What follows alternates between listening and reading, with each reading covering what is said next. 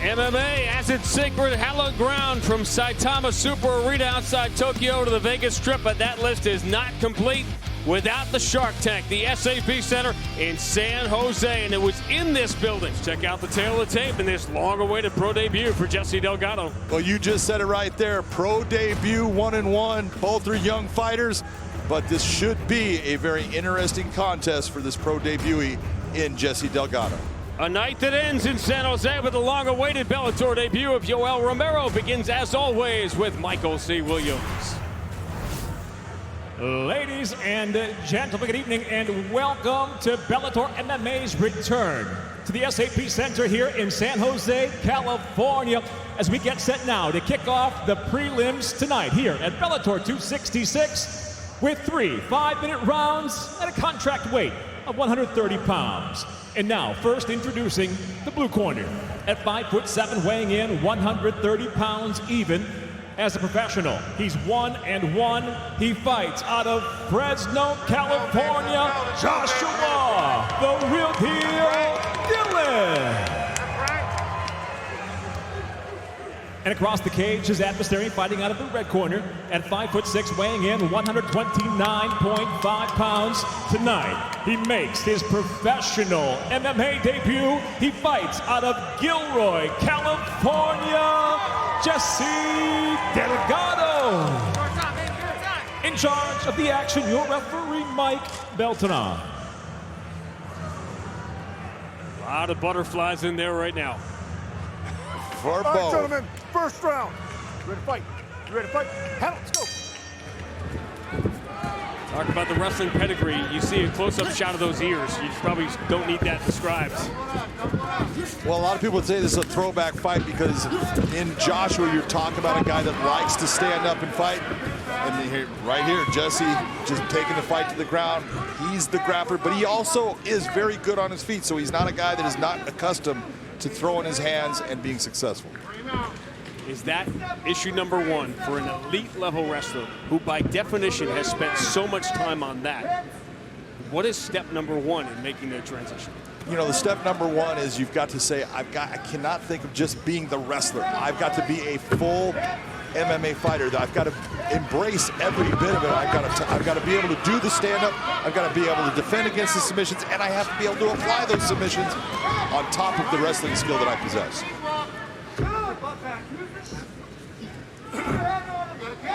In addition to the collegiate accomplishments, a high school legend in Gilroy. You heard the ovation. Obviously, a big cheering section with him for this debut. He's been coaching at Daniel Cormier's academy. He's got a ton of kids that are under his tutelage, and you're talking about being able to learn from one of the very best. That's a great opportunity for any young kid. Skills, sportsmanship, how to carry yourself, and it's also my understanding that those kids learn some interesting language at DC's place. I'm sure they do. You know, right now you're looking at what Joshua Dillon's doing. He's trying to, create some space here. This is what makes wrestlers so difficult to fight, is their base and balance is so strong. You do the right things, you create frames, you try to off-balance them, and all of a sudden they're just right back down heavy on you and landing big shots.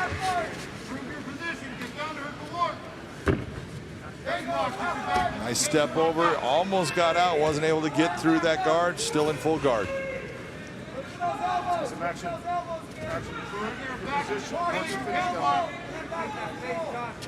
I mean, the first thing you see, anybody can see the high hips of Delgado, how strong he is in the stance. Creating a lot of downward pressure onto Joshua.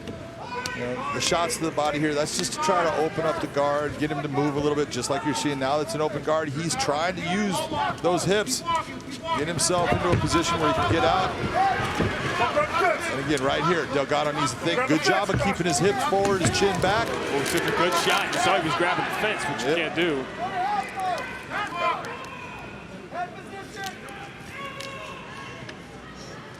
We're going to see a couple of pro debuts here coming up, and it's so fascinating to see everything you've studied. Anyone just taking a big test on the bright lights, you feel like you got it walking in there, and then, wait a minute. Well, you said it exactly right. This is a big test, and this is a big audition. You got to figure you've got Scott Coker sitting here watching you saying, let's see what this kid's got. You go out and you impress him, guess what he's going to do?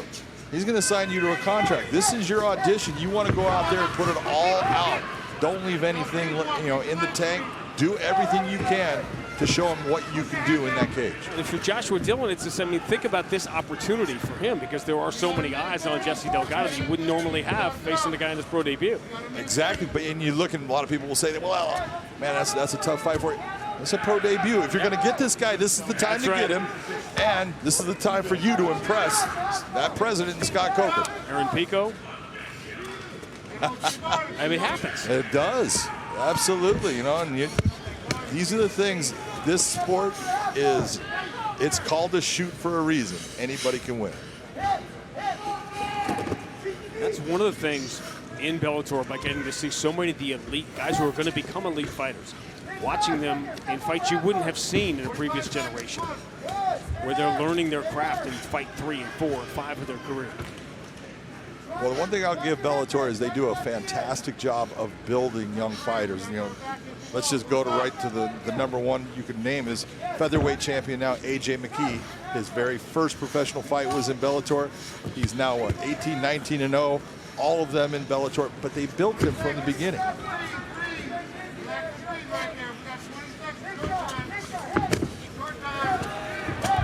Nice heavy shots by Jesse Delgado. Those are the ones that start to break you down. And Dillon grabbing the fence and not even trying to get up, leaving himself open to these shots. And as far as an opening round for a pro debut, doesn't get much cleaner than that for Jesse Delgado. We could step over to half guard. Let's step over to half guard. Good hand position, Here. big fracture. You need to be more active there. He's confident over there, right? By the end, he starts to strike more, he starts moving. I need him to worry about that position. Make him work. He's tired of it, okay? Perfect. Okay, find your time. Take down. Agree with that? Step over to half guard? Absolutely. He was there. You know, but this is his first fight. Yeah. So to sit there and, you know, I could have said things about, you know, he needs to, you know, push that, step over that. Hey, if we get him against the cage, you can't expect too much right now. There's so much going on in his head. He's, you know, in this now in the second round. Now start breaking things down and tell him exactly where he needs to improve his positioning and where he can do more damage. Is it better in the pro debut if you were the coach?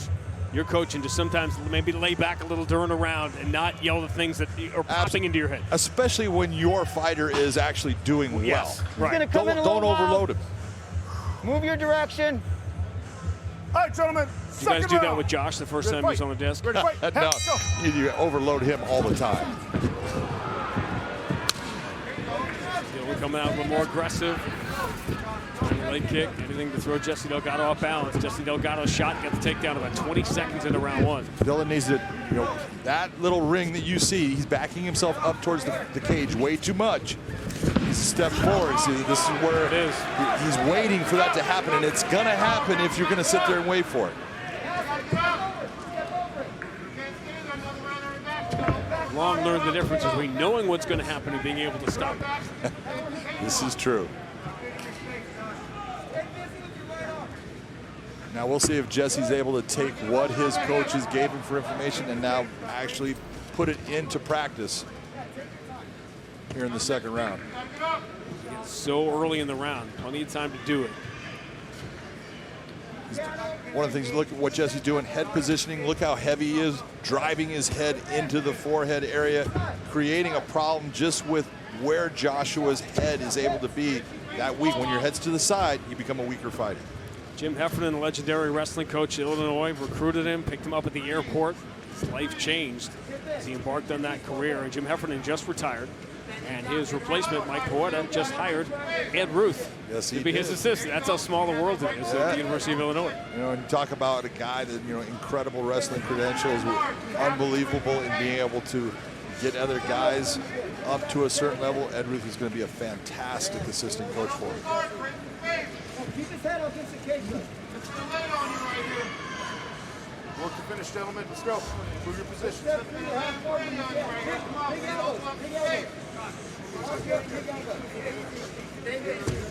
again. Do that again. Do that again. Big elbow, big elbow. Yeah, there it is. Guard is a lot more closed here in round 2 for Dillon than it was in round 1. Which is telling you he's starting to have a little bit more in the, he's getting tired, a little bit weaker, can't frame out in the same fashion as he was before. All this pressure is starting to get to him. That was a nice heavy elbow by Jesse. You're a young fighter in your 3rd pro fight. Try finding a partner to train with who's a 2-time national champion. They don't. It's hard to find them on Craigslist. Yes, it is. That is not easy. You can put out all the ads you want. You're not going to find them. Hey, turn him again. Turn his head this way. Smart. You can hear the coach telling him turn his head this way. What he's trying to do is put his head into the cage. Left hooks, left hooks. There's the opportunity. Yeah, That's where he's trying to stop it. Yep. But again, look at where his left arm is, and if he has to do that right, he can block that leg, put pressure down, step over it, close down on it, and he's going to pass. Now by going for the Kimura, Joshua Dillon has let him pass in this situation. Hail Mary attempt here. We'll see if Jesse's smart enough, he can also free up that right leg and continue all around, and will take all the pressure away from any type of Kimura.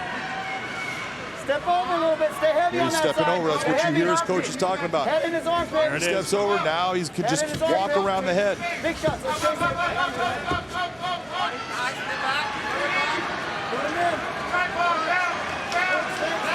Balance to stay here. He's going into a seatbelt position right now just to hold himself right there. You see Joshua trying to just shake him off. He needs to keep doing that. Get him heavy on the weight forward. Really high. Delgado is. Delgado could do a lot of things. He can reach back, go for a Suluev stretch here off of the leg since it's right there for him. But at this point in his career, I don't think he even knows what that is. What are the odds that he knows what that is? Unless you want to yell it out. Nice job. Yep. Now we'll see what Delgado does. Wrestlers do not like being on their back. Let's see if he scrambles to get himself back up.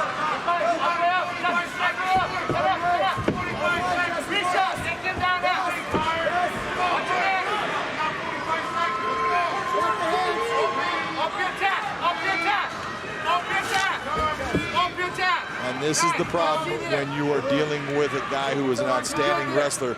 It's that ability to scramble out and continue on until you get your reversal, get yourself in the position you want. Right now, a lot of people are going to look at that. They think there's a guillotine. That is not going to work from the position that he's in. Go in there, go in there, head up.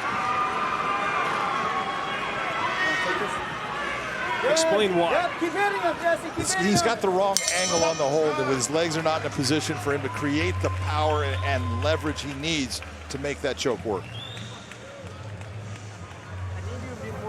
When you start to use your elbow, that's when he's spinning. That's when he starts using his energy, right? You need him on that mode. Once we get that takedown, let's go to half guard.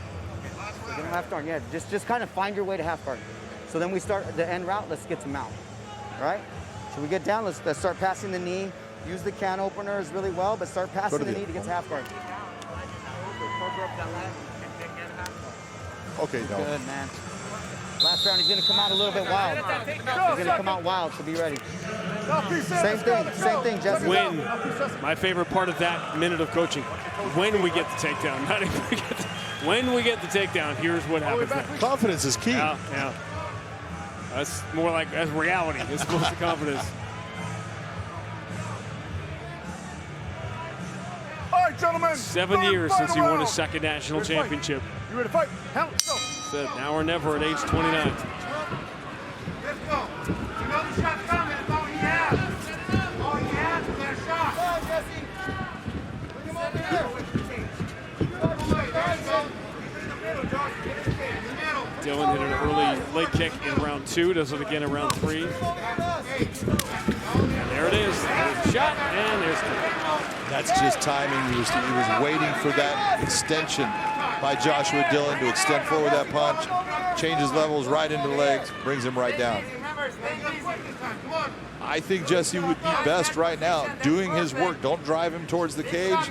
Make it to where you can have all that room to pass to either side. You can work to either side. Step back in the head there, Jesse. Fix the space. Step over. When you get your knee out and go to half guard. Get up. What are you hoping for? If you're Joshua Dillon right now, what mistake are you hoping for from a quote-unquote rookie? Well, he's making a mistake right now. When you take a look at where his arms are at, see that his hands are to the ground. You do not want your hands on the ground. I don't think that Joshua is feeling that or seeing that he can actually open up that guard, try to switch his hips, take one of those arms. But right now, Jesse's in such a position as far as he's feeling so heavy on top of Dillon that Dillon's not even, I think, looking at that submission opportunity. Where do you want his hands? He wants his hands on his opponent. Every time that your hands go to that ground, now they're in a position they can be attacked. When they're on the opponent, it's much more difficult for you to attack that submission.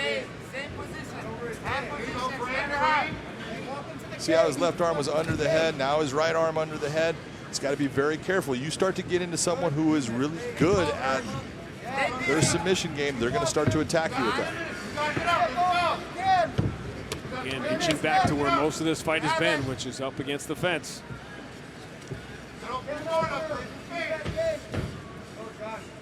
Right now, Jesse has all the opportunity in the world to pass that guard, especially going towards his left side. The ability is there, it's just does he feel it?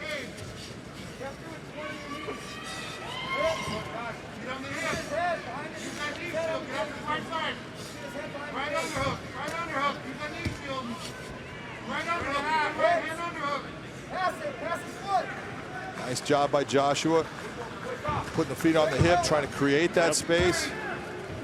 Jesse just crushed it down. Hasn't given him nearly as many opportunities to pass, though, in round 3 until now. That's a beautiful call. Until now. Beautiful call. That's it. Stay happy now. Drive your head left side. Come up left side. And one thing that wrestlers are very good with, the position of half guard is that's a wrestling position. They can control the body, they can land punches, they can land elbows. Wrestlers love the half guard. But you did hear his corner talk about half guard, then I want you moving towards mount. So we'll see if he actually follows that instruction.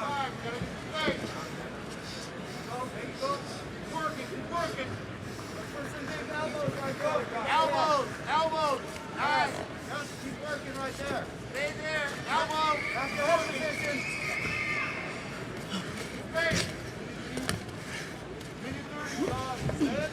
Getting guards open, Ryan. move. Half guard, Jesse. Half guard, Jesse. Back of the half guard. He's got mount. Yeah, I was going to say, you don't want half guard from there. Mount was there, now he gives his back. Now right there made a mistake. He had the ability to get his hooks inside. It was open for him, but went back to his wrestling roots and getting his hips back with heavy pressure. Which, in the fog of war, you're going to go back to what you know. Go back to what you've been trained to do. He's got the ability to create a crucifix here.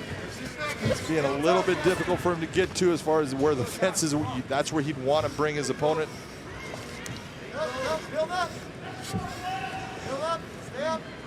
Again, odds you spent any time on that. A lot of weight on Joshua Dillon right now. He's working actually to get a takedown on Jesse Delgado. Not exactly the thing you would think he would be working hard for. Would have been better for him to get out of the way and possibly get to that, back to that stand-up. Dillon left his head exposed for a split second. He got his bell rung. 20 seconds. Let's keep wrestling. Wrestling, let's go. Stay heavy on top.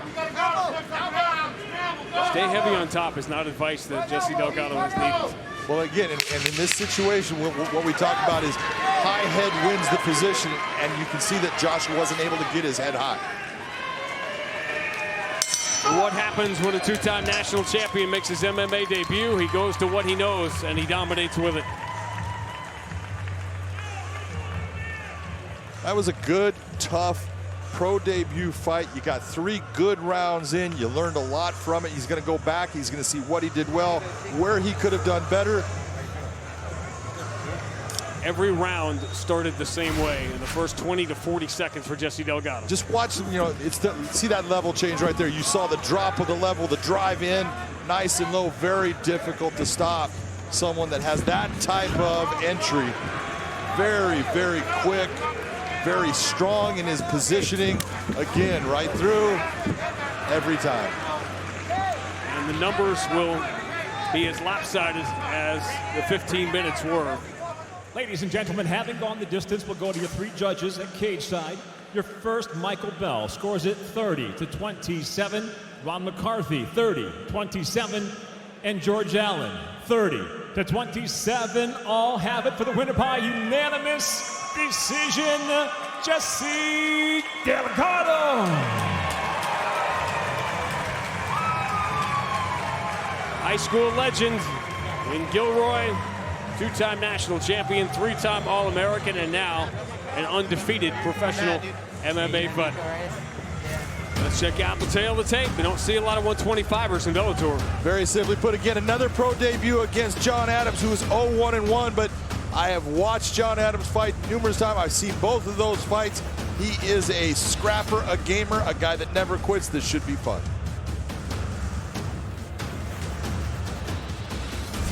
As we continue on now in the flyweight division, scheduled for 3 5-minute rounds, introducing the blue corner. At 5'7", weighing in 125.4 pounds, his professional record early on, 0-1 with 1 draw. He fights out of San Jose, California, John Superhero Adams. And across the cage, his adversary fighting out of the red corner at 5'5", weighing in 125.3 pounds. As a professional tonight, he's making his debut. He fights out of San Jose, California, Edwin de los Santos. In charge, your referee, Jason Herzog. First round, fight, are you ready? Fight, are you ready? Fight! I can't imagine how many pro debuts you have refereed, but is there a common thread? Can you almost tell when a guy's in there for the first time? Absolutely. You know, it is the pressure that's put on him, and that moment that you look and you go, hey, this is now, it counts, because all those fights, you can have a lot of amateur fights, and you can have a great record, but it doesn't matter, it all goes away. But now, they all count, and these guys, they feel the pressure, and you'll see guys work their way through that pressure, and that's where you go, this guy's, he's gonna make it, he's gonna be good. You talked about seeing John Adams because both of his fights have been under the Bellator banner. When you're seeing a fighter for the first time, what is the very first thing you are looking at or looking for? The first thing I want to see is I want to see that they are relaxed in what they're doing. They're not tight. They're going to sit there and they don't go crazy. If they get hit, they're not sitting there having to hit their opponent back right away. They just are relaxed and saying, it's okay. They go about doing things in their style. Just right now, like what you're seeing out of Edwin de los Santos, he's a stand-up fighter for the most part. He's got some ground. He's got a blue belt in BJJ, but he likes to fight in the stand-up. That's where he started in the martial arts. And look what he's doing. He's the one controlling the location. It's his pro debut, but he's the one controlling where this fight is at and how it's being fought. So that's saying a lot about his experience from the amateurs. You gotta set it up. You gotta touch first, Edwin. Edwin's doing it. One thing, if you're watching, watch when Edwin's throwing those kicks. His hands are definitely coming down. And if John Adams sees him do that, he can take advantage of that mistake. Reacts to the first good shot.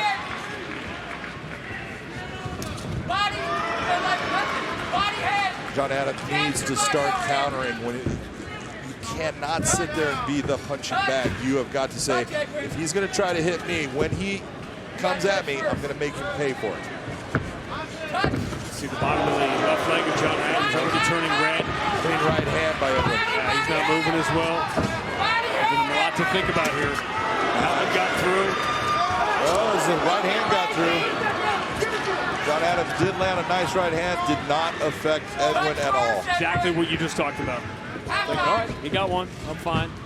Punch and then go, Edwin. I need 4 straight punches. That could have been low.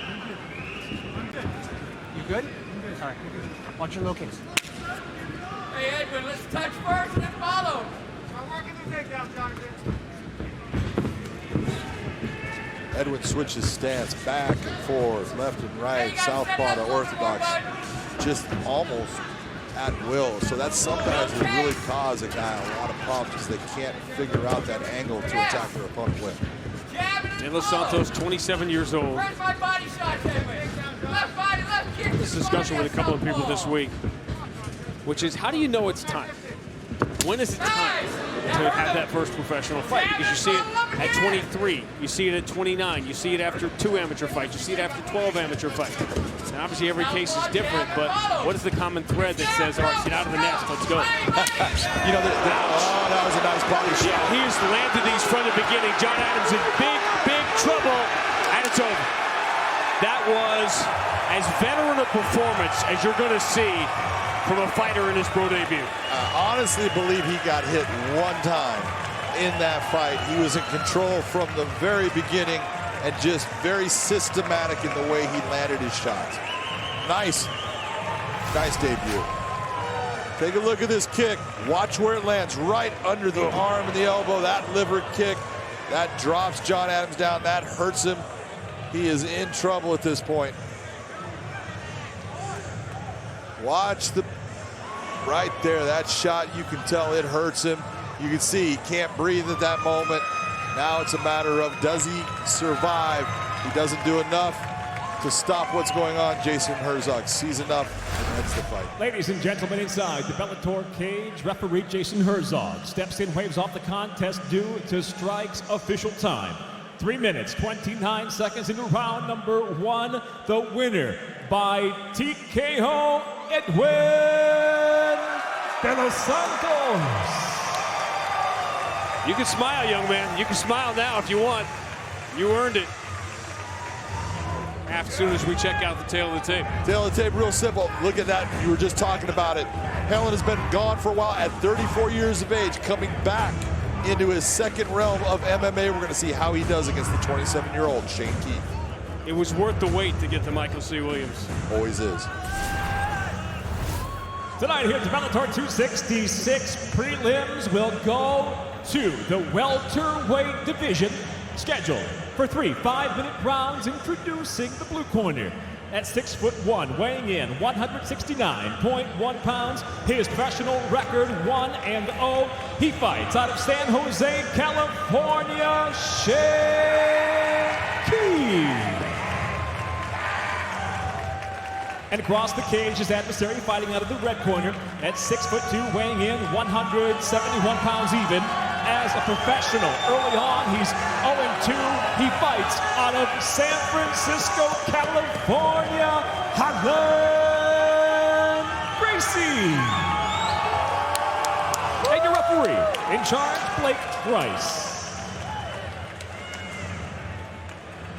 All right, you ready?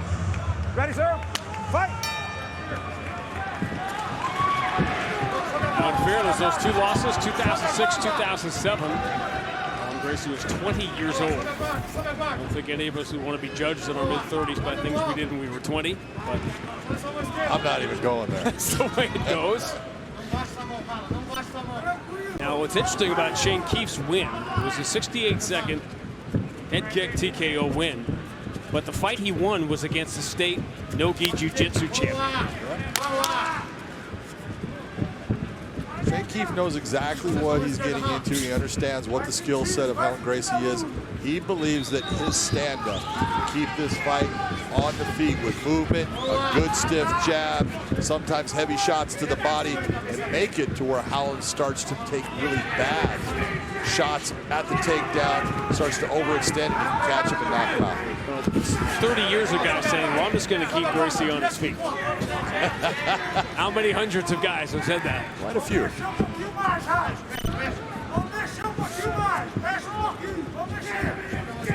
That's a heavy leg kick, solid, not blocked at all in any way by Gracie. That's got through. Yeah, this is what he's talking about.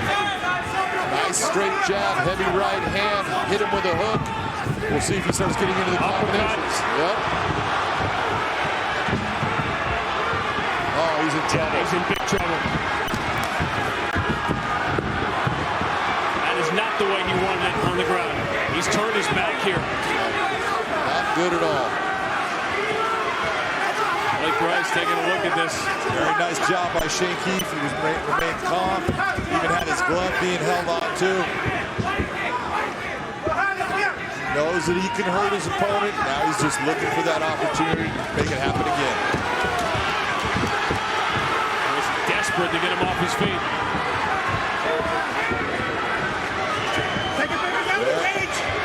Can't grab the fence, but he's a good use of it to prevent him going down. And right there, that's something he stopped that takedown. Look at this. Well, he saw that coming. Wrapped up that right leg of Gracie. No matter how this ends up, Howland Gracie is happy where he's at right now.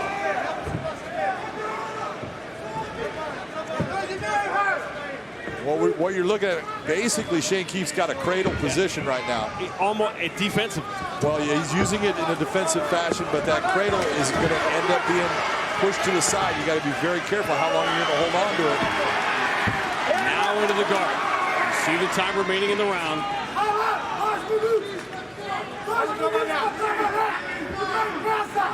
Saul and Gracie use this time to get his head together or to do work. And that's the real question, exactly what you're saying, because when you've been bombed and you've been getting hit, you get to this position, it's just like, just give me a second. Let me just collect myself. And the time passes by, and you haven't done anything, and your opponent all of a sudden gets out of the position. He needs to attack. He needs to make it to where Shane Keefe is having to defend. Close guard. It almost looked like he wanted to go rubber guard when he first got down there. Well, he was looking towards it. He was bringing it up like he was looking towards getting into an omoplata position to change and reverse the position.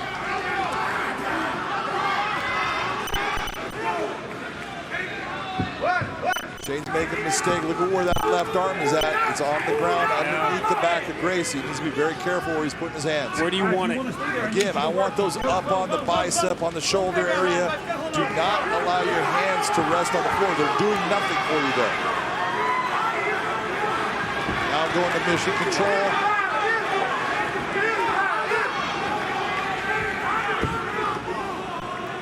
He could take that, bring that all the way down. He didn't do it, but a lot of things to attack. He can go for the go-go plata. He can go for that omoplata.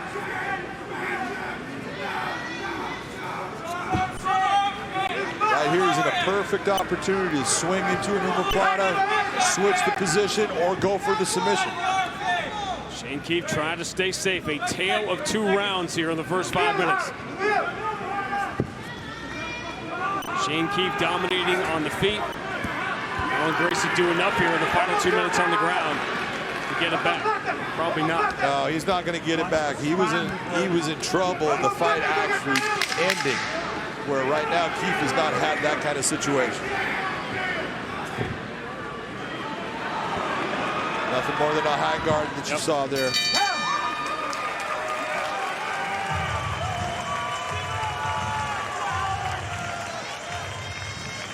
Both guys going to the wrong corner. I always love that. Well, if he's walking that way, I'm going to walk the other way. Where's your seat? You'd be amazed how many times in an NBA game they line up the wrong way in the middle for a jump ball. That's great. All right, this is the damage Shane Keefe did early. Check out the left hook. That hits him right on the edge of that jawline, the ear. That shook him up, and then he starts to get hit with some big shots here. Nice uppercut. Doesn't land flush, but it does damage. Right hand then touches him. You see Gracie now diving for takedowns. Keefe doing a good job with his feet, moving his feet, keeping himself at a distance where he can land with power. Do those last 2 minutes move a potential 10-8 situation into a 10-9? Absolutely it does. It brought it back. That ground work, although he wasn't able to lock anything up, it made it to the point where it slowed the fight down, and he was able to show the judges, you know what, that wasn't bad enough to keep me from actually having an advantage in this position. I think it went to a 10-9. Fight!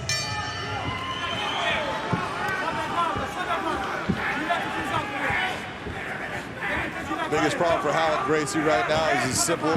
This thing starts every round on the feet. He's got to figure out a way to get this back onto the mat. He's telegraphing that right hand. That was telegraphed big time. He tries to throw it again in that fashion. You're going to see Keefe landing with a beautiful left hook.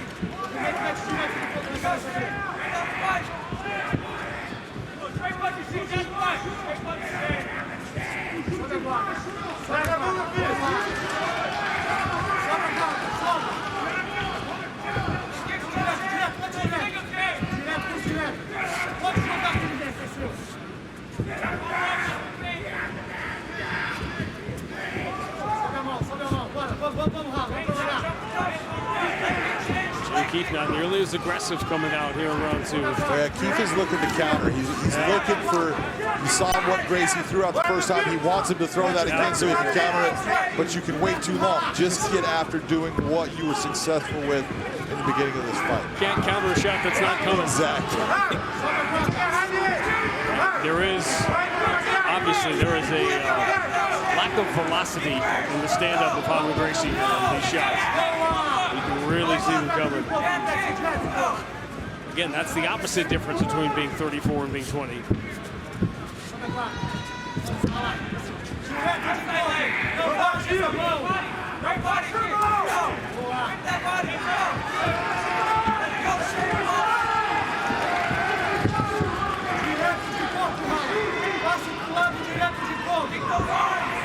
After an eventful round 1, neither wants to get caught in the other's game here in round 2. Both guys really slowing this down.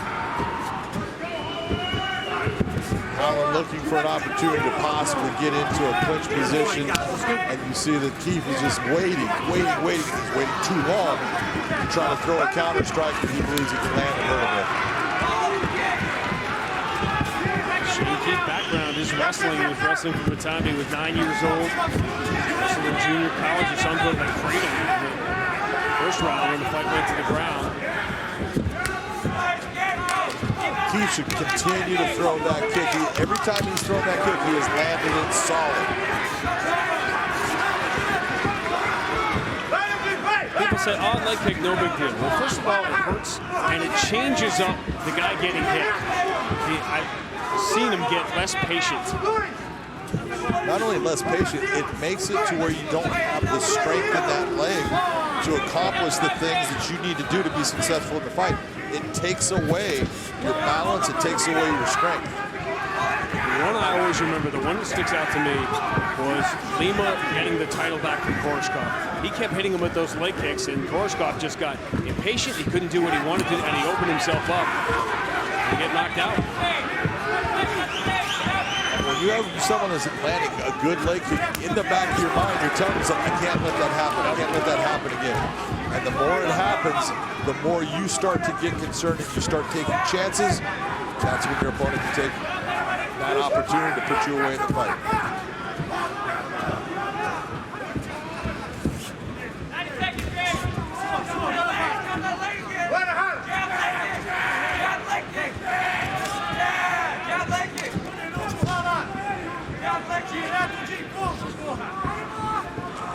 Hey, let's work, boys. Let's go. I wonder all those stats that Jen was running and all those hundreds of fights, 1,000 rounds that Gracie's have fought, how many of them have been entirely on the feet? When it is, they're not happy with the results.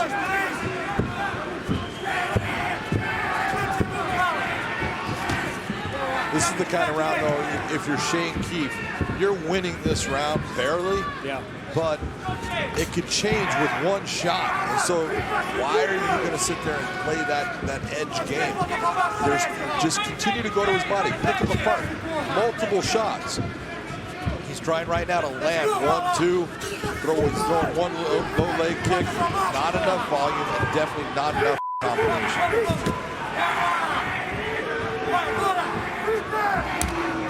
First 2 minutes, 2 to 3 minutes of this fight could not have gone better for Shane Keefe. Wow. And again, look at what happens. Even though that was semi-blocked, it still landed. And look at what happened with Gracie, all of a sudden going back immediately.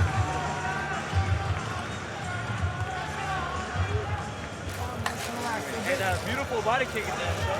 You rested that round. So you got 5 minutes left. You got 5 hard minutes left if you hit it. You understand? And then you start following up on your initial combat. You will catch it. Here's that kick near the end of the round. Look at it, comes up under the arm, does hit the back of the head a little bit, but he felt it.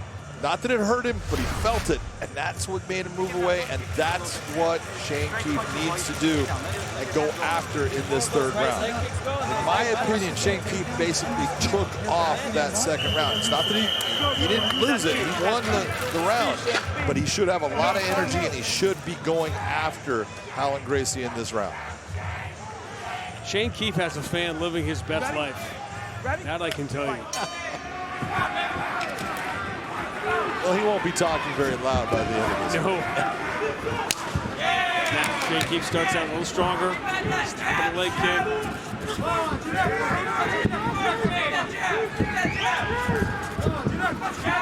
Ron Kessler from AKA is in the corner of Shane Keefe. Outstanding coach. He was a good competitor when he was fighting MMA. I'm sure, I didn't get to hear what he said, but I'm sure he told him, look, I need more out of you. I need more output. I need you to go after him. He doesn't have any power in his hand. He can't hurt you. Go.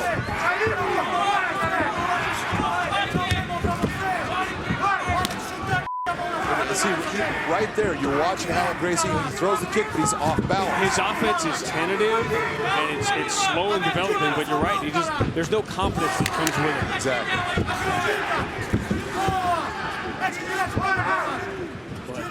Getting it to the ground is like changing from black and white to color in the Wizard of Oz. Yes, everything changes. It's all the difference in the world.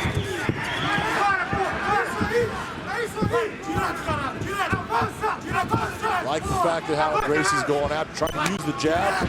He's trying to come forward.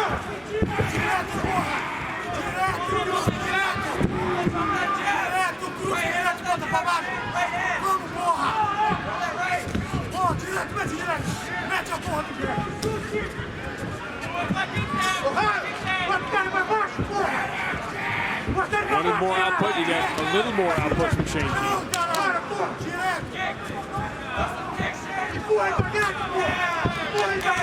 Shane Keefe should, every time that he throws his hands, he should be hiding those kicks behind his hands. They're going to land, they're going to cause damage. He just needs to start committing to them.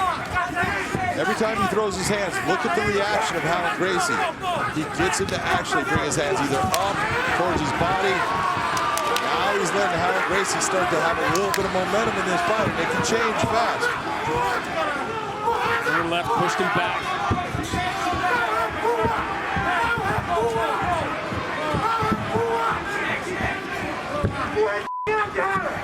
Rhalan Gracie's starting to fight like a guy who's down 2 rounds to none and has got 2.5 minutes left.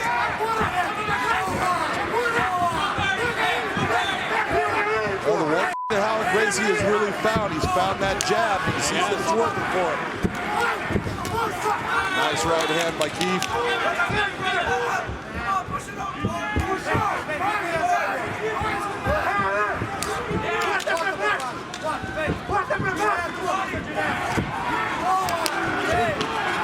Finds a home, overhand right. Tell you what. He's eating him up with the jab. Most basic punch there is. It's working for him.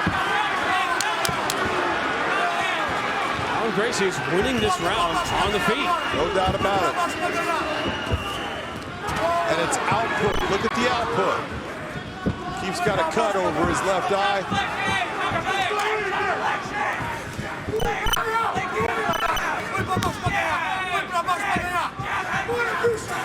Now you go back and you wonder about the lack of output in round 2 from Shane Keefe.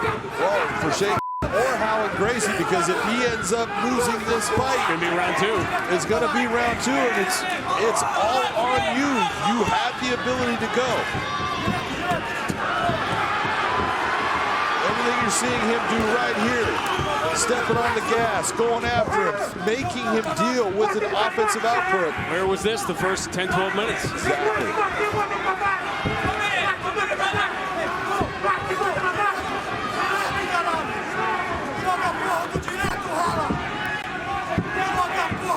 Final minute of a fight that has entertained us in ways we could not have imagined.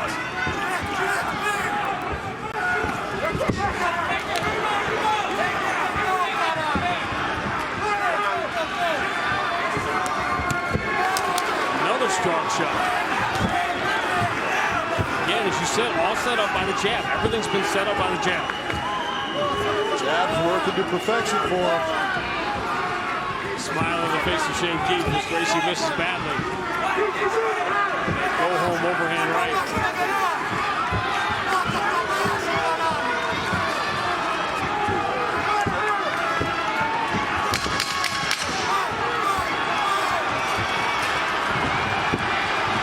Strong finish. Keefe trying to finish like he started. This one got interesting. We could remove that second round and had a really good fight. First round was very interesting. Good work by Shane Keefe in the beginning of it. Good work on the ground. And then third round, outstanding output by Howard Gracie. Threw and landed much more in round 3 than he did in the 2 rounds combined.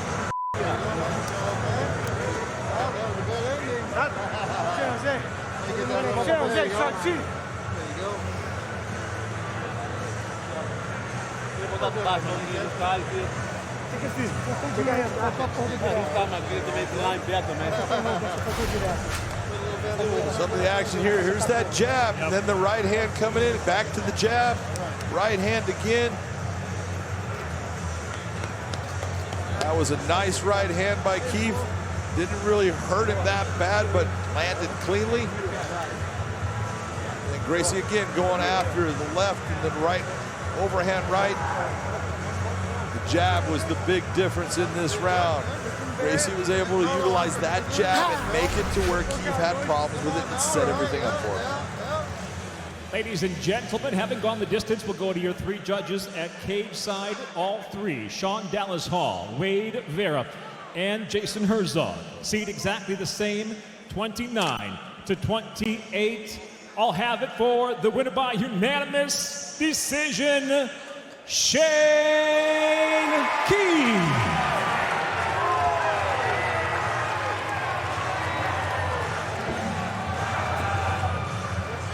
We welcome you inside the SAP Center as we go now to a contract weight fight at 175 pounds set.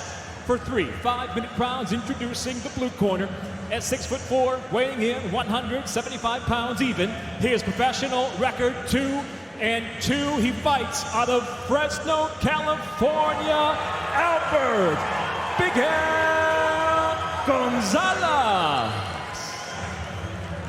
And across the cage, his adversary fighting out of the red corner at 5'11", weighing in the same 175 pounds as a professional. 5 wins, 3 losses from San Francisco, California, Abraham Vaesau. In charge, your referee, Jason Herzog. You got one guy that's got huge power, one guy that's got huge heart. Which one's going to take the win?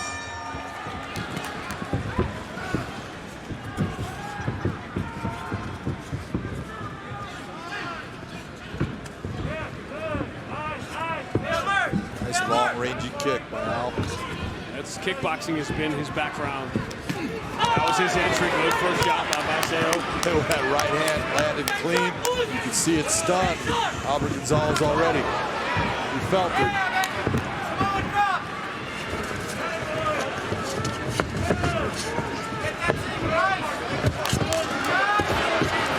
Nice job in fighting it out, but Vaesau just too powerful, too strong.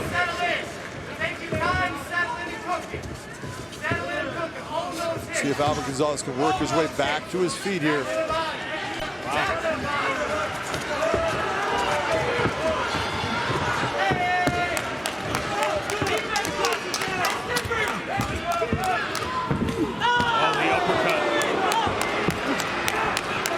That was a lead hand uppercut too, something you don't see a lot of guys do.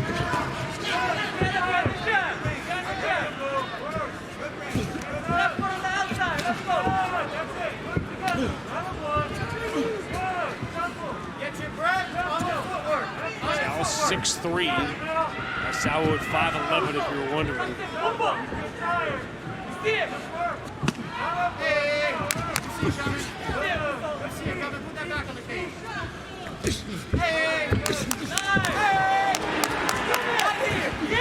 This fight is turning into exactly what we had talked about, the power of Vaesau. Can Albert work his way through it? Because if there's one thing we know about Gonzales, he is going to be nonstop. He's going to come forward, he's going to pressure you, he's going to try to wear you out and use cardio as a weapon. Gonzales using the kickboxing with his huge reach advantage. You see the distance it creates. Oh, big shot. Look at those wobbly legs. Legs are in big trouble. Gonzales in big trouble. This is where we said Vaesau, big power. Down he goes. Trouble. And we're done.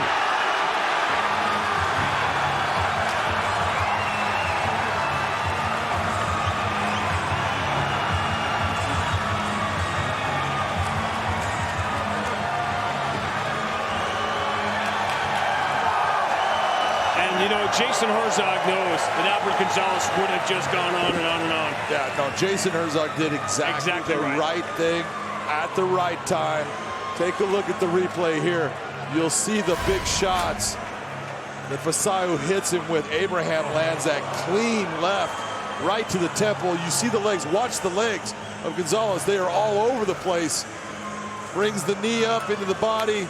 Uppercut, misses, but that right hand over the top lands again, and he starts to go after him. Jason has seen enough. You saw he's just instinctively worried about his mouthpiece as opposed to defending himself. Exactly. Ladies and gentlemen, inside the Bellator cage, referee Jason Herzog steps in, waves off the contest due to strikes. Official time, 2 minutes, 17 seconds into round number 1. The winner by knockout, Abraham Vaesau.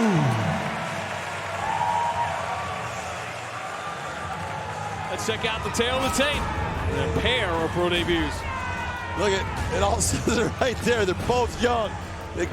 Both of these guys actually switched opponents because their opponents didn't do something right, didn't make weight. These guys said, we want to fight. They matched them up, pro debut. This should be fun. To Michael C. Williams. From San Jose, California, the Bellator 266 prelims roll on as we go now to the bantamweight division, scheduled for 3 5-minute rounds. Introducing the blue corner at 5'11", weighing in 135.9 pounds, making his professional debut. He fights out of San Jose, California, Socrates Hernandez. And across the cage, his adversary fighting out of the red corner at 5'7", weighing in 135.4 pounds. He too, tonight, makes his professional debut fighting out of Vallejo, California, Bobby, the humble warrior, Seronio. In charge of the action, your referee, Frank Trigg. Good. Ready? Fight!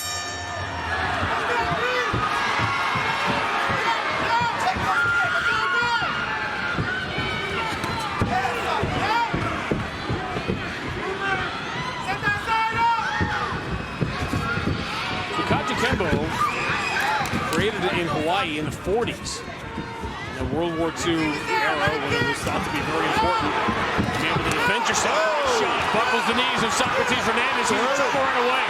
Seronio needs to settle down a little bit. Those are wild shots, but a couple of them landed. Look at Seronio's eyes right now in the pro debut. They can't be any wider. The human body won't allow it. Big shot, big takedown. That's the way to control the fight. That's the way to settle yourself down.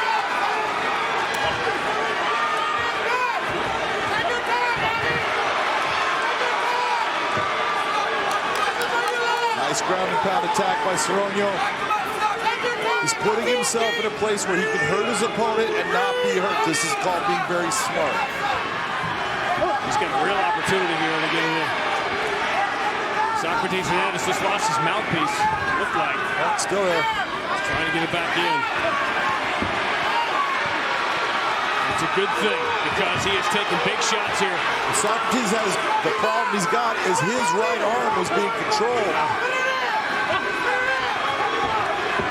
And And a suplex on top. Bringing it right back down to the ground. Beautiful job by Seronio. Well, the first 2 professional minutes for Bobby Seronio have been spectacular.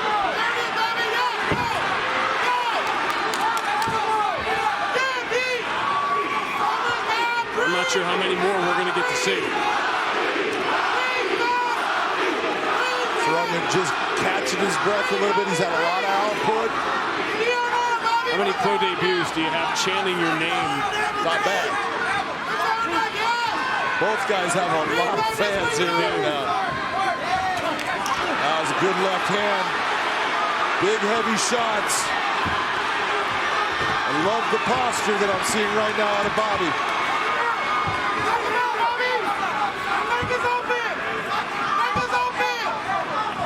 Socrates is hanging tough, but he has taken a lot of damage in this round.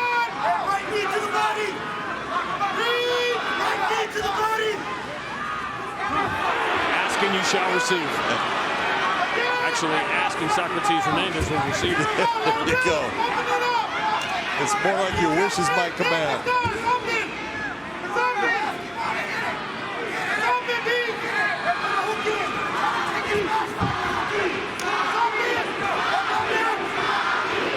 Look how he's controlling that arm.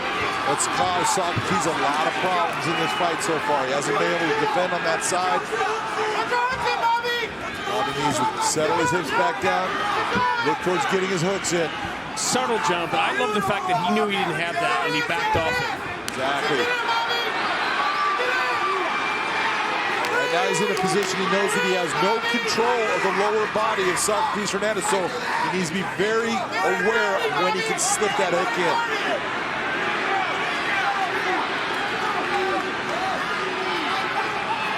And he's trying, there it is. Yep.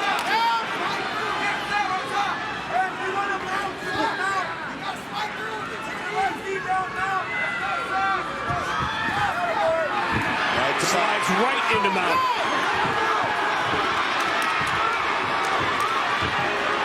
Nice job by Socrates Hernandez, showing a lot of composure, knowing I'm going to get hit, but I need to push his hips back so I can get myself out of this position. When you consider the amount of damage he has already taken, and he's still thinking through the fight that way, that's really impressive. But this has been dominant. And he's just trying to roll with it, get through these final 40 seconds. You can see that Bobby is tired from his output, and Socrates is exhausted from being pounded on. As if there wasn't enough adrenaline dump anyway in a double pro debut. Absolutely. Again, love the posture, how he's great posture, comes up, heavy shots coming down. Can't ask for anything more right now for Bobby. The first 5 professional minutes for Bobby Seronio could not have gone better.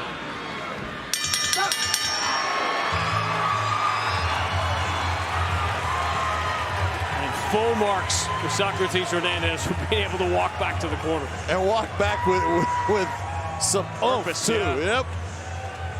You having fun? Yeah? Deep breath, son. Same thing. Control that distance. Right? Watch your energy when you come in and out. Break him up with that side kick. Here's where it started.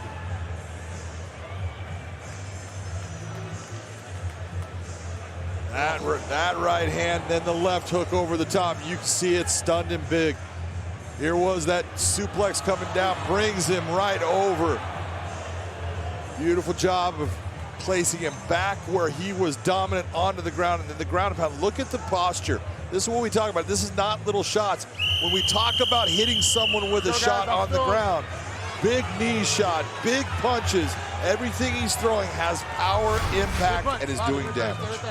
10-8. That's a 10-8 round. Thank you, sir. Thank you. Ready? Eyes remain wide and the face remains untouched.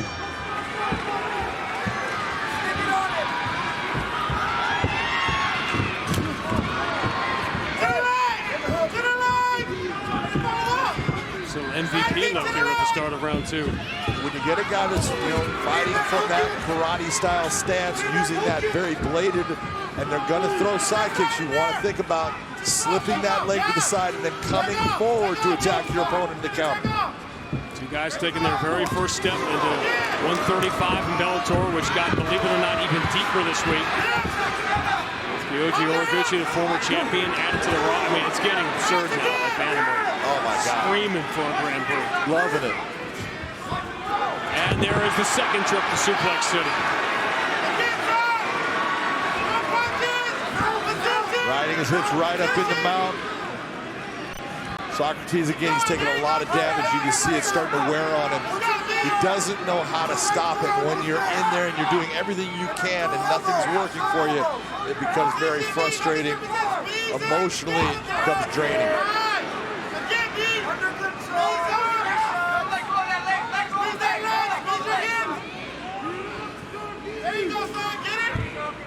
Nice job of movement to the hips by Socrates Hernandez to get it back to half guard.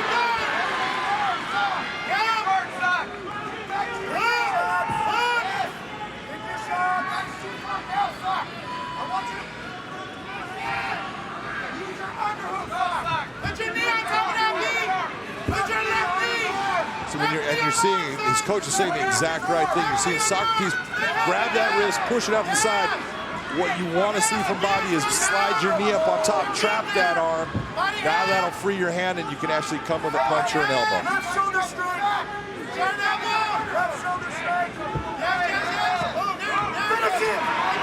Calling for the shoulder strike, then he got his arm free and dropped 2 more big forearms.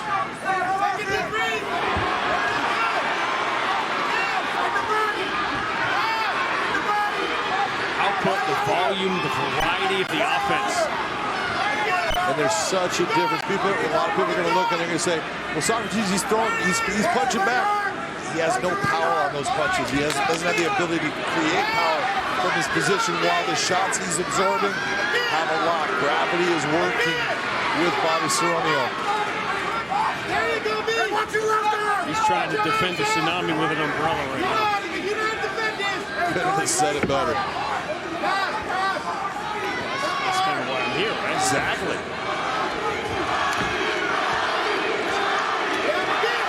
He is, to the unending credit of Socrates Hernandez, he has taken 8 minutes of abuse here. He's still working to stay in this fight. Very, very tough. Nice push off.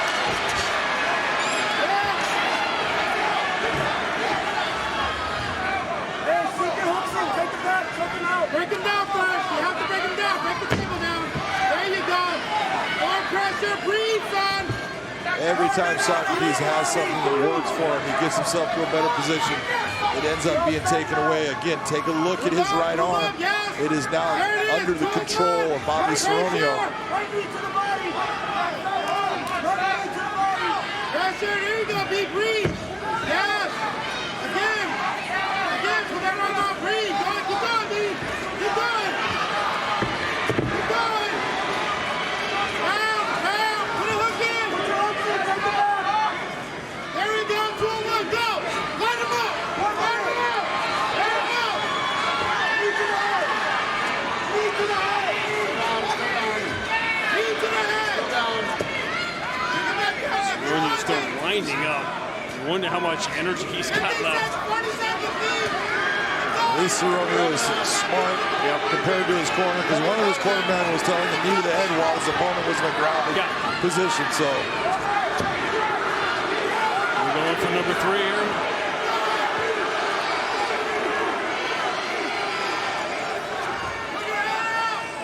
he's got that hand in position for a high crotch. He can do a lot of things right now.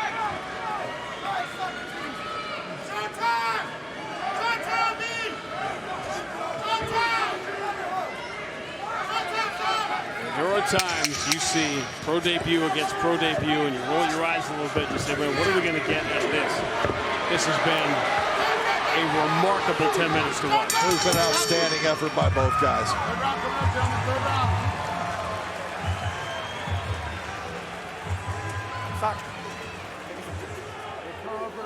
Take a deep breath in. All right, son, you're doing a great job. Again, control the distance with this. Sorry, you gotta let your hands go, baby. This is everything up. You're gonna lose the fight if you don't let your hands go. Do you understand me? Sorry, stop feeling sorry for yourself. Come on, baby. Get up, baby. Let's go. We train our out. This ain't nothing. You felt the before. Hey, when he's gonna try to take your back, then you need to sit down. You can't just let him toss to you like that. No, You're standing up high. He's down. underneath you. Okay, it's a pawn. All right. Let your hands go, baby. This is our only chance. Let your hands go. He goes in You for that. understand? You're hesitating. You're hesitating. Okay, so let your hands go. Gotta let him go, baby. Gotta let him go. So last round. Let's go. Let's go, out. Clear, clear. I'm not sure how much opportunity he's had to let his hands go. I'm not sure how effective that coaching is at this time. And you're telling him to let his hands go. I think he knows to let his hands go. He's just not been given the opportunity, as you're saying. You're going to be competitive? Okay. We're watching close, all right? Okay. Done. What you're seeing right now, that's the ringside position coming in. That is the referee, Frank Trigg, bringing him in and just basically setting up the possibility of, hey, I'm not going to let you take that much more abuse in this fight. So I want you to know I need more out of you, so I don't have to stop the fight. We're watching closely. Here are the words. Take off! Take off! Take off! Body punch, left hook! Your mouth is in. There! Go, finish with the kick! Finish with the kick, G! Again! Yeah! Well, you take a look right now, Socrates' hands are so low. He's walking forward, he's being tough, but he's not being technical.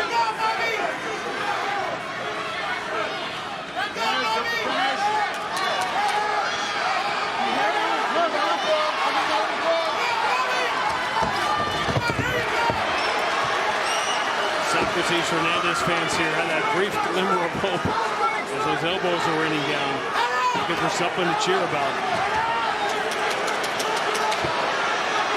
He's looking towards the triangle. He's nowhere close to it at this moment. He's got the legs in place. He's trying to grab that shin, closer, tighter. Still a lot of space. Needs to get that arm across. Neither arm is in a position for that triangle to work at this time. He's got the legs in place for it. He doesn't have the angle and he doesn't have the arm in place to create the pressure on that carotid artery. For those who haven't seen this, where does his arm need to be? He needs to take that arm and cross it over the body, get it into his waistline. You'll see that arm crossing over, so then it actually makes the shoulder put pressure on that carotid artery, which is going to choke him unconscious. It's Hernandez, BJJ brown belt.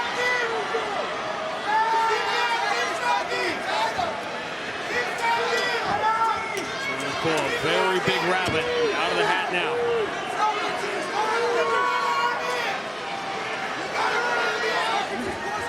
What he should do is switch that triangle, reverse it into a different position, then squeeze both sides, because right now it's not going to work based upon the arm placement that he has with Seronio. There he's trying to cross it over. You see he's trying to cross it over right there. Bring it across. Now if you get to a position, he can cause Seronio. Now he's changing the angle. It's getting a lot tighter. Seronio needs to be careful, but he's getting his arm free back to the center.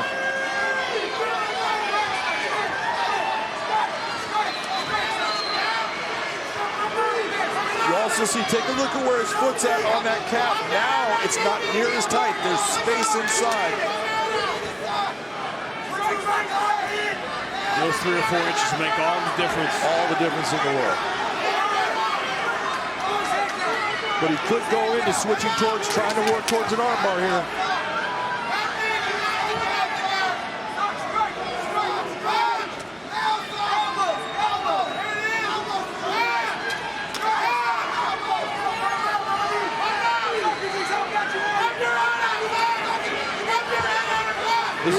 Talk about 2 guys giving you absolutely everything in their pro debut. Absolutely, and this is what I love about MMA, because for 2 rounds, Bobby Seronio has been dominating this fight, and now he finds himself in this position, and he's asking himself, how did I get here?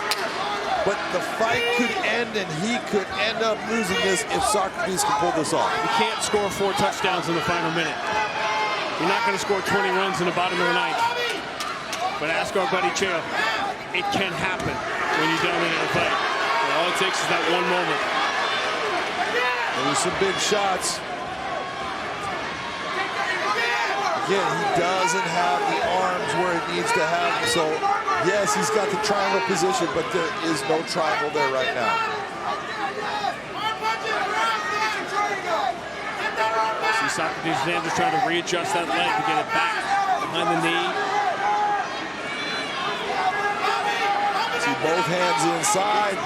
That's a good position right now for Bobby. You see Socrates trying to cross that arm over.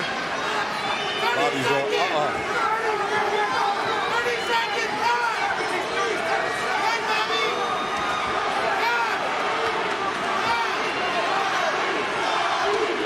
Mouthpiece is out.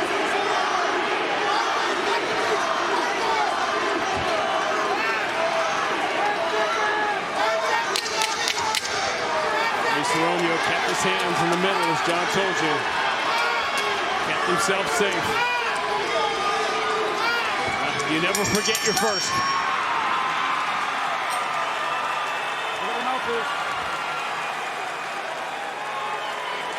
Every judge, you're going to see things a different way. If I told you 10 minutes ago that Socrates Hernandez could win the third round after the beating he had taken, that's extraordinary. It shows what kind of heart he has. It shows he has quit in him. He should be very proud of himself, proud of the effort that he put out.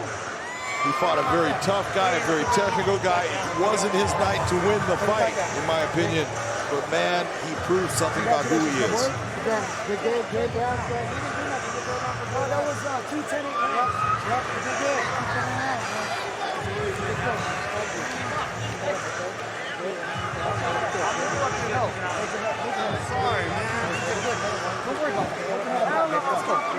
You have nothing to apologize for, young man. Nothing. These were the elbows. This is what occurred, and you saw when he was going for the takedown, those elbows brought it to the point where he made that mistake of allowing that leg to come up. He gets the takedown, but they did have an effect, and then you see Socrates bring that triangle into effect. He grabs his shin, he tries to tighten it down. Bobby knew what was going on, but the elbows, they kind of rocked him a little bit, and he needed to gain that moment of time. Gets himself caught, and then didn't want to make the big mistake in trying to get out and allowing that to actually take the fight from him, so he stayed there. A little bit of ground and pound. Great job by both guys. Ladies and gentlemen, for the decision, we'll go to the judges' scorecards. Your first judge, George Allen, scores the fight 29-27. While judges Ron McCarthy and Michael Bell both see it exactly the same, 29-26. I'll have it for the winner by unanimous decision, Bobby, the humble warrior, Seronio. Taylor tape doesn't show you here is that he obviously, because of the suspension and injuries, has been largely inactive in the last couple of years. Very true. That reach of 72.5, meaning he's got to get inside. We'll see if Anthony Adams can keep him on the outside and at bay. Tonight here, Bellator 266, the prelims continue now with 3 5-minute rounds in the middleweight division. Introducing first, the blue corner. At 6'1", weighing in 185.3 pounds. In his Bellator debut, he enters with 8 professional victories, 2 losses. Fighting out of Aurora, Colorado, Anthony Sugarfoot Adams. And across the cage, his adversary fighting out of the red corner at 6 foot, weighing in 185.3 pounds. As a professional, 15 wins, 2 defeats. From Mahatskala, Dagestan, Russia, presenting Khalid Murtazaliev. In charge, your referee, Blake Grice. Ready? Ready? Fight! The inactivity is the reason Murtazaliev is not in the top 10 at 185. That could change with a win here. talked about the reach disadvantage. Watch the body kick, the liver shot from Murtazaliev. He will go for it.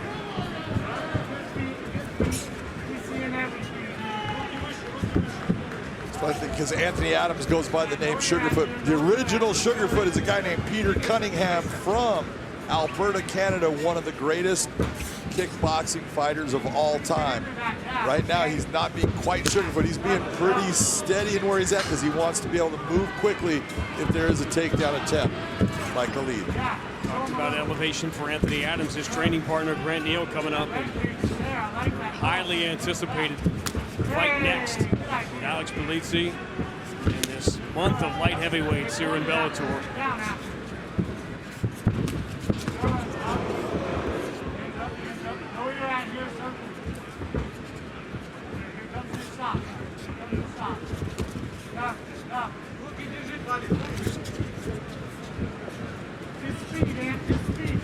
Said for Murtazaliev, just his second fight, essentially in the last 2.5 years. What do you lose with inactivity like that in the middle of your career? You use the timing of the fight. You know, you can do training and you're in the gym and you're all that, but the fight just seems much faster for you. It's at a different pace, it's at a different intensity. So when you get back, you've got to realize exactly what that speed is at. But right now, Khalid is looking very good. His chin is in a great position. He's landing clean shots. You see that Anthony is trying to keep him at length. I love that Anthony is bringing his kicks at least up high. Don't get rid of them. Bring them up high because they're hard to catch there and they can be effective. Good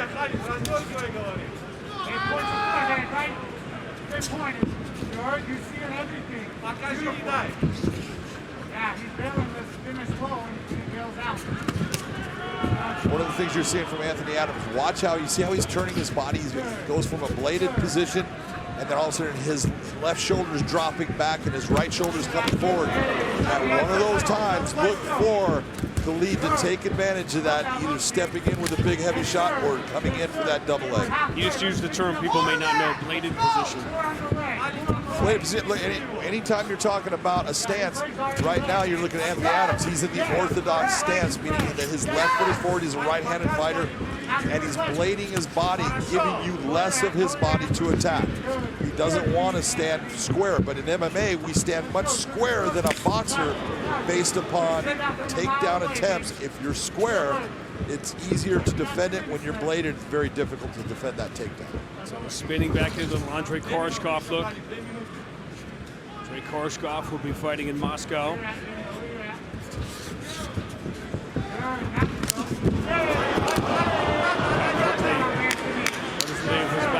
Yeah, it wasn't a shot that landed, it was him kicking and being off balance. That's what put him down, but Anthony right now doing a very nice job of keeping that length. He's creating problems for Khalid as far as him getting inside on him.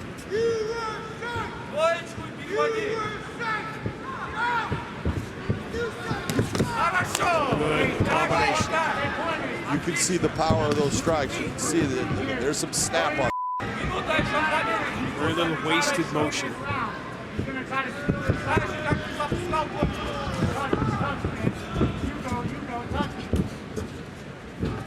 Yes, yes.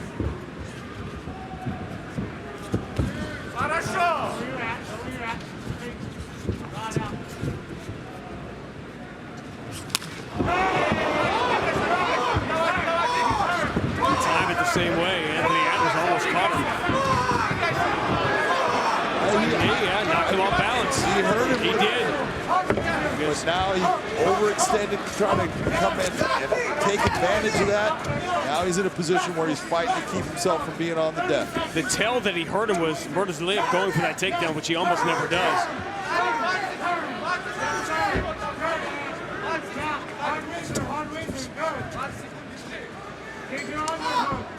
Big shots late in the round for Anthony Adams.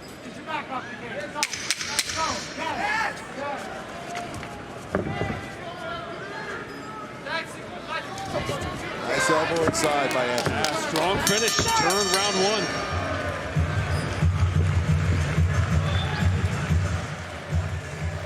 Give me another big deep, bro. Let's get this ice up now, guys. Hey, you take that out. Give me a big deep breath. Hey, I need you to either go first or feint to draw it out because you're just kind of waiting on him. He's only throwing power punches. So let's draw that out and counter the counter, or you just go first, okay? Go first a little. And keep going on that low kick, okay? Agree with that? His legs all ready. Absolutely. Okay, I want you to go first. Saying the right Use thing. your feet, know where you're at. You saw how he's gonna wrestle. That's what he does when he gets in trouble. We know that's coming. Big deep breath, let's go to work. Quickly, all the eyes. Let's go to work. Get in that bucket. Also what we said. Another back, bro. Let's get it in there. Murtazaliev doesn't really go to that. Based upon the fact that everyone got used to Habib Nurmagomedov being a guy that was always looking for the takedown, always going for it. They think that every Dagestani fighter fights that way, and they don't. They all have their own styles. They're all good at the wrestling, but a lot of them have a stand-up style. Well, they want to keep the fight on the feet. That's where they feel most comfortable. Murtazaliev now doing his work at Jackson Wink.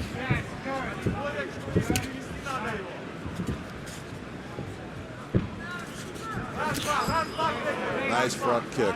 Very clean. You like those early in the round, too, because they make you think. They definitely get your attention quick.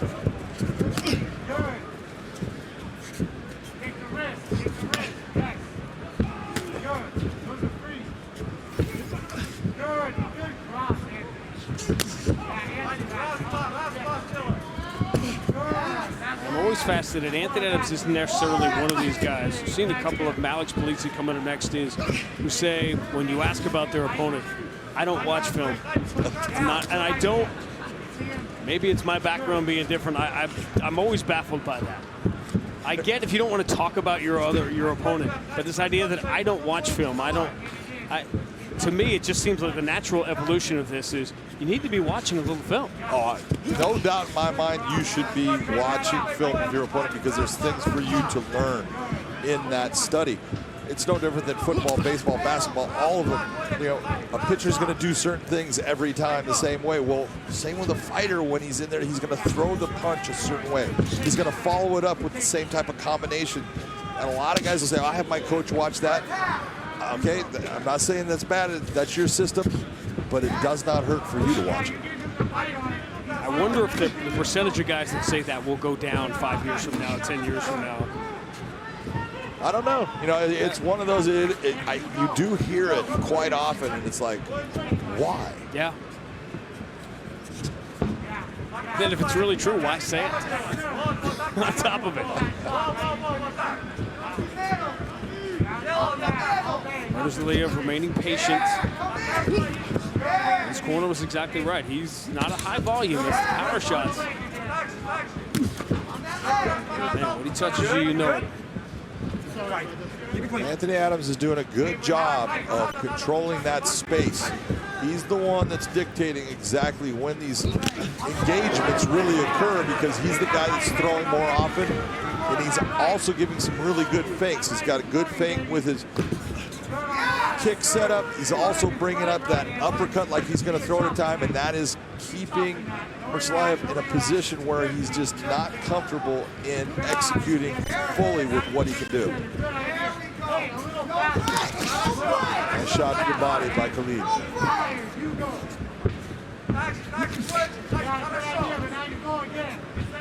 Murtazaliev has a little cut over his left eye.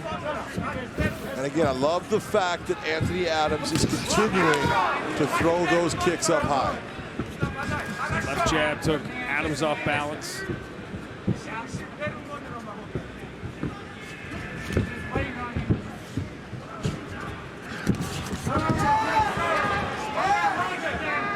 Seeing some of the reach issues are certainly playing out. No doubt about it. This is what, when we talk about, having an advantage with that reach, is that going to be a factor in the fight? Right now, it's a factor in this fight. For the most part, yes, you'll see Khalid at times being able to come inside and try to land, but it's Anthony Adams that's been the guy that's controlling that range. He's the one that's dictating when those engagements take place.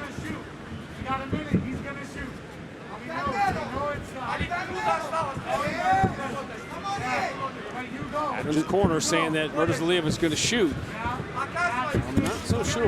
Look at what you just saw. You saw 4 different feints from Anthony Adams, and you saw responses on each one of them by Khalid. Then he's switching up to southpaw, just creating more problems for him.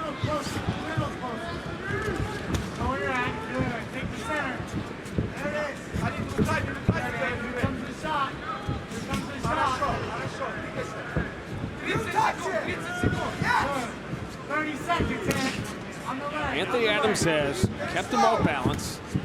He's avoided a lot of these power shots, but I'm not sure what he is doing offensively. Well, and that's what you're shot like that. Right now, you're thinking the last 3 shots have been landed by Khalid.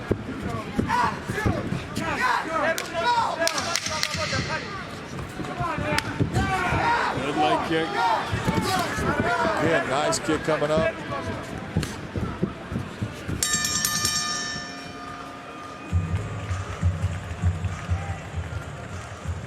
Fight to win right now. Yep. That's right. That's right. You keep the attack. You can just tire him out there. He's tired and you're fresh. You're down at sea level. You're recovering quick. You could pour it on him for 5 minutes. Hey, I need you to keep finishing on that low kick outside. What does he need? We towel? Where's the towel that was here? Heard the reference to sea level. Obviously, Anthony Adams training at elevation, which is called that because it's a mile high in Colorado. Yeah, but Khalid is training in Albuquerque, New Mexico. Thank you. That's some elevation also. And where even there is an elevation, they'll find stairs. Yeah, there you go. But if you've ever been to those places, if you've been to Denver, you've been to Colorado, that's no joke. That is no joke. You start running out there. Fight! You quickly feel it. Yeah.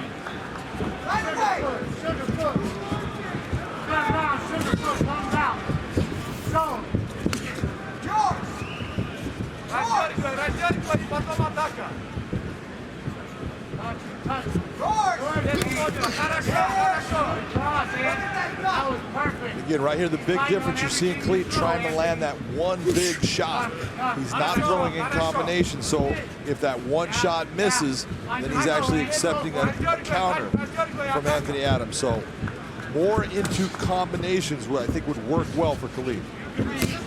Let me pose this way. Do you think there is a avenue for a judge to have seen either of these rounds for Adams? Oh, absolutely. You can take a look, and when you're looking at volume, because which guy's been hurt, which guy's been hit by heavy damaging shots, well, neither one really, but so volume is what's taking place. It's a nice clinch right here by Khalid. He's got the ability to possibly get this takedown. We'll see if he's able to make this happen. Nice job by Anthony Adams, keeping the fight where he wants it.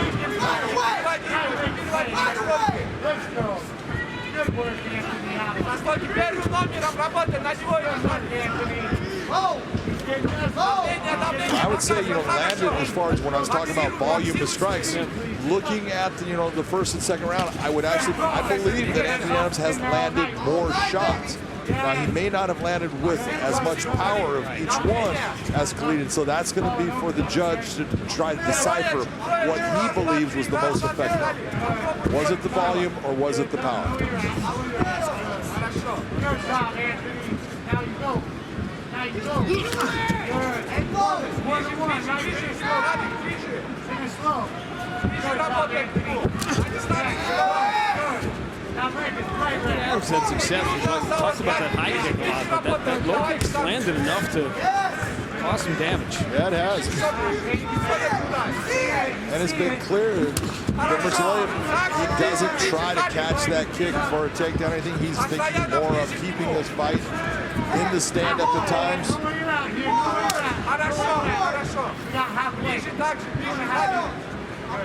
Again, that's where numbers can be. That's a good one. Numbers can be misleading, but again, it's volume versus power, both with the kicks and the strikes. Yeah, but you take a look at that 24-48. We're talking about, not just doubling, more than tripling as far as what is landed.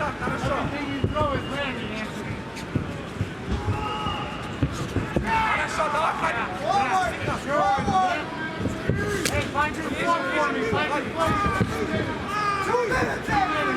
of the better shots in the fight. Wells had him a little off balance. Again, comes back, nice left hook.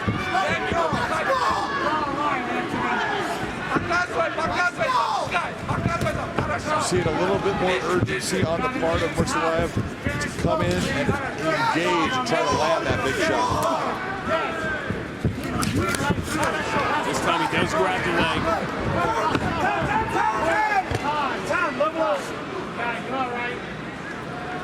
Low blow in the middle of it. Yes. Yes. Murtazaliev tells referee Blake Grice, no, and he goes, yes. Accident.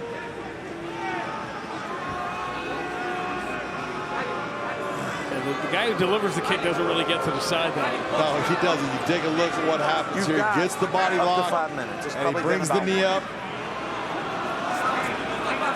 Looks like it touches below the belt line, maybe at the top of the cone. So it's a coaching on a foul. It's a good call as far as he's got to keep those knees up above, down below, make sure that there's no doubt ready? where Sure? it landed. All right. Hey, come right over here for me. You just heard Blake Grice. Here we go, guys. Bark out. We don't hear this a lot. Fight. No coaching on the foul. That's because when the time is called, that's not the coach's or the corner's time. That is the referee's time. You don't get to coach your fighter at that moment.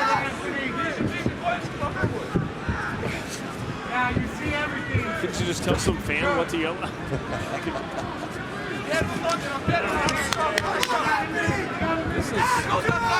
We go to the cards here. This is going to be interesting. Yes, it is. And you can see the urgency on Khalid Murtazaliev. He's trying to press this. He's trying to come more at him.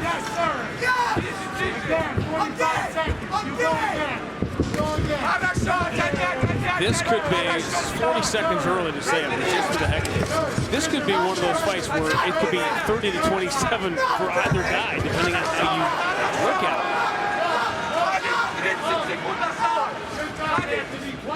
Anthony's looking for a switch here. He's putting a lot of pressure down. Trying to get his leg to the outside. By getting the switch, he's going to be putting pressure down on that shoulder area of Murtazaliev. With the amount of time this takedown is not going to really take effect, he's going to have no impact in this round. High stakes fight for Murtazaliev in his second fight in Bellator, trying to climb into the top 10 at 185, and he's going to have to sweat it out here going to the cards. Yep.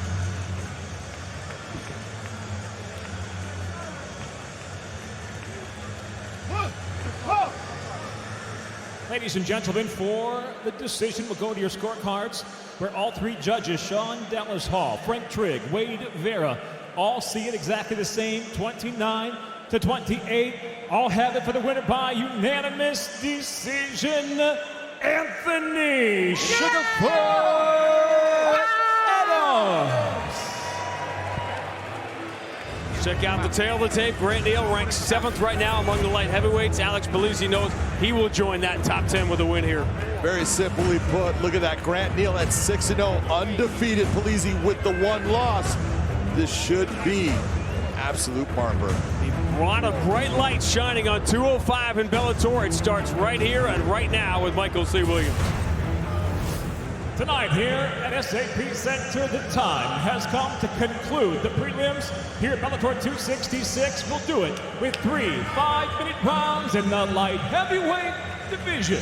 Introducing the blue corner at 6 foot, weighing in 204.9 pounds. His professional record, 8 wins, just 1 loss, fighting out of Madison, Wisconsin, Alex "Easy" Polizzi.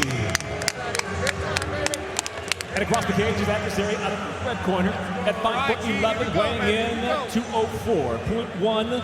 The undefeated professional enters at 6-0. He fights out of Denver, Colorado. Grant "The Truth" Neal. In charge, your referee, Mike Beltonon. High stakes. First round. You ready to fight? You ready to fight? Hell, let's go.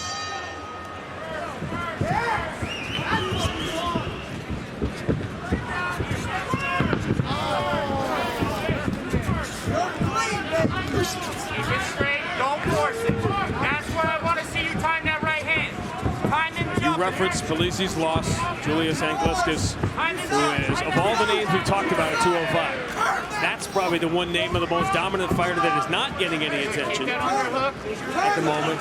And that is a 205 who came into the cage against Polizzi, and all of a sudden they looked like they were from different planets, let alone different weight classes. I mean, he looked like he was 220, 225. Oh, Angliscus is huge. You know, he's just put together like a Greek god. Also, he's just super strong, very good with his boxing, very just basic and sharp. Doesn't throw a lot of looping punches, a lot of straight punches, but very effective. As we said, stay tuned. Good shot by Neal, quick left jab.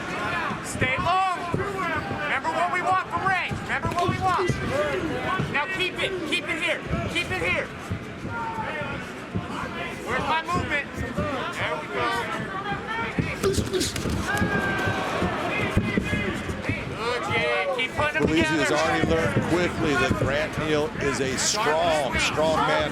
Not easy to take down. And he needs to be very careful at not getting frustrated by getting shut down in those takedowns. But he's got to watch the striking power of Neal.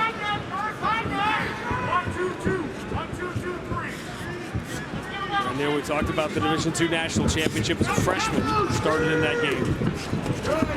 Level change.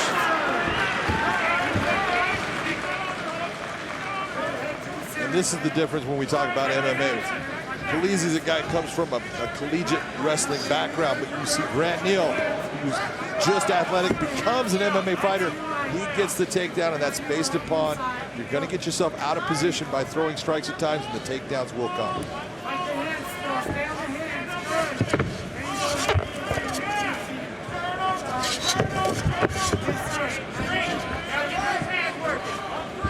Saw some early shots taken by Polizzi, and in the Angliscus fight, he was asked after the fight what he did well in that loss. He said, well, beating jabs is a skill. I did that well. Right now, that left hand of Neal, be it by jab or hook, it is landing and landing consistently.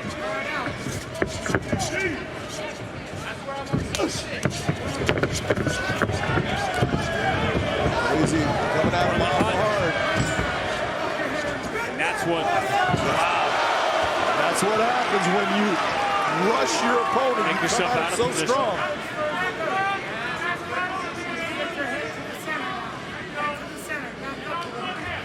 Talked about the football background of Neal playing at a high level of Division II. He also won a Little League football national championship, which helped the fact that he played with his best friend on that team, Christian McCaffrey. That guy plays football?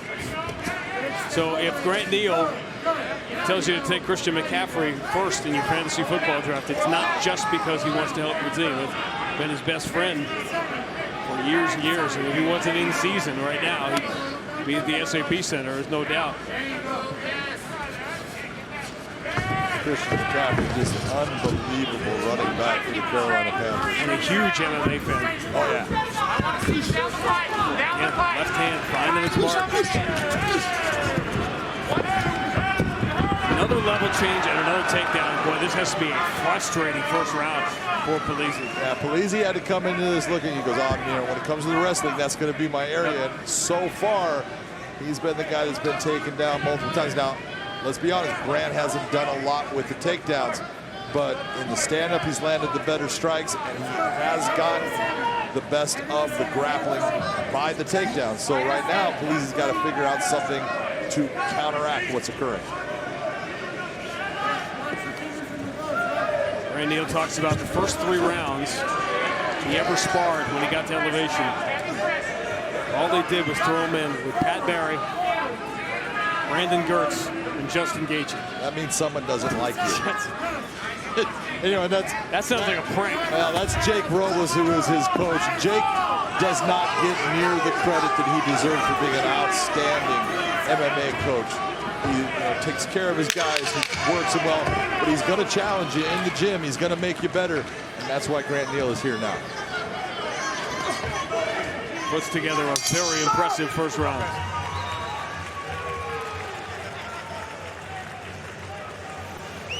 Get them more, Jen. Listen up. Breathe. You shoot. Don't leave your head down by his hip. Bring your head up the center. you're timing the takedown perfectly, but he's not wrestling with you. He's just jumping the guillotine. Yeah. So keep your head in the center, posture up, and you can turn him. Okay, don't keep your head down here. Be smart with your head position. Give me another picture. This is where Polizzi, he overextends, comes too fast. You see just the level change, and it's strength that Grant Neal uses to pick him up, drop him down. Now, the one thing that you're going to see out of Grant Neal that he needs to change is when he does get these takedowns, notice his head being on the outside, and he's driving towards his head. He needs to bring his head to the high side, and in my opinion, get his head more towards the center of Polizzi so that guillotine attempt is not even a concern. 3 takedowns in round 1, all for Grant Neal. All right, gentlemen, second round. You ready to fight? You ready to fight? Let's go.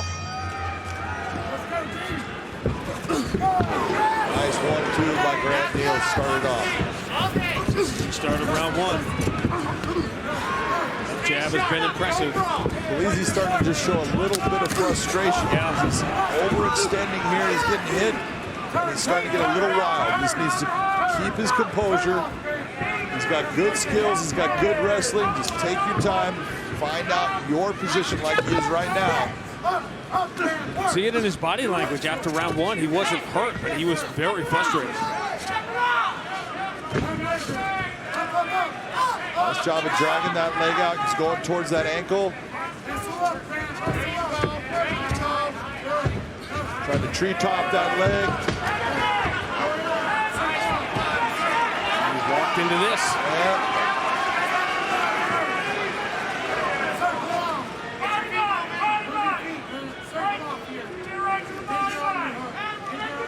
He's doing a good job with his head position, driving Grant Neal's chin over to the side for the most part. Polizzi's one of the guys I was talking about earlier that says, yeah, I don't watch film, I don't watch tape of my opponent. Grant Neal looks like he's got the playbook so far in this fight. Grant Neal, he's done very well in understanding where Polizzi is strong and what he needs to do to counter his game. But right now, he needs to frame out and walk his way out of this and get his back off of the cage, which he just did. He's getting desperate. Let him go. 1-2, right up the fight. 1-2. Right, brother. 1-1. Go. 1-2.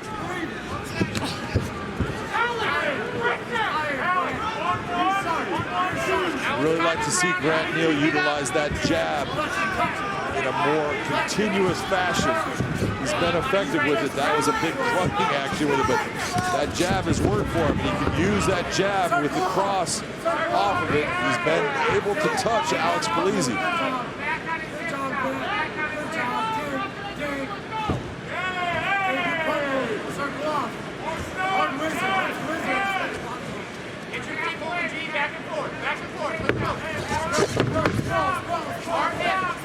Right now you want to see Grant put a lot of weight down on the head, keep the head of Polizzi down towards that canvas. He's unable to do so. That's why Polizzi is able to pull that leg out. Nice job of finishing that takedown by Polizzi.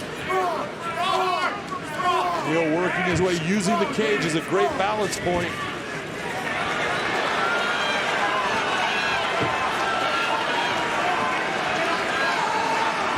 Guillotine attempt is not going to work with the leg position that you're seeing from Grant Neal. In fact, he's getting himself caught in a Von Flue choke.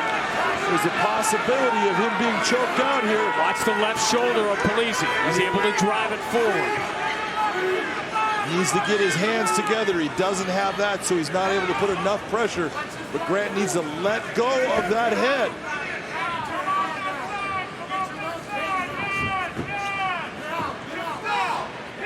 From this position, right now, Grant Neal's left arm is trapped. Cannot get it free, and there's a lot of pressure. Polizzi is working for a Von Flue choke here. Nice job of Grant to get his arm free. So easy to wind up in danger. Sometimes it's hard to describe what inexperience does and where it shows up. That's a great example. The fight's turning. Yeah, it's turned dramatically here. Nice movement by Polizzi. Trying to get a hook in. Did not settle. Got himself back onto the hips.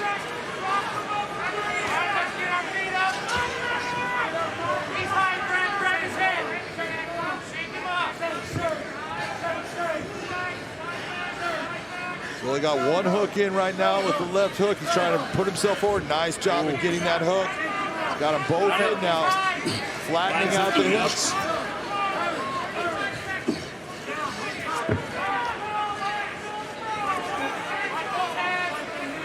Neal went from controlling this fight to just trying to survive the round. Right now, Polizzi looking for that rear naked choke. Neal won't let him lock hands.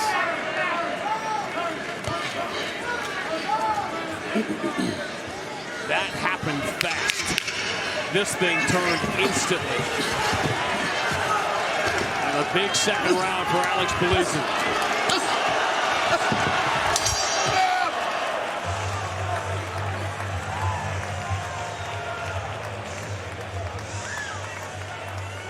How did that change so fast?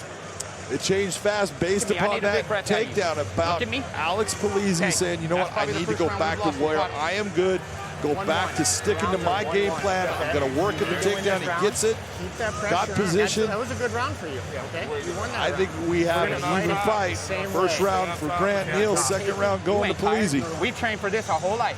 We've trained for this our whole life. Both guys need this third round. 5 minutes. That's right. Think about what 205 looks like right now, and think about what it's going to look like 4 weeks from tonight, after Polizzi and Grant Neal, after Christian Edwards fights tonight, after Phil Davis, Yoel Romero, after the light heavyweight Grand Prix semifinals. Go get it. See the result of that left jab of Grant Neal early in the fight. Ready to fight. Polizzi's body language has completely changed. He's gone from frustrated to ring the bell.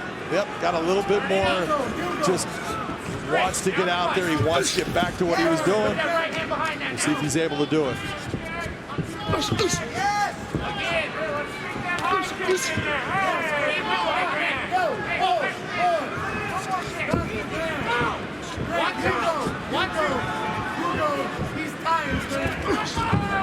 Front kick sets up that charge. Boy, that was a strange front kick. It almost looked like Alex hurt his knee on it, but stick it in there.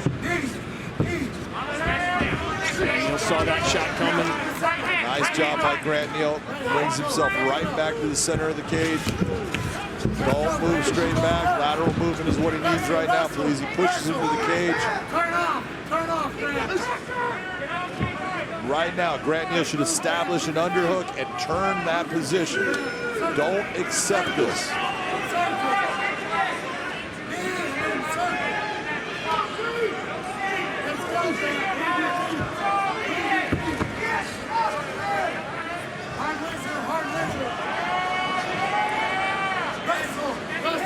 Polizzi has gone over and over again. He's gone down very deep to try to get that. Well, right now he's into an Iranian lip. Yep. I've seen this from him before.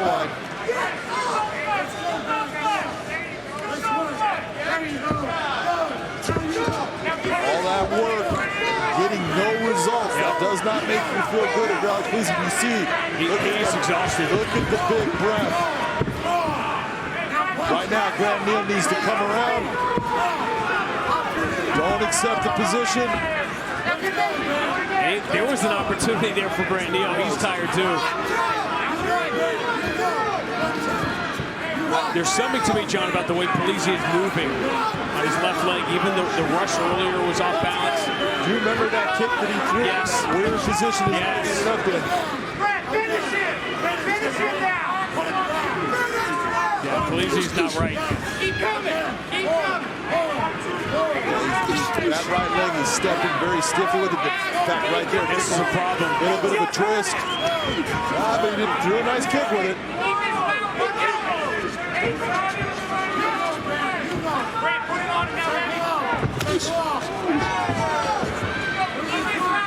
This one has lived up to our hype.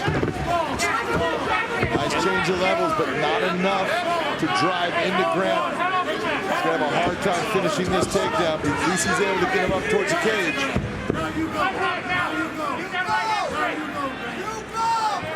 Both guys are exhausted. A lot of lactic acid in those arms. They're both heavy. Their legs are heavy. But if you're Grant Neal and you see Alex Polizzi doing what he's doing right now and his hands down low, that's got to tell you, I got to go. I got to make him break. Not saying you can do it, but at least give that effort in trying.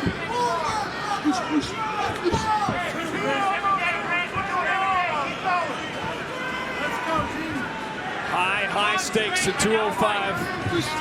They have both fought like it. Grant Neal dominated, controlled the first round, but Alex Polizzi turned it around dramatically early in the second round. Had a couple of opportunities to end it on the ground.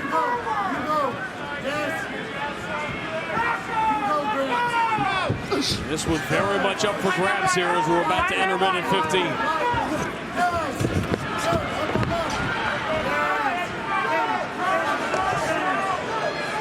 See the hand position right now. Polizzi foot on his butt by Neal. We'll see if Neal can continue and hold this takedown, make it effective. He's lacing the legs of Polizzi, but his head is down, and that is not a good place. He needs to get his head up high.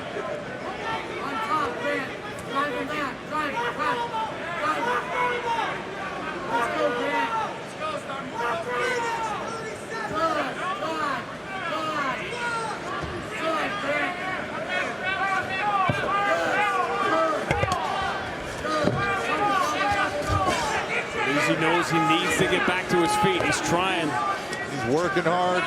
Grant Neal still working, trying to hold that leg. Both guys are just exhausted. They've given everything they could. And almost a pile driver, power slam. Powerbomb. Yeah. Wow, what a show. What a show.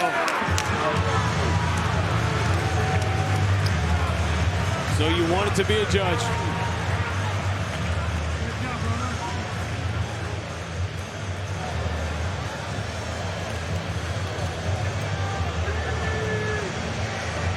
Two young men you're going to hear about at 205. Yeah, it was. Yeah, it was. It was a war. He came in here ready for it. He came in here ready for it. We talked in the last fight in the Anthony Adams upset win over Khalid Murtazaliev about output. He came in here to fight and he fought. Statistically, if you're into this thing, Polizzi had a bit more output. Grant Neal for 6 or 7 minutes seemed to be really in control of this and really had Polizzi frustrated. But again, you got to look at, and it is, you can look at the output and then you can look at the power. Did the power have an effect in the fight? So it's going to be interesting to see which way the judges go. 31 strikes landed compared to 37, very close. Punches, a little bit more for Polizzi. Takedowns, which is amazing. 4 for Grant Neal compared to 2 for Alex Polizzi, the wrestler. Just very, very close fight. This will be interesting to hear after the fight of what this young man was going through physically. Ladies and gentlemen, having gone the distance, we'll go to your 3 judges. Your first, Jaron Villel, scores the fight 29-28. He scores it for Neal. Your second judge, Sean Dallas Hall, scores the fight 29-28. He sees it for Polizzi. Your third and final judge at cageside, Wade Vera, scores the fight 29-28 for the winner by split decision, Alex Polizzi. He took his best shots, he took the takedowns, and now he has taken the 0 from Grant Neal. And I'll be the first to say it, John. I think someday, somewhere in the Bellator cage down the road, we're going to see this again. I think you will see these two guys in the cage together again. But, you know, that fight could have gone to either guy. Absolutely. You cannot be upset. Either way, it was heart and a lot of skill in that cage. When you go by Soldier of God, you hold yourself to a higher standard and sense of purpose. For Yoel Romero, that mindset drove him to become a 3-time World Cup wrestling champion, an Olympic silver medalist, and a reputation as one of the most explosive and dangerous mixed martial artists. I never been bigger, faster, and stronger. Nobody can stop me. when you're known as Mr. Wonderful. That's my tagline. You exude charm, charisma. You know. And an abundance of confidence. If I get 2 hands on your wrist, I'm breaking it. For Phil Davis, that combination propelled him to become an NCAA Division I National Wrestling Champion and a Bellator Light Heavyweight World Champion. Mr. Wonderful! Bellator MMA is home to some of the best 205-pound fighters. And tonight, the light heavyweight spotlight shines bright on these 2 warriors. The soldier of God, Yoel Romero, goes to battle in the Bellator cage for the first time, looking to stake his claim amongst the division's elite. Soldier of God is here, right here. But Mr. Wonderful Phil Davis is set on giving Romero a not-so-warm welcome and reestablish himself as a championship contender. Hey, I'm coming back for my belt.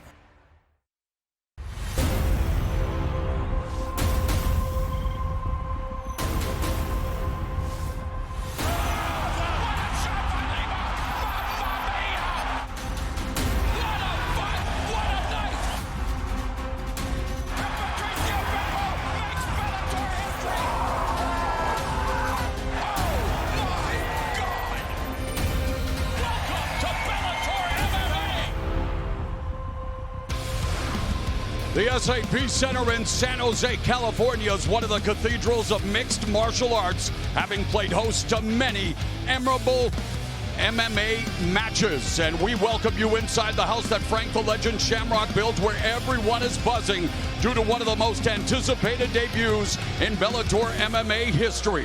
The stakes in tonight's main event are high because Davis versus Romero could be a gateway to the belt following the Grand Prix.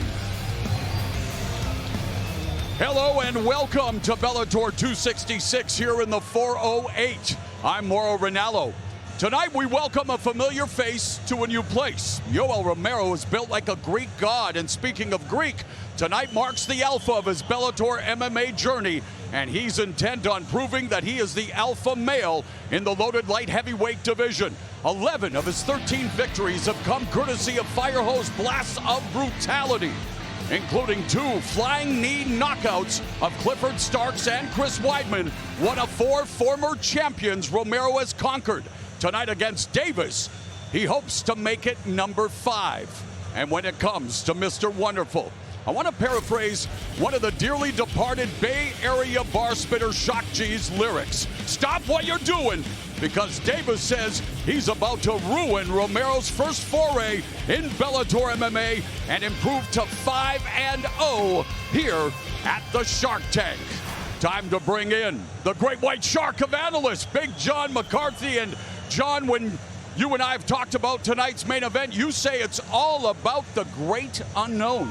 It is about the unknown, because you're taking a look at Yoel Romero, a guy who's 44 years of age, a guy who has been out for over 18 months, a guy who had an eye injury, a guy who is now moving up in weight class, which I think is a great thing, from 185 to 205. He was killing himself making that weight, and I think it affected his performances. So when you're looking at him now, look at how he looks. He looks good. He's happy when you talk to him. He's not killing himself, and I think it will make a difference in his performance. Now on the other side, you're looking at Mr. Wonderful, Phil Davis, a guy who needs to be motivated. We've seen that, and he is motivated with this fight. He's got incredible wrestling. He's got incredible talent. His length, the way he can fight, he's never been stopped in a fight. He is special. Is Romero the guy that gets him motivated enough for that breakthrough performance? Well, we know that up until this point, the former Bellator MMA light heavyweight champion, Phil Davis, had never met anyone whose wrestling credentials superseded his until tonight. He faces a 2-time Olympian and Olympic silver medalist in Yoel Romero. That's tonight's compelling feature attraction. But here at the home of the NHL San Jose Sharks, we are going to bring you 4 more face-offs. Former Bellator welterweight title challenger Neiman Gracie looks to bounce back from the second setback of his career when he collides with Lemminger, who faces the toughest exam of his career. Number 5 ranked flyweight and former title challenger Alejandra Lara duels with DeAnna Vitamin D Bennett, a huge hockey fan and player who is living out her dream of competing in this rink. In what could be the fight of the night, both Georgi, Karakhanyan, and Saul Rogers say they have a new lease on life after moving up to 155. Bellator 266 is bookended by 205 action. The undefeated number 8 ranked contender Christian Edwards and the man who shares the same nickname as two-time Super Bowl winning coach Bill Parcells and Chicago gangster Tony Ocardo, Ben Big Tuna Parrish, are ready to get it on. Our tail of tape for this light heavyweight matchup. 78.5 in reach for Christian Edwards, 73 for Ben Parrish, but that really doesn't matter for Ben because he wants to get this fight to the ground and utilize his ground game. Here is Michael C. Williams. Ladies and gentlemen, good evening and welcome to Bellator MMA. Tonight, we're back at SAP Center in San Jose, California as Bellator 266. Introducing first, the blue corner. At 6 foot, weighing in 205.6 pounds. His professional record, 4 wins, 1 loss from Pontotoc, Mississippi, Ben Big Tuna Parrish. And across the cage, that adversary fighting out of the red corner. At 6'5", weighing in 204.3 pounds, undefeated as a professional, 5 victories, no defeats. Fighting out of Albuquerque, New Mexico, Christian Payne Edwards. In charge of the action, your referee, Jason Herzog. According to the odds, this is a David versus Goliath matchup, with David being the undefeated Christian Edwards, but Ben Parrish, his slingshot is loaded with submissions, 4 wins, all 4 via sub, and the bell, round 1. Edwards in the red gloves, Parrish in the blue.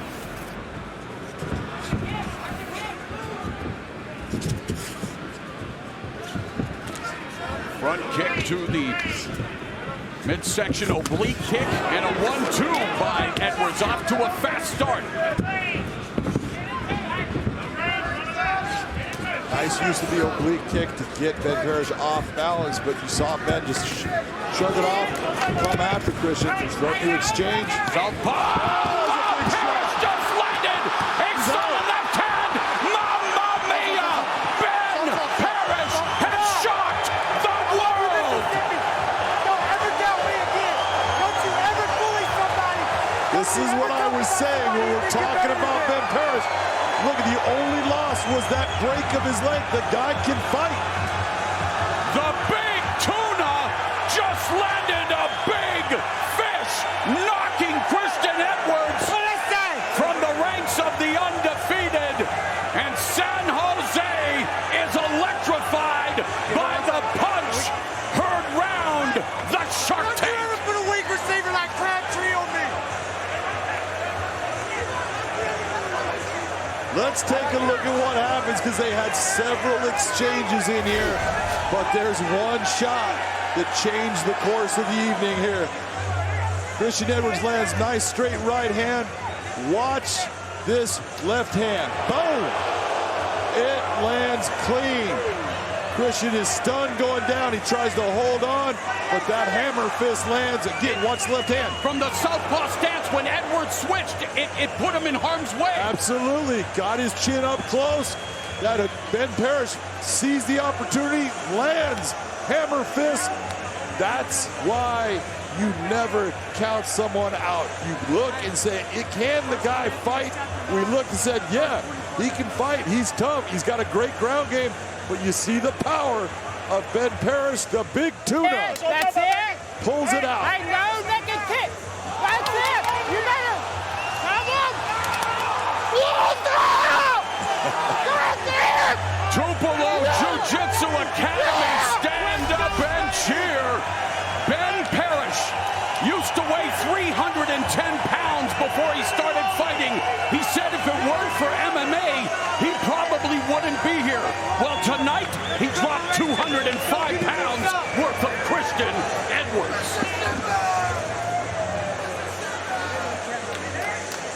the theater of the unexpected, and Christian Edwards stunned in more ways than one. 28-year-old Ben Parrish coming off a loss to Logan Woods after, well, breaking his leg in November of 2019. Realized how big an opportunity this was. And boy, did Ben Parrish make the most of that opportunity here tonight. What a way to get things started. I mentioned this being a cathedral of combat sports. What a moment for Ben Parrish. Let's make it official with Michael C. Williams. Ladies and gentlemen, inside the Bellator cage, it comes to an end. 38 seconds into round number one. The winner by knockout, Ben Big Tuna Parrish.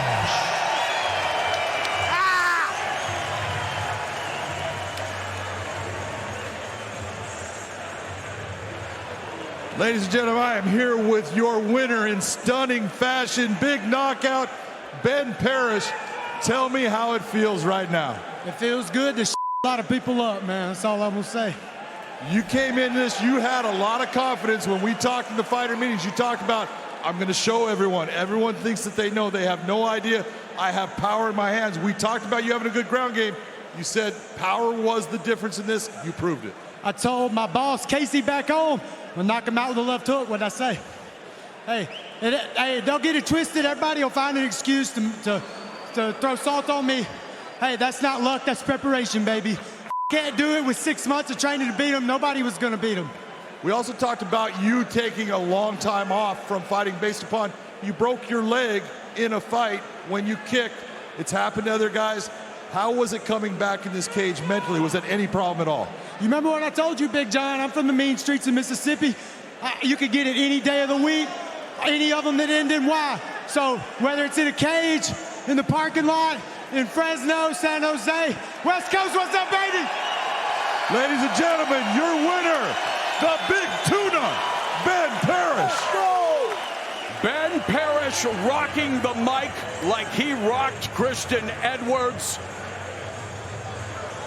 Improves to 5-1 and hangs the first L around the neck of Christian Edwards. What a start to Bellator 266, and let's go to the fight desk. Here's Jen Brown. I know my counterpart over here is real happy. This is a home game for Mr. Josh Thompson over here. You got to sleep in your own bed all this week. So nice. Well, let's talk about Big Tuna dropping Big Kahuna on Christian Edwards' jaw. That was amazing. Like you said, the underdog, but it was great to have him come out and electrify this crowd. And this is my hometown. This is where almost all my fights took place. I love it here and love having the fans here. So when you feel this energy and you saw them on their feet there for him, does it make you miss fighting? Does it make you want to get back in the cage? Jen, just like I said in the prelims, absolutely not. The answer doesn't change. It stays the same. No, I don't miss it, but I do miss the crowds. I'm glad that they're all back. And I love sitting here with you talking. Obviously, you're not going to throw as hard of punches at me as they used to. You just get beat up with Big John McCarthy now with all his words. All right, well, tonight in our main event, we've got the highly anticipated Bellator debut of Yoel Romero. Now, he's taking on our former champ in Phil Davis. Josh, what do you think about how these two guys match up tonight? I think they match up extremely well. But what you're going to see, though, is we're going to have to see the wrestling pedigree of Yoel Romero and how well he tries to transition his wrestling into his striking. I've said this over and over, and I can't say it enough. Just because he's 44 years old, a lion is still a lion. And know what they do? All they do is hunt and kill. That's it. And that's exactly what he does. He just comes out, uses big power in his hands, flying attacks, flying knees, and he's got the wrestling to stop anybody if he wants once he gets him to the ground. And when he gets on top, he is vicious with his ground and pound. He absolutely is. Now, Phil Davis also comes from an impressive wrestling pedigree. How important is it for him to use that wrestling tonight? I think he needs to use it early. He needs to use it early and often. And the reason why he needs to use it early and often, he's fighting somebody who is 44 years old. And so when you can push them to a pace that they're not comfortable fighting, that brings the energy level down for them as the fight goes on. Now, Yoel Romero also is now up to 205, where he's not making the cut to 185. But I also think that Phil Davis being the wrestler that he is, as well as the striker, and he can sprawl and brawl, and he's got something that most people have with the submissions. He attacks the submissions, like he says, is if I get a hold of your wrist, I'm taking that thing home with me. Oh, I love these two matched up very well. We're going to be in for a real treat tonight. Well, now, Josh, you said earlier in our prelims that this could be fight of the night. Why should fans and I'm be sticking excited to about it? it? We'll tell everybody why they should be excited about this one. What we've seen with Georgi, right, is he's come up from 145 and he's had success at 155. And I think that's exactly what Saul Rogers is having to go through right now, is he realized that I can't make that weight anymore and still have great performances. He's physically strong. He's physically gifted in terms of his wrestling and his power. But when I'm looking at their weigh-ins, look at one, they both used to fight at 45, but now they're at 55. Look at the size of Saul Rogers. And the other thing that I love about it is his smile that he carried throughout the week. He's like, I have never felt so happy at a fight camp or through a fight camp as well as fight week. And so I think his power and his strength will transition into the 155-pound category. Georgi has had a ton of success, though he struggled at 145 because of the weight cut. But he's had a ton of success at 155. So the two of them, though, have traveled the same road, and now we're going to see if Saul Rogers can make that change as well. All right, well, Rogers, he's looking to rebound from a loss in his last fight, and this is actually the last fight on Karakhanyan's contract, so you got to assume that they're going to go out there and throw down tonight. Well, let's get to it. Mauro, back over to you. All right, we are set for what promises to be a mouth-watering matchup. Both Georgi Karakhanyan and Saul Rogers say they've never felt better, and it's thanks to moving up to 155. Our tail of the tape for this lightweight, and I love saying lightweight matchup between these two, 155.6 and 155.7. Both of these guys used to fight at featherweight. It used to kill them. Now they're going to be healthy and fighting well at 155. This man is definitely no lightweight. He is a heavyweight on the microphone, Michael C. Williams. Bellator MMA moves now to the lightweight division, scheduled for 3 5-minute rounds. Introducing first the blue corner. At 5'10", weighing in 155.7 pounds. His professional record, 14 wins, 4 losses. Fighting out of Deerfield Beach, Florida. He hails from Manchester, England, Saul, the Hangman Rogers. And across the cage, his adversary fighting out of the red corner. At 5'8", weighing in 155.6 pounds, the veteran brings 31 professional victories, 11 defeats, 1 draw by way of Moscow, Russia. He fights out of Riverside, California, Georgi Insane Karakhanyan. And the referee in charge, Frank Trigg.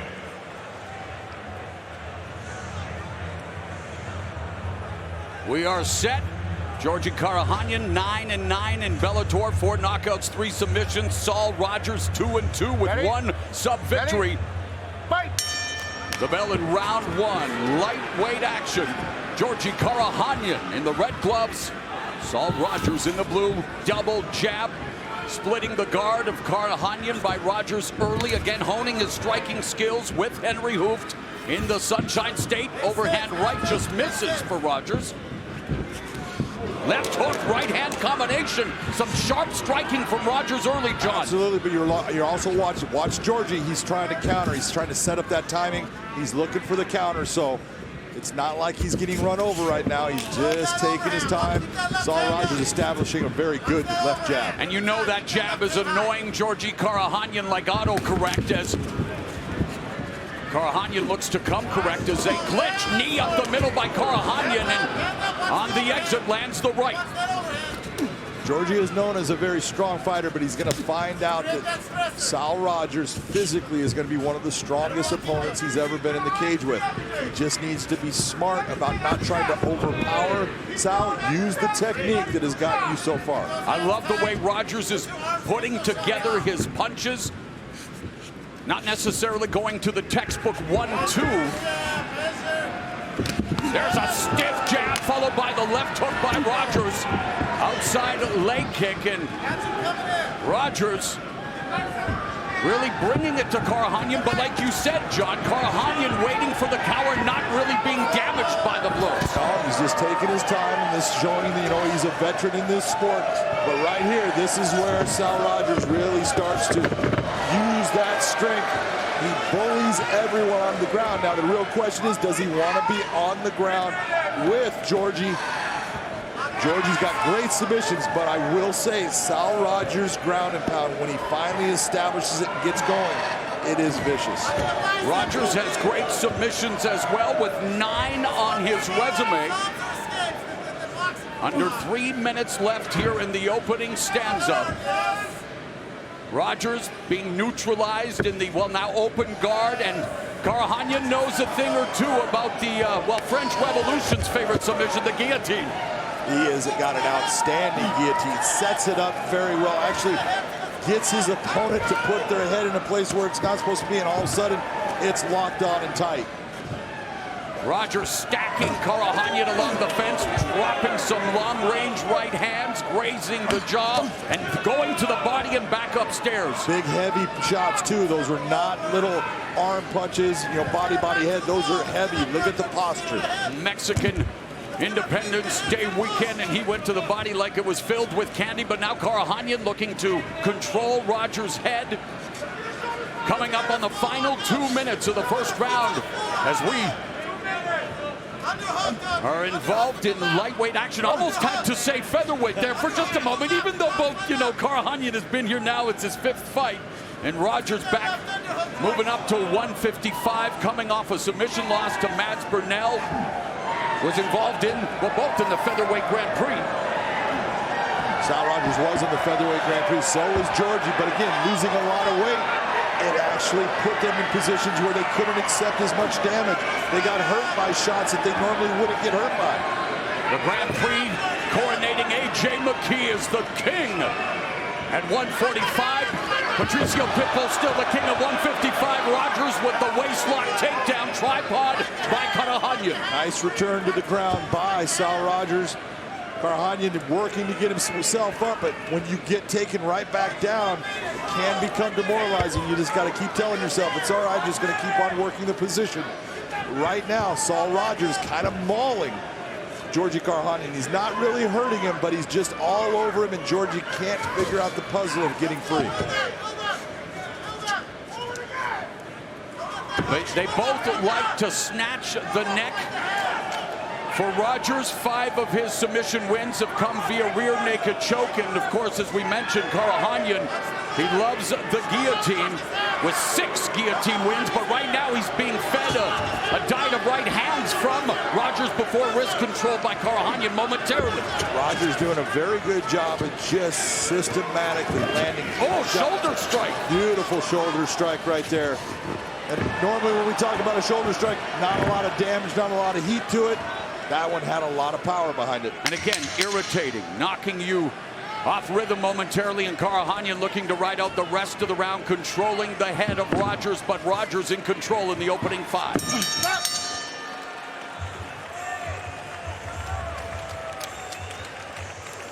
Yeah. Hey, good eyes, staying long and fast. You can stay out there and stick them as long as you want to. Yeah? Take advantage of the rest of them when you can. Go ahead, Steps. When you're striking, you're just changing the levels all the time. This is when Sal Rogers got behind Georgi, brings him right back down after he got up, right back down to the mat, and then landed all kinds of different strikes. But look at this shoulder strike right here. Didn't land incredibly hard on the chin, but it definitely got the attention and at least makes Georgi have to think about him using that technique again. We are seeing marked improvement in Saul Rogers striking, thanks to what's going on in the Sunshine State with Sanford MMA. Look, when you're talking about the basics of striking and what someone can learn, Henry Hooft is just fantastic. Dutch style of kickboxing. bell in round 2, and when you again are leaving your family back in your native UK, and he said he didn't want to disrespect his training partners in England, but he says there is levels to this game, and you get some of the best training at Sanford MMA. And well, Rogers outstriking Karakhanyan 18-7 in that opening round. And when it came to ground control, Major Tom, 2 minutes 36 seconds for Rogers, 0 for Karakhanyan. Rogers takes him down again. He's going to be right back on it. Georgi went for the guillotine as far as looking for that neck, but he does not have it in this position. Nice job of wrapping up and figure four-ing the legs. He just let go of it. Georgi turned his back. You see Sal trying to get that hook. Now he's got it. That sets Georgi back a step. And the back of his opponents are the canvas in which Rogers is very adroit again. Majority of his submissions via the rear naked choke, but Karakhanyan shelling up, but being nailed with those right hands underneath. Nice job of dropping back down by changing Saul. levels. Look where his head's at. Head is high. That means he's going to win the position and get him where he wants. He would like to get Georgi's back off of the cage, though. He wants to swing those hips to one side or the other. Rogers said he didn't want to toot his own horn, and then tooted it by saying he's better in every department against Georgi Karakhanyan. Of course, Karakhanyan in every, that's what you're supposed to say. You gotta believe that, so there's nothing wrong with him saying it. Georgi believes he's better in every category, and that's fine. But don't you also need to be honest with yourself and realize where there are certain areas that you probably need to work on? Because every fighter has his certain flavor. You absolutely need to work on every area of MMA.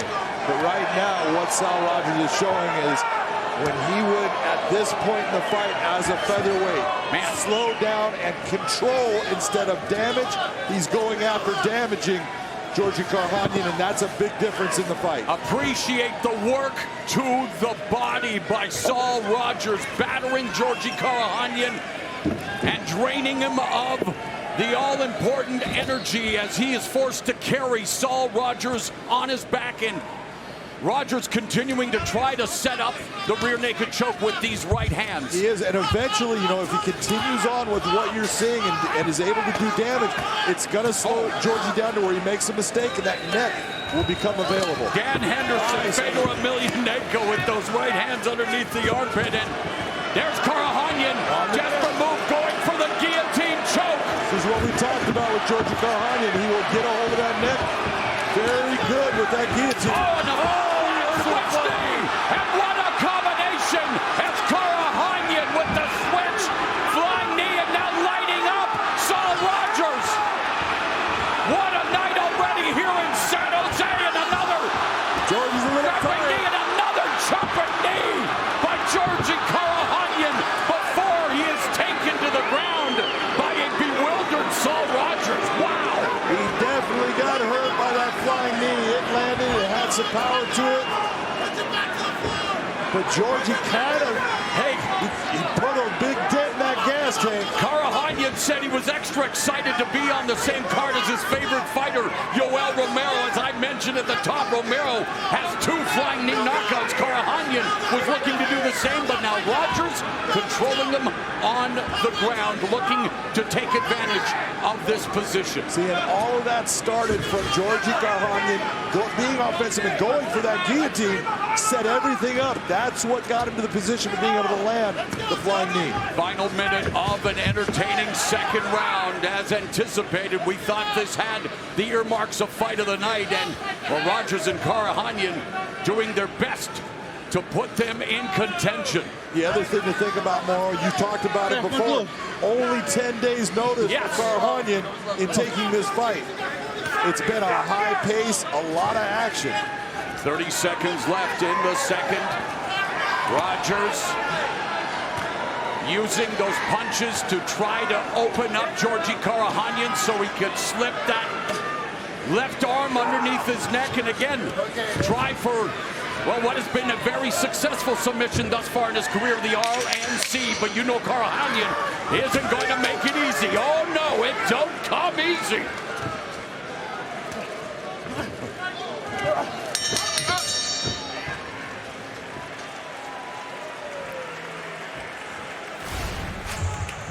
Here comes Georgi Karakhanyan. This was the flying knee. Look at it, snaps the head back, and you see it wobbles Saul Rogers. He has problems with it. He goes after him. Rogers got a little bit of a smile, but he definitely got stung by it, and then he comes right back again. Again, brings it up, doesn't land on the chin, more to the body. Again, brings it, going after it. You gotta love what you saw. The veteran, insane Georgi Karakhanyan, and went after Rogers with that Vanderlei Silva special with the blizzard of strikes.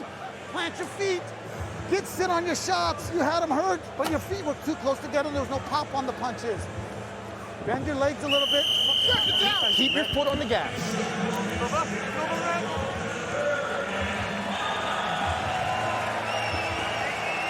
Saul, third round. Georgi, third round. Crowd showing its appreciation from what has been a spirited scrap between Saul Rogers and Georgi Karakhanyan. Big John McCarthy unofficial scorecard going into this important third round. Right now, I've got this fight even, and look, I know that Rogers had a lot of good work in the second, but he got hurt. He was in trouble for a moment in that fight. And Karakhanyan looking for the guillotine. Again, he's got that in tight. You see him why he's wrapping the leg around the back is to create pressure, but he doesn't have enough. He wants to bring that foot up or that knee up to extend and stretch Saul Rogers away from his arms. I don't know if he's got enough left in his arms. He doesn't. After 2 rounds of fighting like that, it is not an easy thing. And then to get that squeeze, just more lactic acid in the arms. This is where you want to let your opponent see you sweat when he's going for a submission. This is where you almost make that gurgle sound on purpose to let him try to squeeze hard. Nice knee inside by Saul Rogers.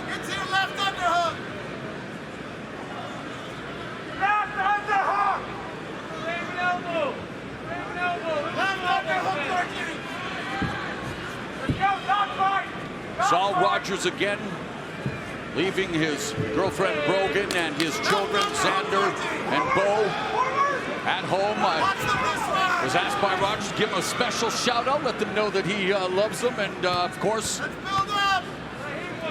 earning the family's keep here in the Bellator MMA cage, and now looking to try to finish a man who has been stopped 3 times in his career, but this is his 44th professional fight. Nice job of Saul sitting him back.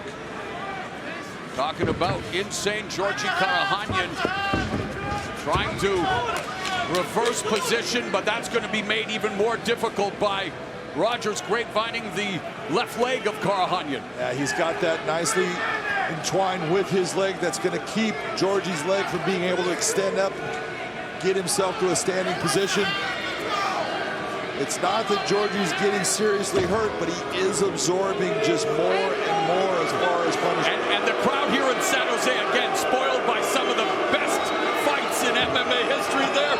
They're getting on these 2 guys, but there's nothing to boo. Nothing to boo, baby. I'm telling you right now, both guys are putting a lot of energy out. Great fight so far. Great performance by Saul Rogers as far as, man, he's only had a small amount of time where he was in trouble against Georgi here. For the most part, he's been dominating a lot of the action.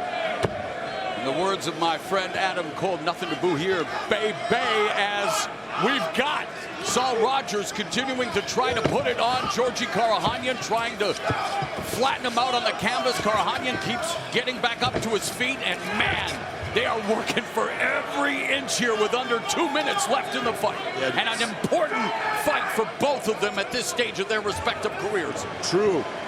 Saul Rogers just bulldogging him around, throwing him around, little movements. He tries to get himself free, and all of a sudden he's finding himself back down on the canvas. It can be a frustrating moment for Georgi. Georgi has no quit in him. He's continuing to go after this. He's working, trying to get himself up. Nice clean shot by Saul Rogers. Time running out. Karakhanyan has to try to explode somehow out, but again, he's being neutralized, isolated because of what Rogers has on that left leg. The entwining it, keeping him from getting up to a vertical base and turning around and trying to unload everything he has left. Rogers continues to control him on the ground. It's the size and strength of Sal Rogers. He's able to just create a pressure that is right now Georgi cannot figure his way of how to get out of it, how to get himself back to his feet. It can be very frustrating if you're Georgi, but he hasn't given up, keeps on working hard. Sal Rogers is all over him. Look at that ground control time. 9 minutes and 16 seconds of time that Sal Rogers has been all over George Karakhanyan.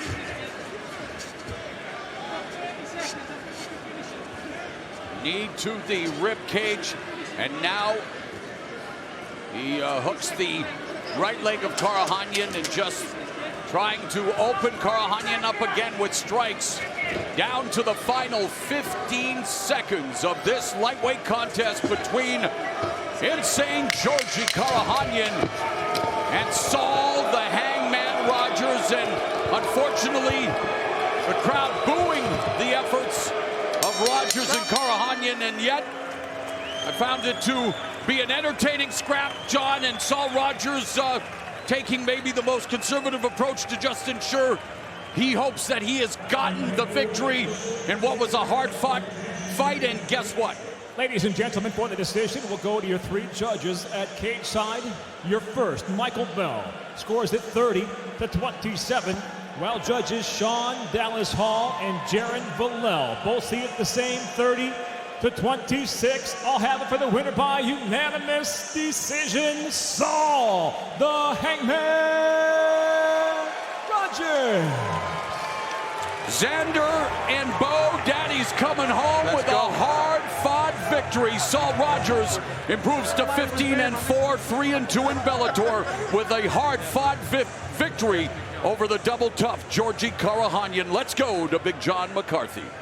Ladies and gentlemen, I am here with your winner, Sal Rogers. Sal, that was a very tough fight, a very good performance by both of you. Talk to me about you moving up from 145 to 155 pounds. How did it feel? You know what, it felt amazing. I've been killing myself too long trying to cut down to 145, and now I've moved up, I feel stronger and I feel more dominant. I don't know why these guys were booing to be able to control a guy like Georgi. 3 rounds to be so dominant with someone as tough as him. Like, how can you boo that? Do you know what I'm saying? I can tell you right now, I didn't boo at all. I thought it was an amazing performance by you. You were wrapping up a guy who's an outstanding grappler on the ground. Let's talk about the second round, though. There was the moment he got the guillotine. It was tight. You got yourself out. And then let's talk about the knees, the flying knee that hit. You know what? I know he's good at guillotines, but there was none of them guillotines was even close. I wasn't in danger, but the knee, woo! It hit maybe one clean. Maybe the second got through, not as clean. And I just tried staying protected, but you seen in the fight, I had a big smile on my face. I love that shit, you know what I mean? You did have a big smile. You came out after that second round, and you came out and dominated the third round. How were you feeling at the end of this fight compared to your other fights when you were losing so much weight? You know what, I feel miles better. In the other fights, after maybe around 2.5 minutes, my arms were gassing, and I had nothing to carry on then. I've controlled him for 3 rounds, and I still feel good to go. Any of these fighters now that are on the cusp and they're still killing themselves, take it from me. Move up, be healthier, be happier, have a longer career. Much better. I want to tell you that was an outstanding performance. You look fantastic. Can't wait to see you at the 155. Yo, I've been away from my missus and my kids for 3 months. So shout out to Brogan, Bo, Xander. I love you. Daddy's coming home. Sounds good. Ladies and gentlemen, give it up for Sal the Hangman Rogers. There is an echo in here, but I believe it meant a lot more coming from Saul Rogers. The shout out to his family. The Hangman hangs another L on Georgi Karakhanyan's lengthy career. Karakhanyan going down to defeat for the 12th time, but always putting up a fight. But it's Saul Rogers who picks up an important victory tonight in the lightweight division. With more, let's go back to Jen Brown at the fight desk. Well, thanks, Moro. You know, when you think about the sacrifice that these fighters go through day in and day out, you heard Saul there at the end say he's been away from his family for 3 months. He had moved to Florida. You got to imagine his kids at home. They're going to be excited. Daddy's coming home with the win. Josh, what's your takeaway from this one tonight? I could tell that he was nervous going in the second round or through the second round if he was going to run out of gas, because that's what's been happening to him, like he talked about when he was cutting the 145. The other thing as well, throughout the week, he said, look, in training, my chin has been a lot better, and he proved it tonight. The shots he was taking at 145, he said he felt like every time he got wobbled. Now, he took the clean knee, stepped back, got back after it again. He looked a lot better at 155, and his body frame can hold the weight just fine. Well, it was a fantastic performance from both guys, a tough, hard-fought fight. Looking forward to seeing both of them back in the cage, hopefully soon. Well, tonight, it is the highly anticipated Bellator debut. Two-time Olympic wrestler Yoel Romero, a fighter that has produced some of the greatest highlight reel knockouts. Now, Romero returns to the cage after 18 months away from the sport, and historically, we have seen him at middleweight, but tonight, his Bellator MMA opening statement is that the 205 division is all his. Standing in his way is the former light heavyweight champion Phil Davis, now also regarded for his impressive wrestling skills and his pedigree. He says tonight he plans to use it and use it early.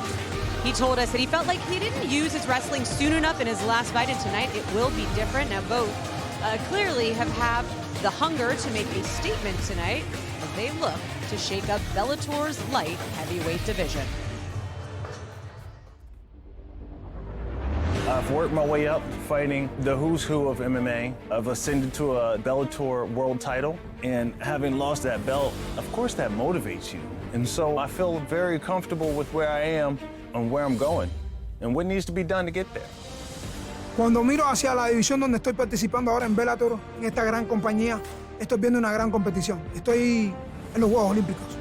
Corey Anderson, Phil Davis, Netkoff, Brian Veda. Oh my God.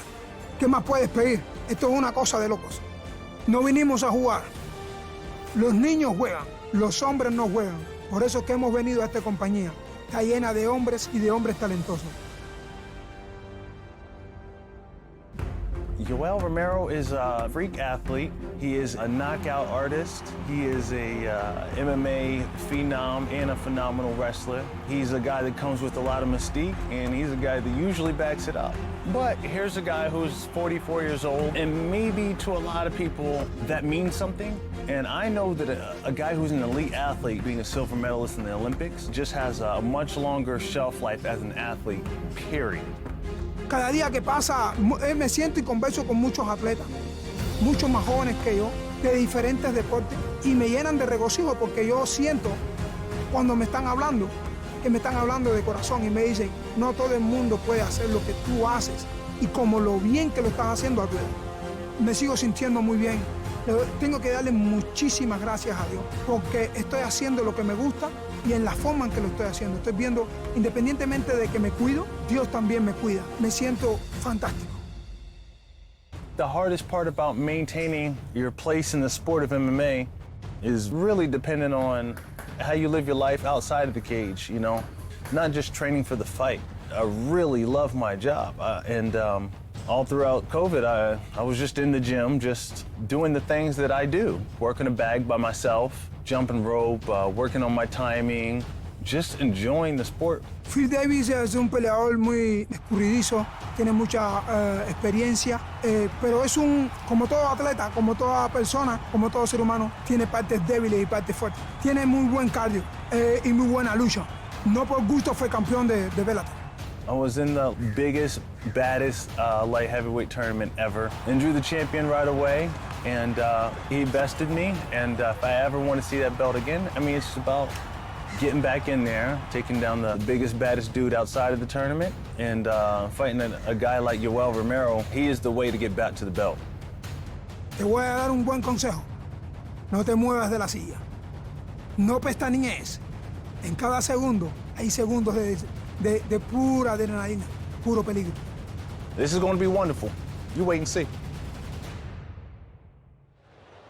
Well, tonight, Mr. Wonderful meets the Soldier of God. Now, with their mile-long list of notable wins, their decorated wrestling backgrounds, and the clout that each one brings to the cage, well, tonight, the light heavyweight main event winner looks to put everyone in the Grand Prix on notice. All right, well, coming up next, two women looking to make their own statement in the female flyweight division. A former flyweight challenger, Alejandra Lara. She's going to face off against DeAnna Bennett. Now, when we talked to Lara this week, Josh, I sensed this a newfound sense of like maturity from her. She talked about that. She said in her last fight against Kana Watanabe, it was like a breaking point for her. She went back, she made some changes. Specifically, she talked about the mental changes that she put in this camp. What can we expect to see different from her tonight? Well, she's talking about maturity, is what you're talking about. And what it comes down to maturity is she realized in the last fight, you can't just fight guns blazing. You can't do that every fight. You want to know why she does that? Because I had the same problem when I first started my career. I love to fight, and that she loves to fight. And so when you love to fight and you love to do something that much, all you want to do is go out there and do more of it. And when someone hits you, you want to hit them back. And I'm telling you right now, she loves when people mix it up with her, when they get in the mix with her. Alejandra Lara will push the pace. She just needs to learn to conserve the energy instead of making big mistakes. You saw when she fought Vita Ortega. She would jump in on things and sometimes miss, but her left hand is straight down the pipe and she hides that head kick up there as well, really well. So she hides it behind the straight left and then throws the head kick. But when she fought Watanabe, she knew there was a lot of pressure because she was probably gonna get a potential title shot off of that had she had a great performance. She had a great performance in the first round. And then she realized that she kept going and going and going and she gassed herself out. Now it wasn't a cardio fatigue, it was a muscle fatigue.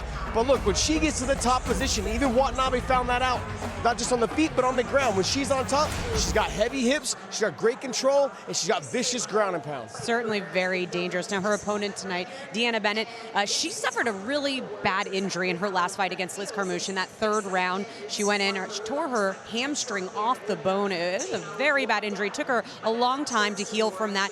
When we talked to her this week, she says, I feel better. I feel like I'm prepared, but I'm curious, you watched that fight against Liz Carmouche. She was doing well until she ended up getting submitted in that third round. What do you expect to see from her tonight? I really believe she only got submitted because she tore the hamstring off the bone. She has 6 anchors now that hold that hamstring back in place. On top of that, it was 1-1 going into that third round against somebody like Liz Carmouche. Look, she possesses power, but she also possesses the movement, and she strikes off of her movement and she moves off of her strikes. She does very well in terms of throwing and then moving offline. So when she's fighting Liz, she throws the 1-2, boom, boom, and then see she moves off the line. She doesn't just move straight back. What I also like is that she's a good wrestler. She doesn't always use it as much as she could, but she plans on using it this fight. And I think if she's gonna have success tonight, if she can get Alejandra Lara down and be in the top position, she's got good submissions and she's got good enough wrestling to hold her there and control her there to work to the submissions. And she told us she is hungry for this win tonight, but tonight she will have more than just fighting on her mind. Now, yesterday at the weigh-ins, she told us why this is the most important fight of her career. Honestly, it's different from any other fight that I've had. This place, the SAP Center in San Jose, it means so much to me. It's my absolute favorite place on the planet. My dad was a cop.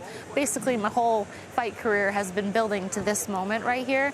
And it's hard to put into words exactly how that feels. It's excitement. It's wanting to live up to my potential in here, living up to, what my dad's last words to me were actually fight, because the brain tumors took away his ability to talk. And so he would just say fight, just because he knew how much it meant to me, and he was my biggest fan. San Jose police officer, he did everything he could to serve this city, and to be in here, I cry every once in a while. I don't see myself crying walking into the cage, but just having those overwhelming emotions, my plan is just to channel that into my performance when I get into that cage. Well, she told us this week that she takes her father's badge with her to all of her fights. She uses that, as a motivation and a reminder that her father is always with her. Well, lots of emotion heading into this one for her tonight. Mauro?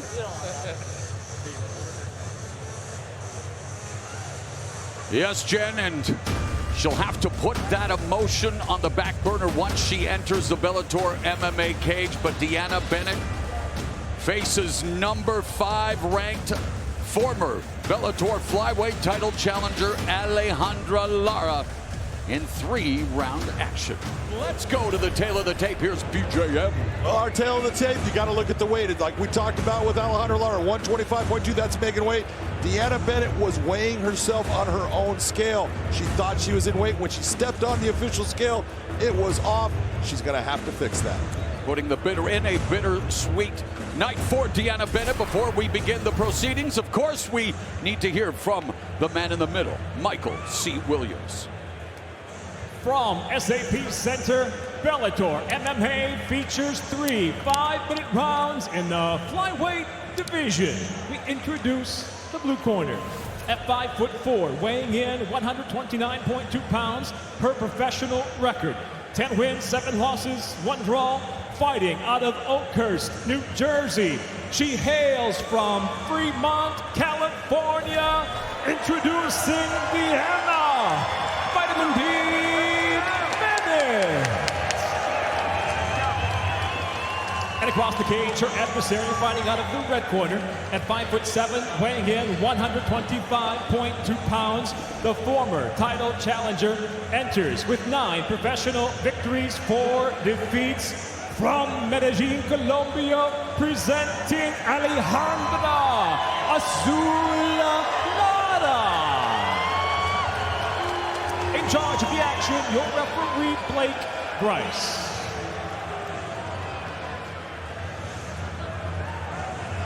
Alejandra Lara, a fan favorite here in Bellator MMA, looking to bounce back.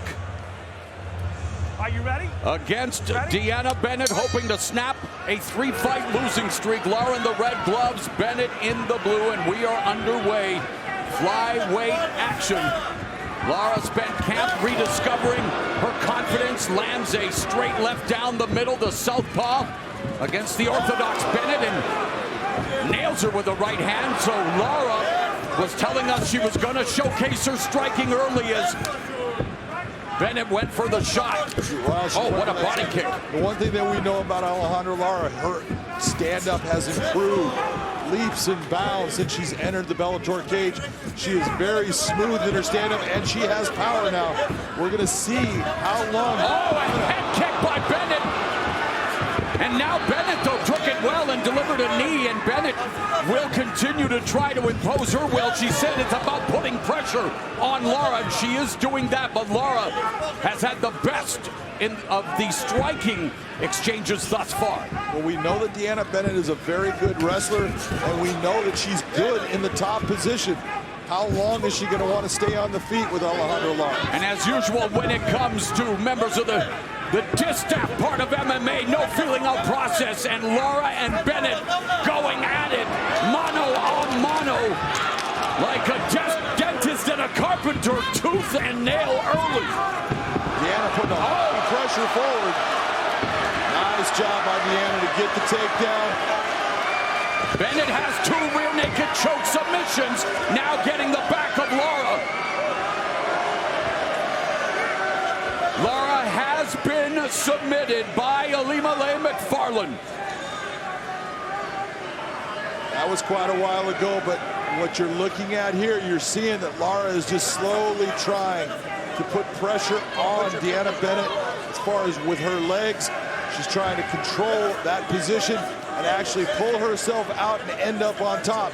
DeAnna doing a very good job with her one hook, holding the position, holding the arm, taking her time, not trying to do anything flashy right now. Just maintain position before you start going for any kind of submission or strike.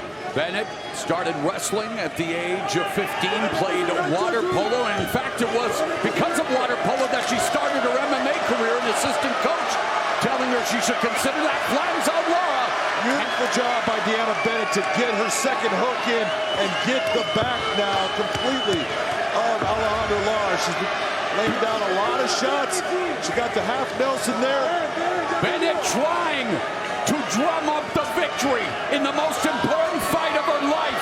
Here to honor her father, her late father, here in her favorite arena.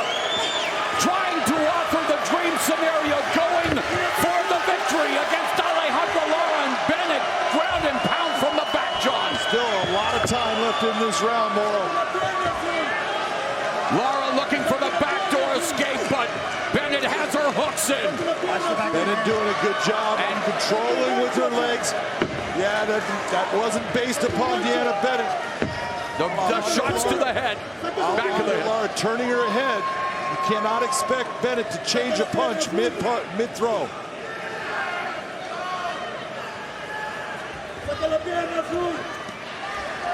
Bennett said, and I quote, "The Shark Tank, my favorite place on the planet. To be able to fight here is the ultimate dream come true." And now she is continuing to be diligent in her pursuit of the third rear naked choke. Nice job by Alejandra. Lara knows I got to turn. And the scramble hip out by Lara. But she continues to feel the effects of the ground and pound of Bennett. Lara looking to get back up to her feet with less than a minute remaining in the first round. She's working hard to get to her feet, but all that weight and all that pressure from DeAnna Bennett is keeping her pressed up against the cage, and she's unable to get to her feet. A lot of weight, but now she's on her feet. Bennett with a huge edge in the striking department. 30 seconds left in the opening frame. DeAnna Bennett in the blue gloves looking to snap a 3-fight losing streak. Lara looking to bounce back from just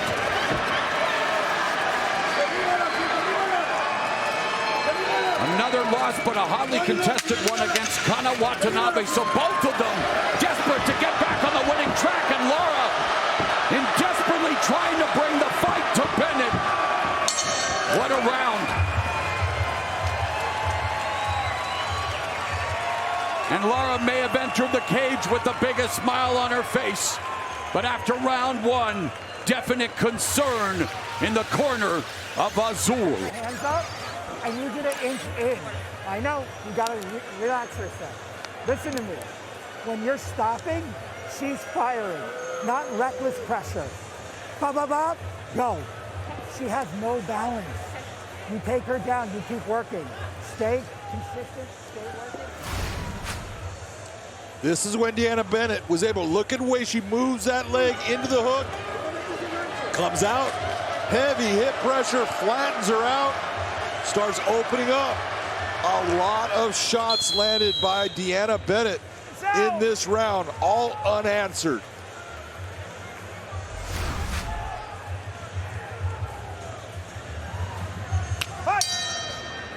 The bell in round two. Lara in the southpaw stance. Bennett fighting orthodox. Lara, nice counter jab by Bennett as Lara went for the low kick.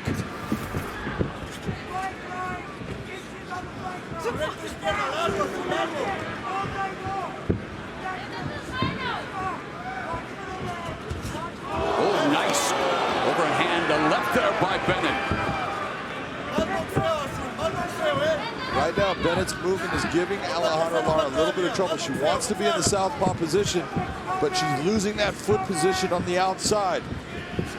And in Bennett's corner after the opening round, Brian Wright, her head coach, said that Lara had no balance, and Bennett was able to take advantage of that. Do you agree with that assessment as Lara backs up following this barrage from Bennett? Well, she had no balance at a certain point when she was getting up off the ground. Nice shot. Solid right and left by Bennett, and Lara ate it. But right now, you're taking a look. Look at the movement of Bennett. What she's doing that is very just beautiful in the way she's doing it. Look at her footwork as far as she keeps changing the angle on Lara, and Lara is unable to set her feet and feel comfortable in throwing. Right now, that is keeping Lara in a position where just the movement itself is stopping the offensive production of Alejandra Lara. Bennett has thrown 109 strikes compared to just 39 for Lara. Both of them at near 50% connect rate, which is always a good night at the office. If you can maintain that, John. If you can maintain it, but right now, look, DeAnna Bennett looks good. She doesn't look tired at all. She had a lot of output in that first round. Doesn't look like it's a her at all. Hook kick there, attempt by Lara, and of course people will say, well, Bennett didn't make weight, maybe feels a little fresher because of it. You know what? That is the problem with a fighter not making weight. Wow. Alejandra Lara went through all of the struggles to get to that 125-pound limit. 125.2 is what she weighed in at. DeAnna Bennett didn't get to that same thing. Nice left hand behind the guard of Lara, connects again for Bennett, who is known for this kind of attack. It's inexorable. It's relentless.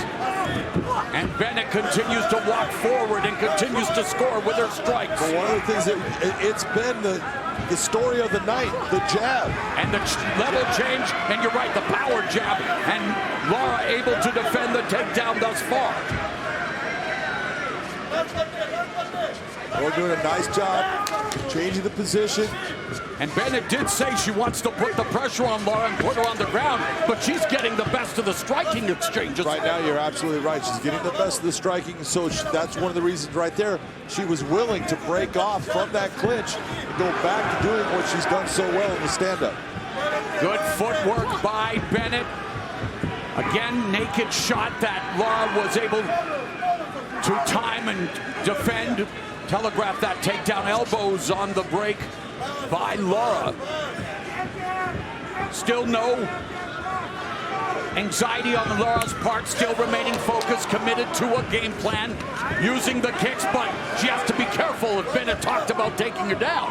Well, right now, DeAnna Bennett's in a position she's really not worried about Lara shooting the takedown on her, so that's giving her free movement in the stand-up. Sorry, I meant because of the kicks of Lara, she could set herself up to be taken down by Bennett, where Bennett said she wanted to take the fight. Absolutely. Oh, spinning wheel kick by Lara, trying to come up with a dramatic momentum shift.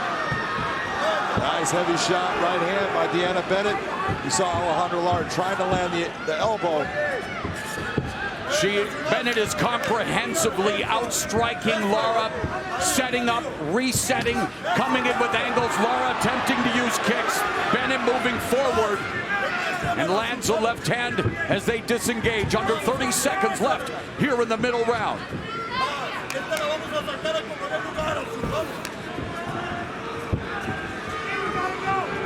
Yeah, take a look right now. I'm not sure about, you're seeing the switch of stance by Alejandra Lara. And Lara, as we saw the strike totals, trying the kicks and now the clinch, and Bennett getting the better of it here, backing Lara up to the fence. And almost landed an elbow at the bell, but another great round for DeAnna Vitamin D Bennett. And unfortunately, she didn't see Lara try to touch gloves there after a tough round for Lara. I'm wondering if Lara might have some type of injury with her right leg. She's taking a weird step at times with that right. So yeah, she's delivering it's almost like a crescent kick, I guess, of some kind, which low pressure or low percentage shot. Yeah, take a look right here. Nice kick, beautiful right hand by Lara. Upset the balance of DeAnna Bennett, but it was overall DeAnna Bennett landing the cleaner shots, but a nice left hand right there by Alejandra Lara. Seconds out. Bennett landing a clean right hand, but that jab, the left hand of Bennett, has found its mark multiple times. Which against a southpaw, not usually the case. No, it's not. Normally it's you're setting off with that right hand down, the straight right hand down the middle. Round 3, you ready? Third and final round, Alejandra Lara has to dig down deep. DeAnna Bennett has kept, obviously, her emotions in check. She's had a great game plan thus far. Nice counter left by Lara as Bennett went upstairs with a kick. Really crisp, straight left hand right down the pipe by Alejandra Lara, but she's got to do something in this round, in my opinion. I think she's behind in this fight, 2 rounds.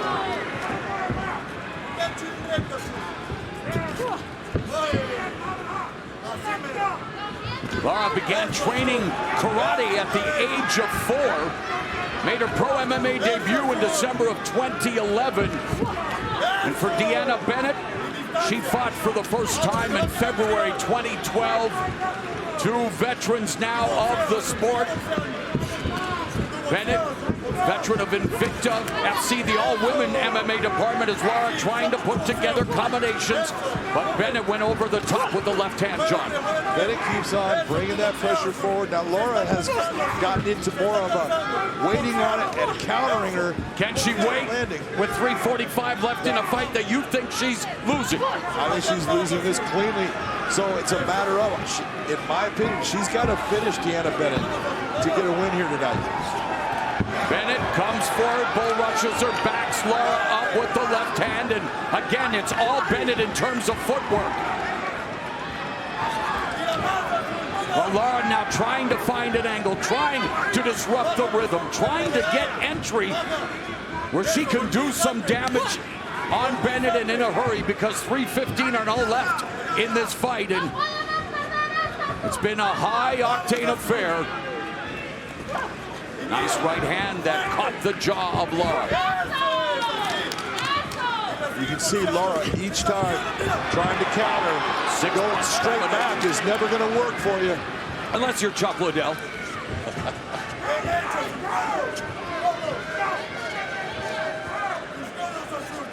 Right now, DeAnna Bennett with the underhooks. You see looking for that guillotine. And then the elbow strike. Wow. And beautiful sequence. Nice mixing up of your offense. Exactly. And you're looking at it on the exit, making her pay for something. Take a look at right now what we've got. You've got a huge difference in what has been landed between these two, and you can see the effects of it in the fight. 212 strikes by Bennett. She is emptying her tank. Again, honoring her dad. And wow, so far, other than the missing weight, which is a big deal, of course, but she couldn't ask for a better performance, John, in this. A fight at the Shark Tank, where she has watched many fighting events and many San Jose Sharks games, looking to shoot and score against Lara. Look, DeAnna Bennett's got a win over Juliana Payne. Oh, nice left hand by Lara. Go ahead. She's a huge win against a very good fighter. But this right now could be the highlight of her career, getting a win against Alejandra Lara here tonight in this building. Looking to author her magnum opus on the most important night of her career. Her words. Oh, Lara catches the kick. And now Bennett from the ground. Again, Bennett has 2 submission wins. Lara has 3 submission victories, but Lara has to show a lot more intent and energy here, John. I know we're down to the final minute of what has been a fast-paced fight. Yeah, but so easy to say, but after been in this fight for now almost 14 minutes. Wow. There's not a lot of energy left with Alejandra Lara. And especially because she's been on the receiving end of a wide variety of strikes, including these up kicks. Exactly. Oh, and she got caught again, and she went with the left hand. Perfectly timed up kick by DeAnna Bennett. Smile on her face. She's out there enjoying her work. She wanted her corner to go, did you see what just happened? Amazing.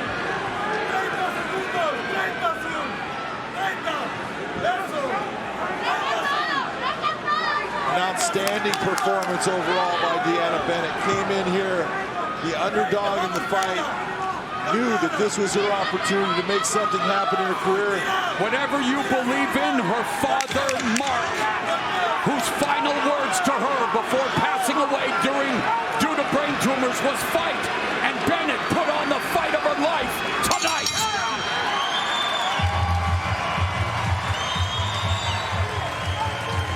A fantastic scrap, and Alejandra Lara went the distance. Had to overcome some confidence issues after what happened against Kana Watanabe. Training camp in Mexico. And tonight, John, your unofficial scorecard, DeAnna Bennett, the better fighter. No doubt about it. I've got DeAnna Bennett winning this easily. She won every round, and I think she won the first one. An incredible display of emotion. Let's listen in.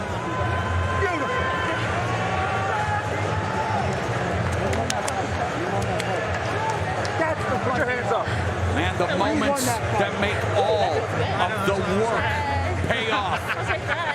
The pain, the suffering, the fleeting moments of joy. Straight punches, very smart. That drives Alejandra Lara straight back. She gets into the clinch. And then this was the point. Lara decides to jump in. Boom, straight up off the throat. She gets the worst of that exchange right there. That's not what you want to have happen when you're the fighter in the top position. Ladies and gentlemen, for the decision, we'll go to your 3 judges at cage side. Your first judge, Jaron Villel, scores the fight 30-27. While judges Ron McCarthy and Wade Vera both see it exactly the same at 30-26. I'll have it for the winner by unanimous decision, DeAnna Vitamin D Bennett.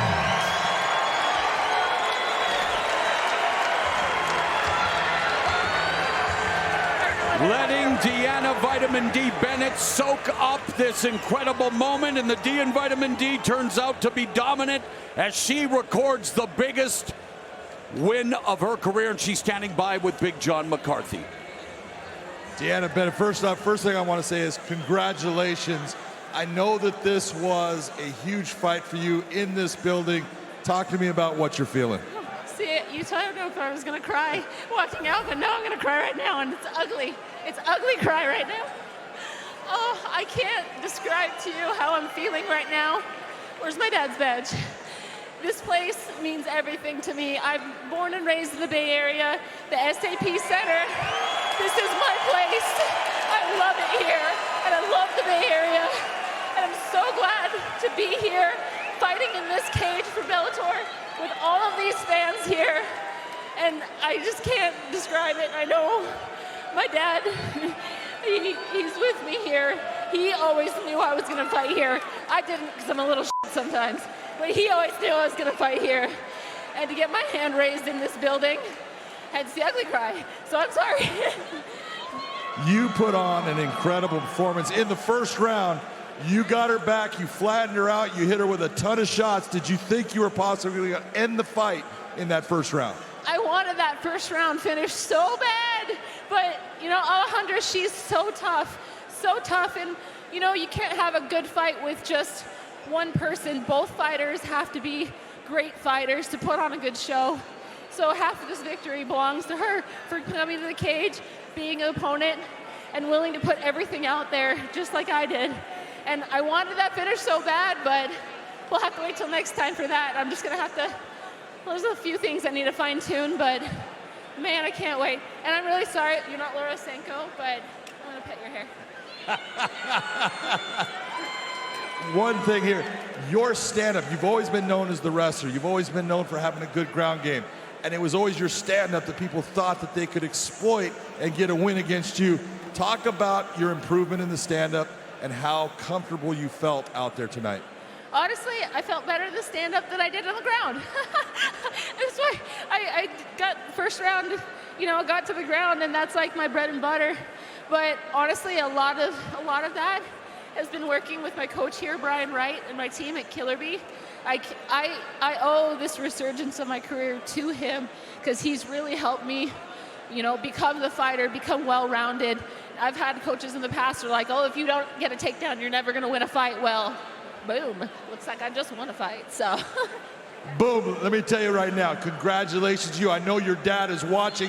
He is super proud of you. Ladies and gentlemen, give it up for Vitamin D, DeAnna Bennett. I chose this career path because I wanted to be a storyteller. And these days, feel-good stories are few and far between. DeAnna Bennett just gave us a feel-good story here tonight in San Jose. Let's go back to Jen Brown at the fight desk. Well, she certainly did, Mauro. And to think, you know, her father, Mark, he would work the fights here in the Shark Tank for Strikeforce. He would come home and tell her, I just watched Gina Carano fight. I just watched Chris Cyborg fight. I think you should be a fighter. It was before she ever thought about being an MMA fighter. And now look at what she was able to do tonight. It's an incredible story, Josh. Look, I know winning is always important. It feels good to win. But I want to let her know that no matter what, if she would have won or she did win, if she would have lost, her dad would be proud of her no matter what. The fact that she fought in this arena, her dad used to work in this arena. I'm sure her dad watched me fight here, all the other top fighters fighting a lot in this arena. Her dad's looking down right now, just extremely proud of her. I think a lot of us are extremely proud of her for the performance she just put on.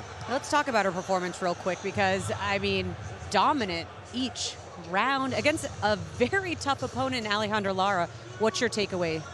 My takeaway was the wrestling was the key. As soon as she got the takedown at the beginning of the first, into the first round, once she got on top and started half Nelsoning her down, keeping her head pushed to the canvas, keeping Alejandra Lara flattened out, that's exhaustive fighter. And when Alejandra Lara got back up after the first round, you could just see she was depleted. She was done. She was almost defeated. She had some moments in the second and the third, but they were just more few and far between. Former title challenger Neiman Gracie, he's going to take on Mark Lemminger. Now, as we know, Josh, the Gracie name, it comes with a lot of weight and pressure. It just does. And, you know, Neiman, he does such a good job at just carrying that cachet. Why is that? Because he's good.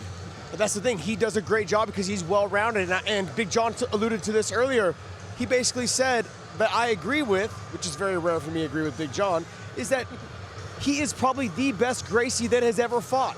In terms of he's the most well-rounded. He's got good wrestling, okay? He's got good striking. He doesn't rely on his striking, okay? But he knows it's there. He's got it in his back pocket, and he utilizes it to get in on the double underhooks. He's good at taking people down. He's got a great double look. That person right there you're watching him take down, that's Ed Ruth, 3-time national champ out of Penn State. Double-legged him, got to his back. He was all over Ed Ruth in the wrestling as well as the jiu-jitsu in that fight. There's been countless times where people have counted him out and saying that he's not gonna be able to get this, he's not gonna be able to strike with somebody, he's not gonna be able to take them down. And he's proved them all wrong.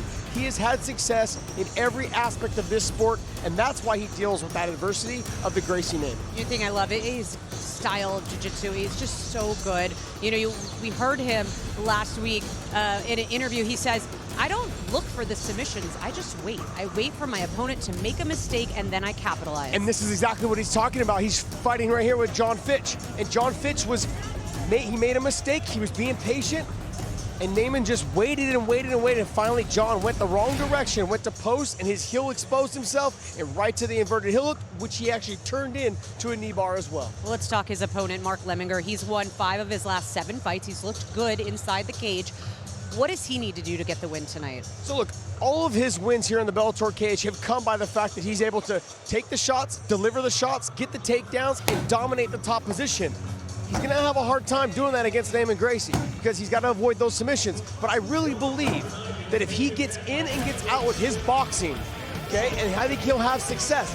But it's like as I was saying, his wrestling is second to none. He'll get the takedowns if he wants them. And when we talked to him this week, he said, no, I'm not gonna shy away from wrestling. I'm gonna make sure that I get to the top. And if I feel like I'm in danger, I'll back out. All of these things he does very well. He's just gotta be very cautious and careful with Neiman Gracie when he hits the ground. Now, you can see from all the stuff that he's doing in his highlights, but the biggest thing is this, is he's gotta make sure he mixes it up. He gotta make sure he mixes it up between boxing, wrestling, and backing out anytime there's some exchanges. Well, he said this is an important fight because he knows a win over a top-ranked Gracie puts him in the top 10 in the rankings hopefully next week. Well, Neiman Gracie, he's currently tied for the 2nd most submission wins in Bellator MMA history, but he says that is not good enough for a Gracie. He said it is time to be at the top of that list, and with a submission win tonight, Moro, he will be tied with Goichi Yamauchi at the top and 1 step closer to that goal. Well, when you're a Gracie, you want to rule the submissions, and yeah, seeking his 8th submission tonight. Neiman Gracie, former Bellator welterweight title challenger, number 4 ranked at 170 pounds in Bellator. Mark Lemminger facing the toughest exam of his promising career. Let's take a look at the numbers that matter, John. Look at the numbers that matter here. Tail of the tape on this welterweight matchup, 10-2 for Neiman Gracie. A lot of people don't believe he lost his last fight. It was controversial, but 12-3 for Mark Lemminger. This is a matchup of styles that are absolutely meant to be in the cage together. This should be outstanding. Gracie looking to bounce back. Mark Lemminger looking to crash the top 10. Here's Michael C. Williams. now presents tonight's co-main event, 3 5-minute rounds in the welterweight division. Introducing the blue corner, at 6 foot, weighing in 169.9 pounds. His professional record, 12 wins, just 3 losses. By way of Johnson Creek, he fights out of Madison, Wisconsin, Mark Lemminger. And across the cage, his adversary tonight out of the red corner, at 6 foot, weighing in 170.6 pounds. The former Bellator title challenger brings 10 professional victories, only 2 defeats, fighting out of Newport Beach, California, by way of Rio de Janeiro, Brazil, presenting Neiman, Gracie. And the referee in charge, Jason Herzog.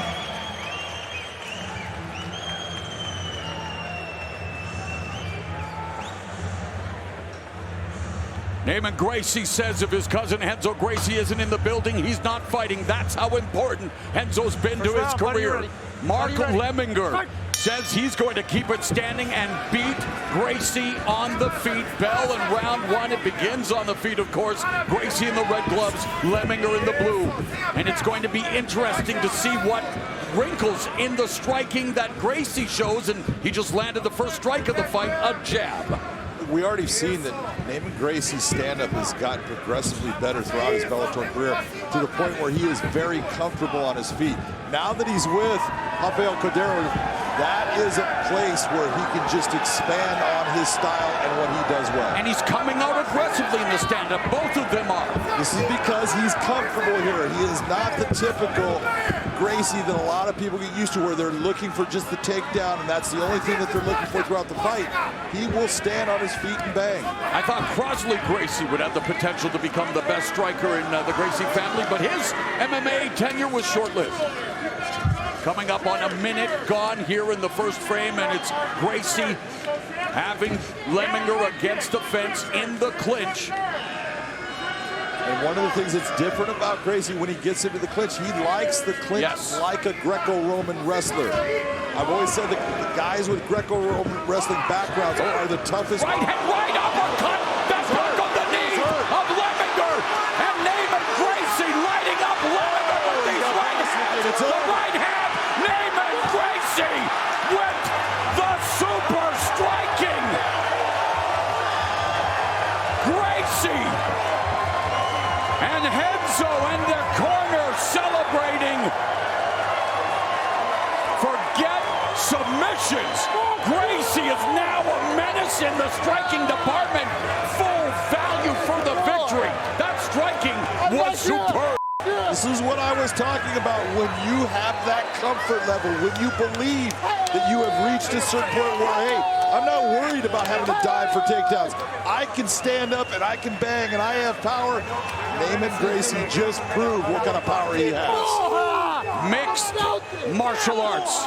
Rafael Cordero has done it again, and Renzo Gracie and the rest of Gracie's team now moving to 11-2, erasing the loss to Jason Jackson. He wants to run it back against Double J, and he just ran over Mark Lemminger. Elbow strike to begin, John. That was a good elbow that landed, but Mark ate it well. But then he got hit behind the ear, but watch the big uppercut. The uppercut is what starts to change this fight. That is a devastating shot. You see it actually takes his legs away. It is the cage that keeps him up at that point. He's putting his hands up like he's in a schoolyard fight where he doesn't know where he's at, what he's doing. Then he gets it back, he fights back, and you see him start to go out on his feet. Man, those strikes were staples. There's the elbow strike. Big shots landed. He's not fighting back. That is a good stoppage by Jason Herzog. Ladies and gentlemen, inside the Bellator cage, it comes to an end. 1 minute, 27 seconds into round number 1 by TKO, Neiman Gracie. The evolution is complete. Neiman Gracie showing respect And, well, I know Big John McCarthy's going to show him plenty of respect.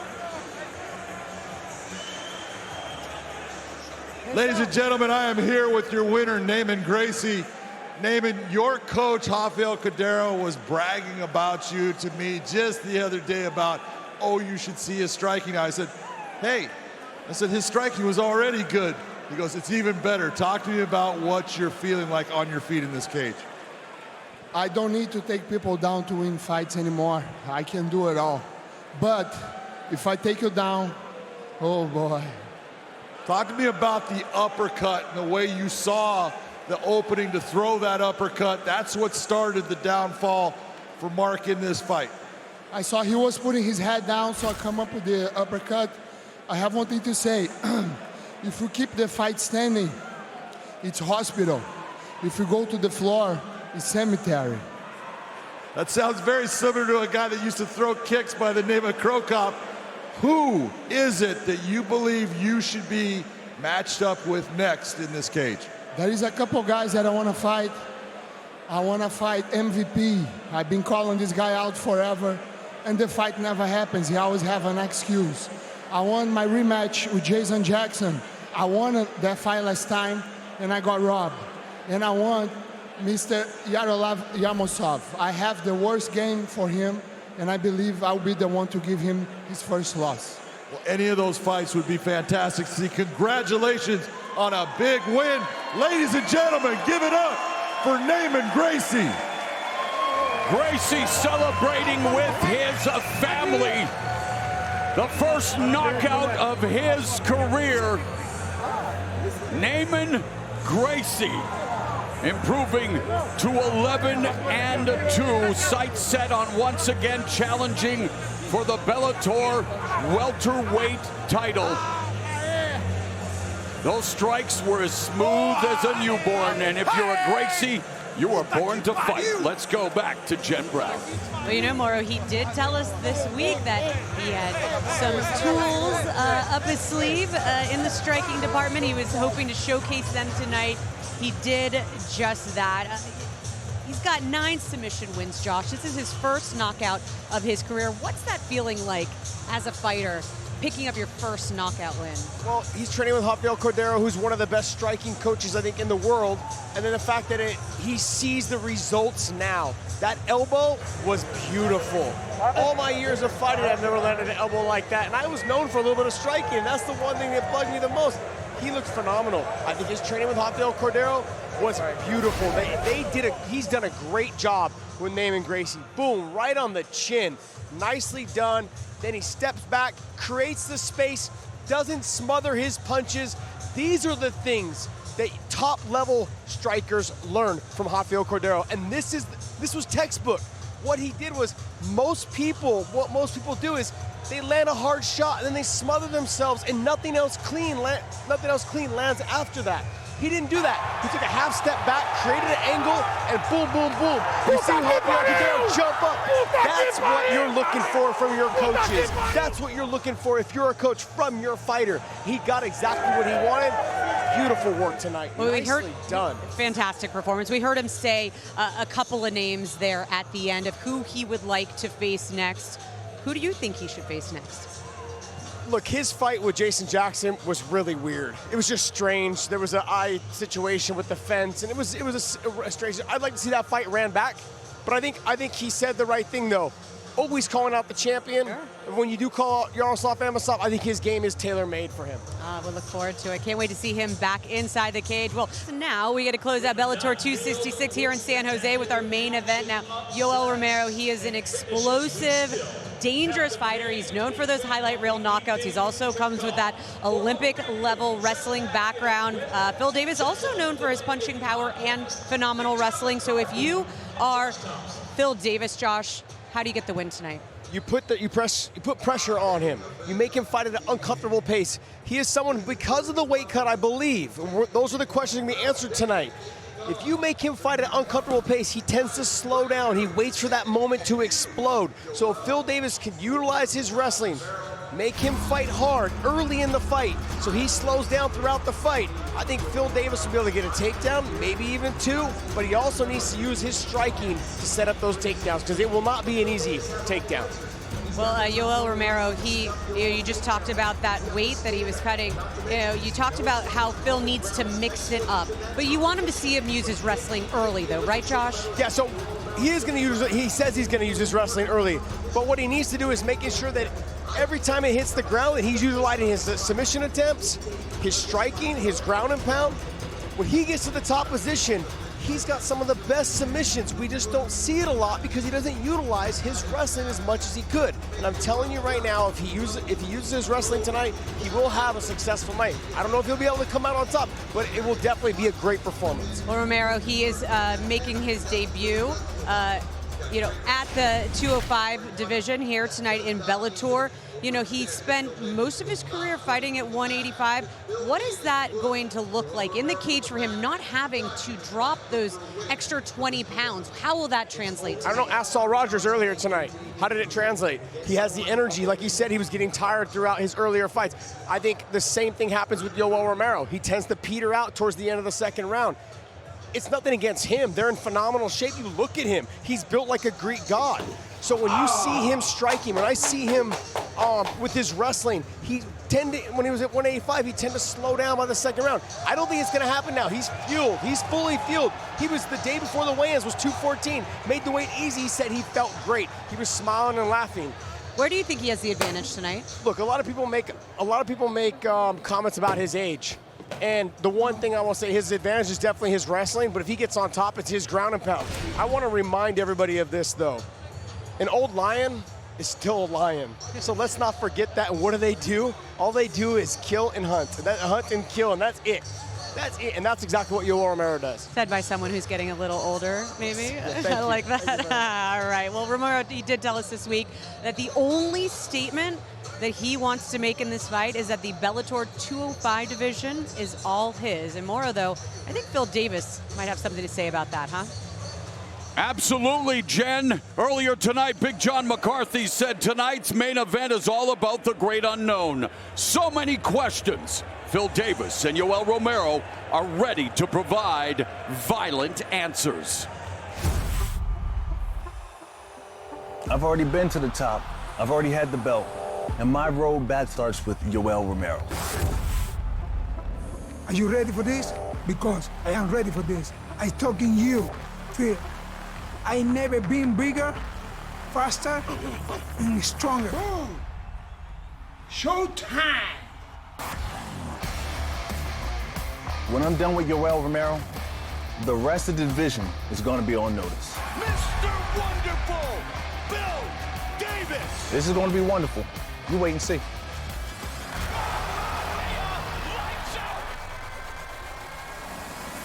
Mr. Wonderful, we not have wonderful night. Believe me. Sorry, Yoel. I'm going to have to ruin your Bellator debut.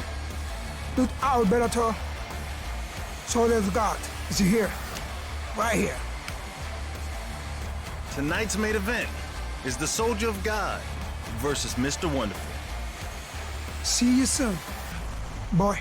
Frank the Legend Shamrock just texted me and says for Romero it's all about old man strength and, well, 44, hey, maybe the new 30 as Romero gets ready to face Davis here tonight. Let's go to the numbers, John. Go to the numbers. Look at that 78-inch reach compared to 72.5. Yoel Romero is a guy who always is able to step inside. We'll see if Phil Davis can use that reach to keep him on the outside. The wait is over with the official introductions for the Bellator 266 main event. Here is Michael C. Williams. Ladies and gentlemen, Bellator MMA live from SAP Center here in San Jose, California. The time has come for the main event of the evening. 3 5-minute rounds in the light heavyweight division.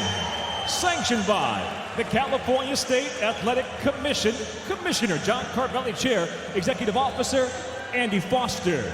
And now, first introducing the blue corner, at 6 foot, weighing in 205.4 pounds tonight. In his Bellator debut, he enters with 13 professional victories, 5 defeats, 11 of those wins by way of knockout. Fighting out of Miami, Florida, he hails from Pinar del Rio, Cuba.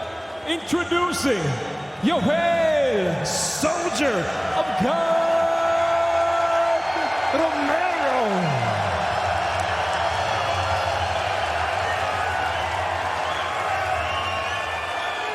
And across the cage, his adversary fighting out of the red corner.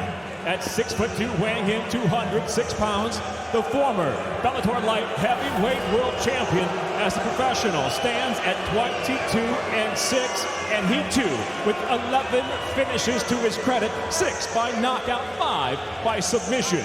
By way of Harrisburg, Pennsylvania, he fights out of San Diego, California, Phil, Mr.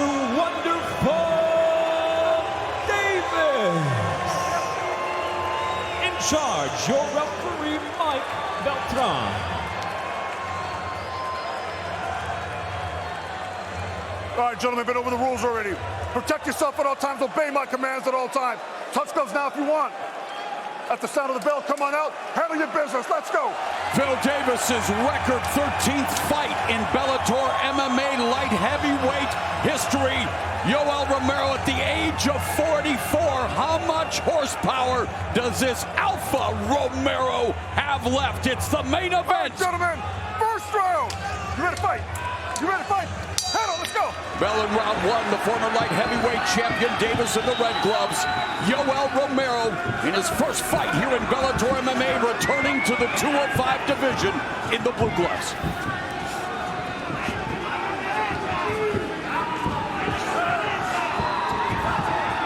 One of those unanswered questions is which Yoel Romero are we going to see? Are we going to see the guy that comes out and is explosive like he was against Paulo Costa, or the guy that just waits like the guy that fought Israel Adesanya?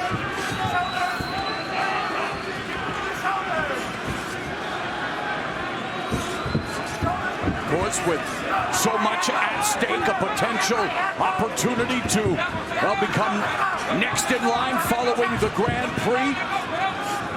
Semifinals, October 16th in Phoenix, Arizona, and of course, with Romero, known for those explosive bursts. And for Phil Davis, so many tools, so much talent, so much experience. And yet he said he needs something to motivate him. Yoel Romero motivates him, and he promises to be more aggressive. In fact, he said that this could be a one-round fight. I don't know if he was serious. This could be a one-round fight, but you're seeing right now, Phil Davis, look where his right hand's at. He's very calculated in his stand-up. That right hand is right up by his chin, protecting him. Good defense there. He knows that Yoel's got a very powerful left hand. He's cautious. That's called being smart. Take your time and feel things out. And Romero, well, he is known for bringing his vaunted power into the third and final rounds many times, into the late portions of fights. Yoel is known to start slow. That has been part of him throughout his career. And then as things happen, where his big knockouts come, is usually in the third round. His last fight stayed slow. It stayed slow the whole time.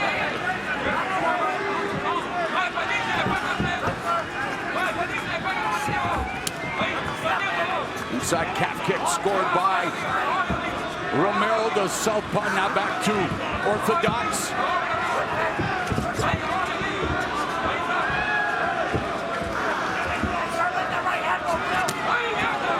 Davis checked that kick.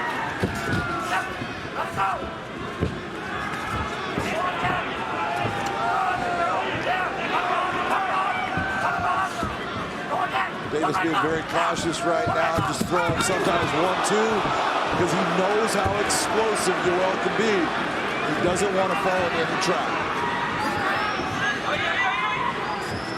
Number 3 ranked Phil Davis, who again has faced the current champion Vadim Nemkov twice, including challenging for the title in the Grand Prix in his last fight. And for Romero, 44, year and a half on the sidelines, moving up to a way more comfortable weight of 205. You know, we talk all the time about people moving up in weight, the 205 for Romero. Look, no one's going to be any stronger than he is. No one's going to be any faster than he is at this weight. At 185, he was fast. He's going to be really fast in the 205 division when he explodes. So it's a great weight for him. And he had issues making a weight at 185, and again at this stage of his career. And you know he's all about challenges. A new lease on his MMA life here, and jumps right into a loaded light heavyweight division as they try to collect that data, try to figure each other out, and Romero just almost right there. Under a minute left in the first. Davis goes downstairs. He's known for his kicks, and they exchange kicks, and Davis doing a good job of checking some of those kicks. Very nice check on that kick. That did not feel good for Yoel.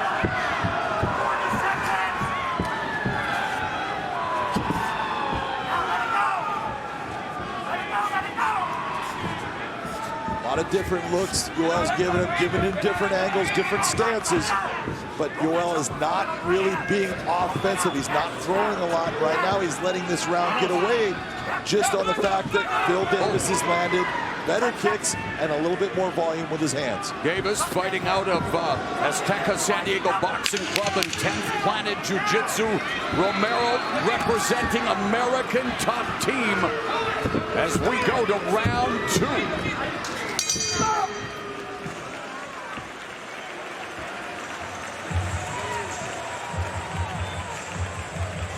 Te está terminando con derecha todo el tiempo. Te está terminando con derecha cerrada. See, go high with it. All right. The rhythm there, the push-pull that's happening there, don't fall into his rhythm. Keep moving your feet, keep moving your shoulders. Start building from there. You're falling in his rhythm and you're slowing down your game just a little bit. Don't let your game slow down. Stay on your own rhythm. Move your feet, move your shoulders, and let it go. Let it go. Just let it go. You're fast. You're fast. Get there. You know what I'm saying? Yes, sir. You're fast enough. It's there. You just got to let it go. We'll get it. Just Big John McCarthy, how do you have it on your unofficial scorecard after one round? Unofficially, I've got Phil Davis taking that first round 10-9. Just not enough output in any fashion from Yoel Romero. You're taking a look. He hardly threw anything as far as what was landed. Not a whole lot by either guy, but at least the leg kicks that Phil Davis was throwing landed, and a lot of them were checked by Phil Davis when Yoel Romero was throwing. Bell in round 2. Romero landed 12 of 24 strikes in the first frame. Davis landed 9 of 45. And in the kicking department, Davis a perfect 6 for 6, while Romero went 9 for 14 in that first frame. And someone on that thing does not understand when a kick gets checked, you don't give it credit. Hey, I'm just reporting the numbers. Numbers don't lie, John. Yeah, guess what? Oh, 1-2. Executed by Davis, and the counter left by Romero. Very nice body shot by Phil Davis, going to the body with the left hand.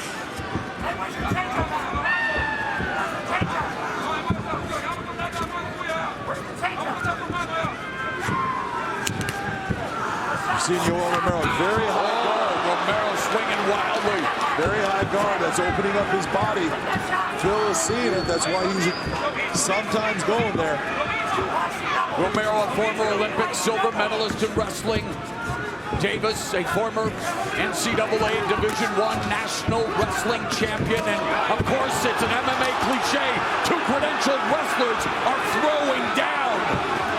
And wow, a cue. Romero stuffing the takedown attempt by Davis. He stuffed that easily, too.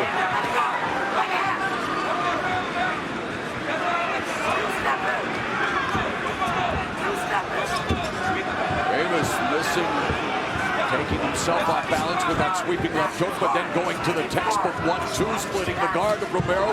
Romero, high guard like you mentioned, John, not returning fire. Yeah. One thing you'd want to see out of Romero right now is when Phil starts to come in and he's landing those shots, stepping in. You got to counter that, make him pay.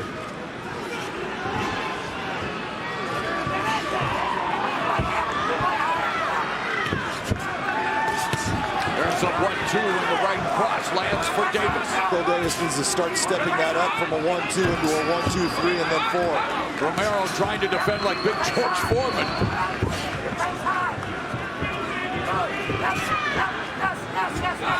And it's Davis, though, with the footwork, putting the pressure on Romero before Romero comes forward, pushing that left hand into the face of Davis. A lot of feinting by Romero, not a lot of offense. And when he does throw offense, wild and off balance. Yeah, a little bit off balance there, trying to land with some power. You don't say. Romero trying to land with power, my man. Romero does such a good job, though, defensively of just rolling and moving his shoulders, letting the shots, they'll touch him, but he's taking the steam off of the shot with that roll. Davis almost off his feet, but you're right. Hit the target. And now Davis on the back foot, backing up and then coming forward with a three-punch combination, but doesn't score. There's an inside low kick by Romero, but then Davis lands a 1-2, and then the body kick, and that right cross definitely caught the attention of Romero. Romero can give him the faces, but those shots landed, and they landed with power. And Romero, as we mentioned, knocked out just once, stopped once in his career, and it came at 205. While Davis, he has never been knocked out or submitted. As durable as they come in the sport of MMA. Both of these guys are so durable. Out of all the fights between the two, only one stoppage. Pace beginning to pick up with 60 seconds left in the second round. Jab to the midsection by Davis. Got an NC2A champion wrestler, an Olympic silver medalist, and we've had one takedown attempt. As I mentioned, it's a cliche, right? When two credentialed wrestlers meet, expect a striking battle. That's it.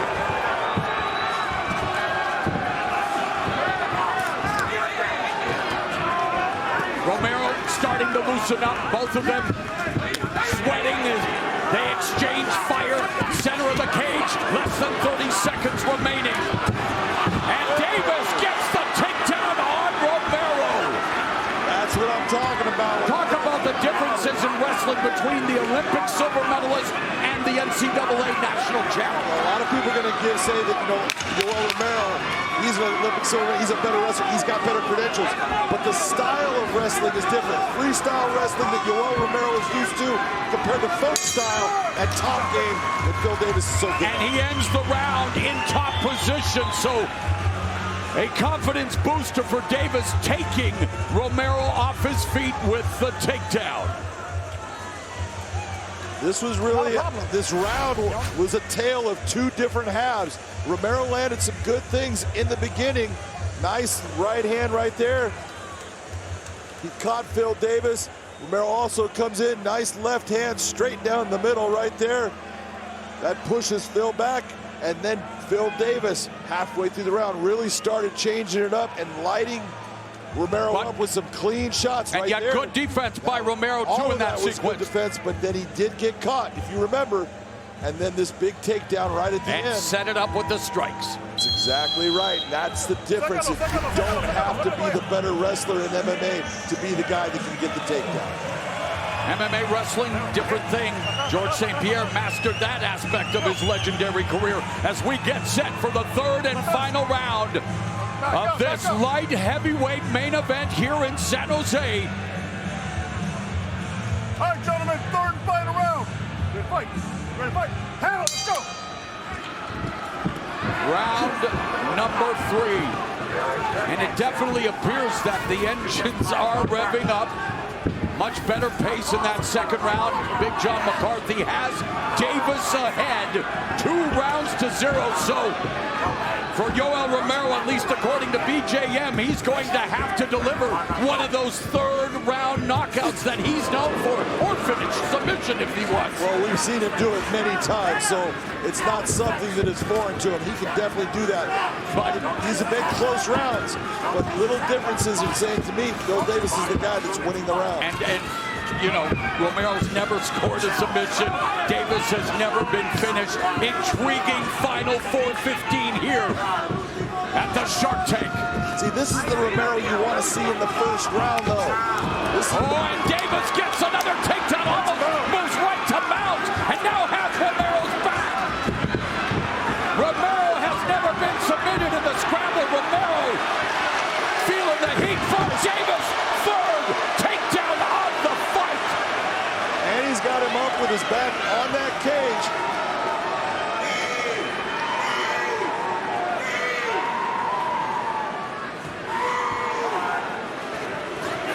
Nice knee to the body by Phil. So wrestling does play a factor thus far for Phil, Mr. Wonderful Davis, who told us at the fighter meeting that he would go to his wrestling. And he is doing it here in the third and final round, muting the fearsome offense of Yoel Romero. Beautiful job by Phil Davis in showing fight IQ and, hey, I can take you down and I can keep you down where you can't hurt me. This is a great opportunity for Phil Davis right here to just put some good shots on Yoel Romero. The Shark Tank has been the friendly confines for Phil Davis. He is 4-0 in this building, and now attempting to go a perfect 5-0, looking to spoil the debut of Yoel Romero. Phil Davis on the ground. He's got a beautiful setup for his Kimura. He's got a great setup as far as an arm triangle and anaconda choke. He's got really solid submissions. Oh, he's got amazing submission skills. Nice elbow by Phil. Quick, sharp, slicing elbow.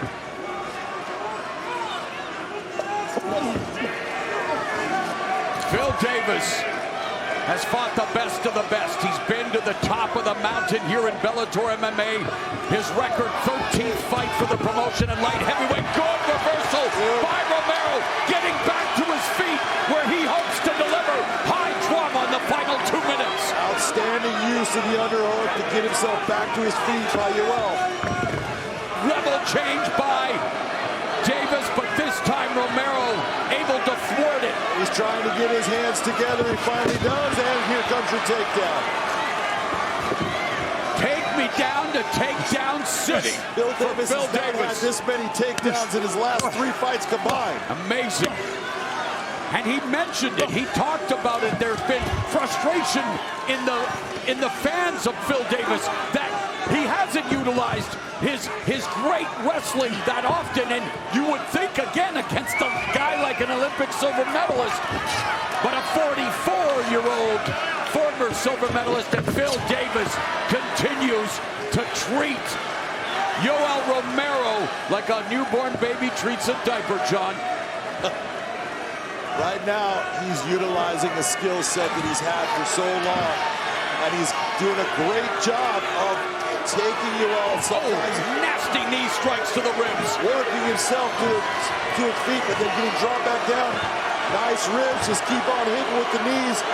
A nice attack by Phil Davis. Phil Davis was in a state of limbo heading into this fight, standing between gatekeeper status and, of course, a man who's defeated him twice, the champion, Vadim Nemkov. Phil Davis has put together a successful game plan. Romero desperate to try to create separation, desperate to detonate a Cuban missile, but Davis is giving him no space whatsoever in order to operate. Hard to get a big knockout when you have no space between you. Yoel Romero in a position right now. He's got to try to separate. No time left. Phil Davis, Mr. Wonderful, has to feel wonderful about his performance in tonight's main event.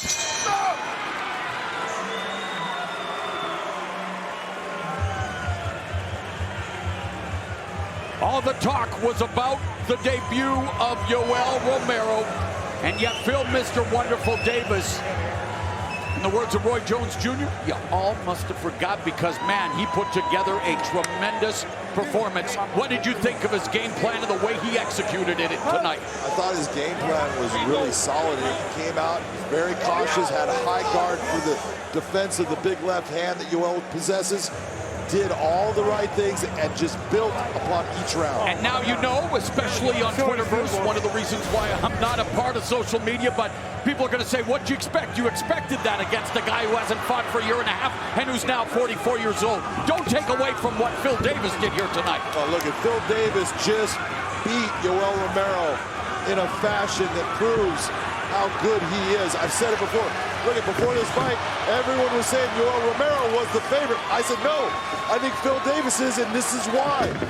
He wrestles so well in the folk styles of being in the top position. The way he was able to ride on top of Yoel, that was a difference maker in that last round. He fought a very smart and effective fight throughout. We think the decision is academic. We also know that this is mixed martial arts. Let's go to the fight stats, John. And hey, I know that sometimes you feel the numbers lie in terms of these stats. What do you make of this? No, this is close to accurate. When I'm looking at them saying that, oh, the kicks, look, when a kick is checked, that's not a kick that landed. But 59 strikes. And look at this number. And that's the, wow. Look at the bottom. 5 takedowns to 0. Before this fight, nobody would have said that that was the way it was going to be. In the words of the loonies from the Bay Area, Phil Davis had 5 on it when it came to takedowns. Perhaps the most surprising stat against Yoel Romero. Will Phil Davis bounce back after having his 3-fight win streak snapped against the current champion Vadim Nemkov? It sure looks that way from my vantage point. Yoel Romero pleading his case. Romero saying that he thought it was 5 rounds? Ladies and gentlemen, having gone the distance, we'll go to your 3 judges. Your first judge at cage side, Ron McCarthy, scores the fight 30-27. He sees it for Davis. Your second judge, Jaron Vallel, scores the fight 29-28, scoring it for Romero. Your third and final judge at cage side, Michael Bell, scores the fight 30-26 for the winner by split decision, Phil, Mr. Wonderful Davis. Even Yoel Romero knows that the decision should have been academic. Wait, you're a monster. No, you're not even broke. Great respect between these 2 warriors, but I told John McCarthy, the decision should be academic, but this is MMA. One judge giving it to Yoel Romero. Hey, the night belongs to Phil, Mr. Wonderful Davis. A perfect 5-0 here at the Shark Tank. Let's go to BJM. Ladies and gentlemen, I am here with the winner, Phil Davis. Phil, that was a beautiful performance. You kept building on each round.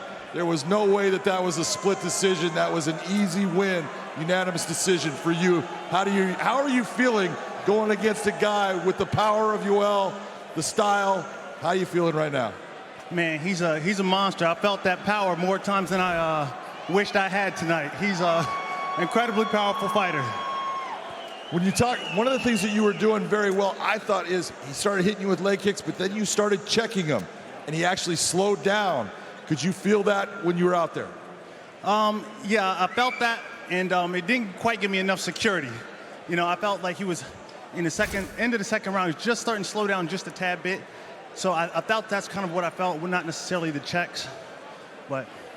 All right, I gotta tell you, I'm always talking to you about wrestling, and you have this wrestling ability. Phil, are you gonna wrestle? You told me, John, I'm gonna wrestle, I promise. Let's talk about the third round, because you took him down 5 times in that fight. Whew. Yeah, gotta use the wrestling. God bless wrestling, best sport in the world. And you know what, John, I got something that I want to share with you. 6 years ago, I was making my Bellator debut right here in San Jose. And I absolutely forgot. It's one of my biggest mistakes ever. I forgot to encourage one of my best friends, training partners, roommates, teammates at Penn State. He was in the hospital with cancer, and I forgot to encourage him. He ended up losing his battle with cancer. Now, I want to rectify that moment by just saying that my mom and dad are tremendous. They are everything that I wish the mom and dad could be, and they're just wonderful. Last September, 2 weeks before my fight with Lyoto Machida, my mom calls me and tells me she has malignant breast cancer. So she had to go and get that taken care of. Exactly 3 days later, my father told me he had aggressive prostate cancer. And then 2 weeks later, I had to fight the Dragon. And I really had to dig deep in a number of ways. And I just want to say to my mom and dad, they're still, by God's grace, they are still here. My mother's in the crowd. My father's at home staring at the TV crying. I love you guys, and I cannot do this without you. You guys are amazing. Ladies and gentlemen, please give it up for Phil Davis. Wait a second, ladies and gentlemen. One more thing. It's always been my honor, my pleasure to leave a party before the lights come on. You know what I'm saying? And I just want to take this moment to thank everybody that works for Bellator, Scott Coker, everyone that makes this traveling circus happen. I absolutely love you guys. I love fighting for you guys. Thank my sponsors. If you've never been through a pandemic, which I suspect all of you have, if you're an athlete, it's incredibly hard if you don't have sponsors. You don't have any money coming in. Very difficult time. So I want to thank all my sponsors. I love you guys, and I couldn't have made it without you. Last but not least, my beautiful wife, I love you, and I thank you for always supporting me and chasing my hopes and dreams. And to my two boys at home, PJ and Teddy, I told you I was going to rock it like rocket fuel. What's up? Ladies and gentlemen who are on your feet, give it up for Mr. Wonderful, Phil Davis. It is nights like this and interviews like that that make me so proud and blessed to be a part of this incredible sport. An emotional night, and the fights just as good as many of the interviews in the cage with Big John McCarthy and Phil Davis. Let's hope that one day we will KO cancer, as he is now celebrating with members of his family and the family of these fighters making the ultimate sacrifice, and the nerves. And there's his mother. What a scene. It is all about family in the end, and here at Bellator MMA, we are family. And Phil Davis, an amazing performance, and he remains perfect here in San Jose, and that would be a picture-perfect photo, no filter required. Again, a tremendous night, as always, here at the Shark Tank. By far, you know, boxing, the Punch Bowl in Carson, California is my venue. When it comes to MMA, it's hard to beat San Jose. Let's go back to Jen Brown at the fight desk. Well, thanks, Mauro. Hey, amazing performance there by Phil Davis, but he's an amazing human being. Phil Davis, a class act, one of my favorite fighters in terms of his nickname shouldn't be Mr. Wonderful, it should be like Mr. Nice Guy. He's just such a fantastic person, and I'm so happy for him. Josh, let's talk about his performance tonight. Before we get into the performance, though, people need to understand that all athletes, not just MMA fighters that I'm talking about, but all athletes are dealing with stuff at home. And when they get in there, it's not always the easiest thing to do, to lay it on the line in front of thousands and thousands of people, and even millions even maybe at home watching. He's been through a lot. I'm glad to see him give the credit due to his family, his parents, raising him. They raised a wonderful person.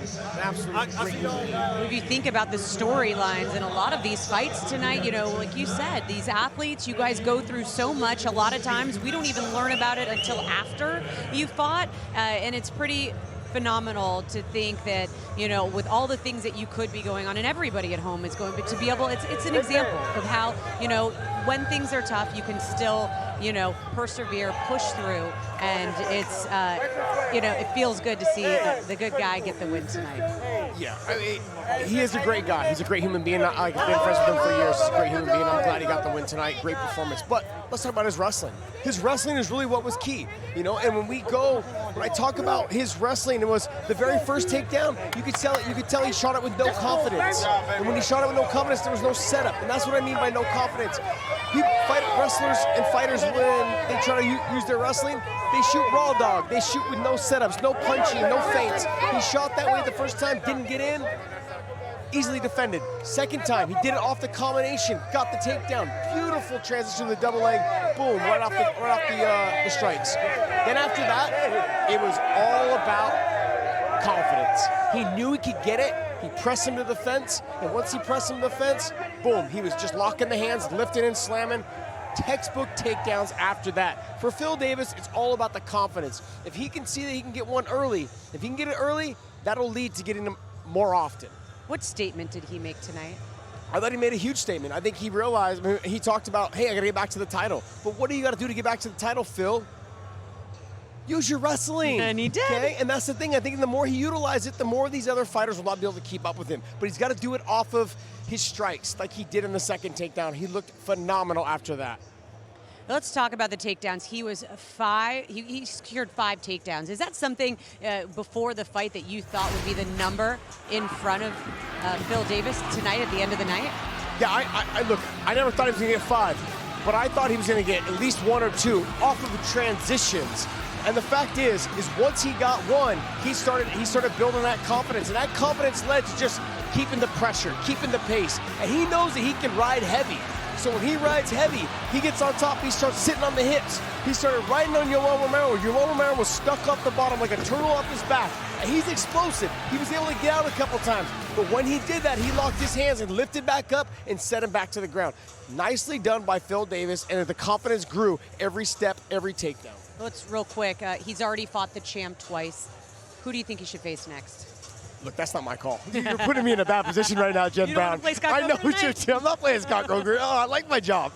No, but I really believe that whoever loses out of the Corey Anderson, if he ends up losing, I think he should fight Corey. But Corey's really, really good. Him and Ryan Bader, I think, is going to be a great fight. A lot of options. Hey, a great night tonight, huh? These fights. This is my home. Stacked, top to bottom. It always delivers here. If I'm here, I love it here. I love it. Well, that does it for us up here at the Fight Desk. Great job, Josh Thompson. What an incredible night of Bellator MMA fights. And we are going to head back down for a final thought from Mauro Ranallo. Mo? My final thought is Mamma Mia! Another memorable night of MMA here at the Shark Tank. Ben Parrish making a shocking Bellator MMA debut, knocking Christian Edwards from the ranks of the undefeated. Georgi Karakhanyan, Saul Rogers meeting at 155, and it was the hangman hanging a loss around the neck of Georgi Karakhanyan. A special night for DeAnna Bennett, fighting in her favorite building, honoring her deceased father as she dominated Alejandra Lara for the biggest win of her career. And then Neiman Gracie against Mark Lemminger. Gracie striking the story of the night as he records the first knockout of his career. And then in the main event, Phil Davis spoiled Yoel Romero's Bellator MMA debut. Mr. Wonderful was wonderful. For Big John McCarthy and the rest of our crew, I'm Mauro Ranallo. Good night. Hey, what's up, guys? This is Francis Ngannou. Subscribe now.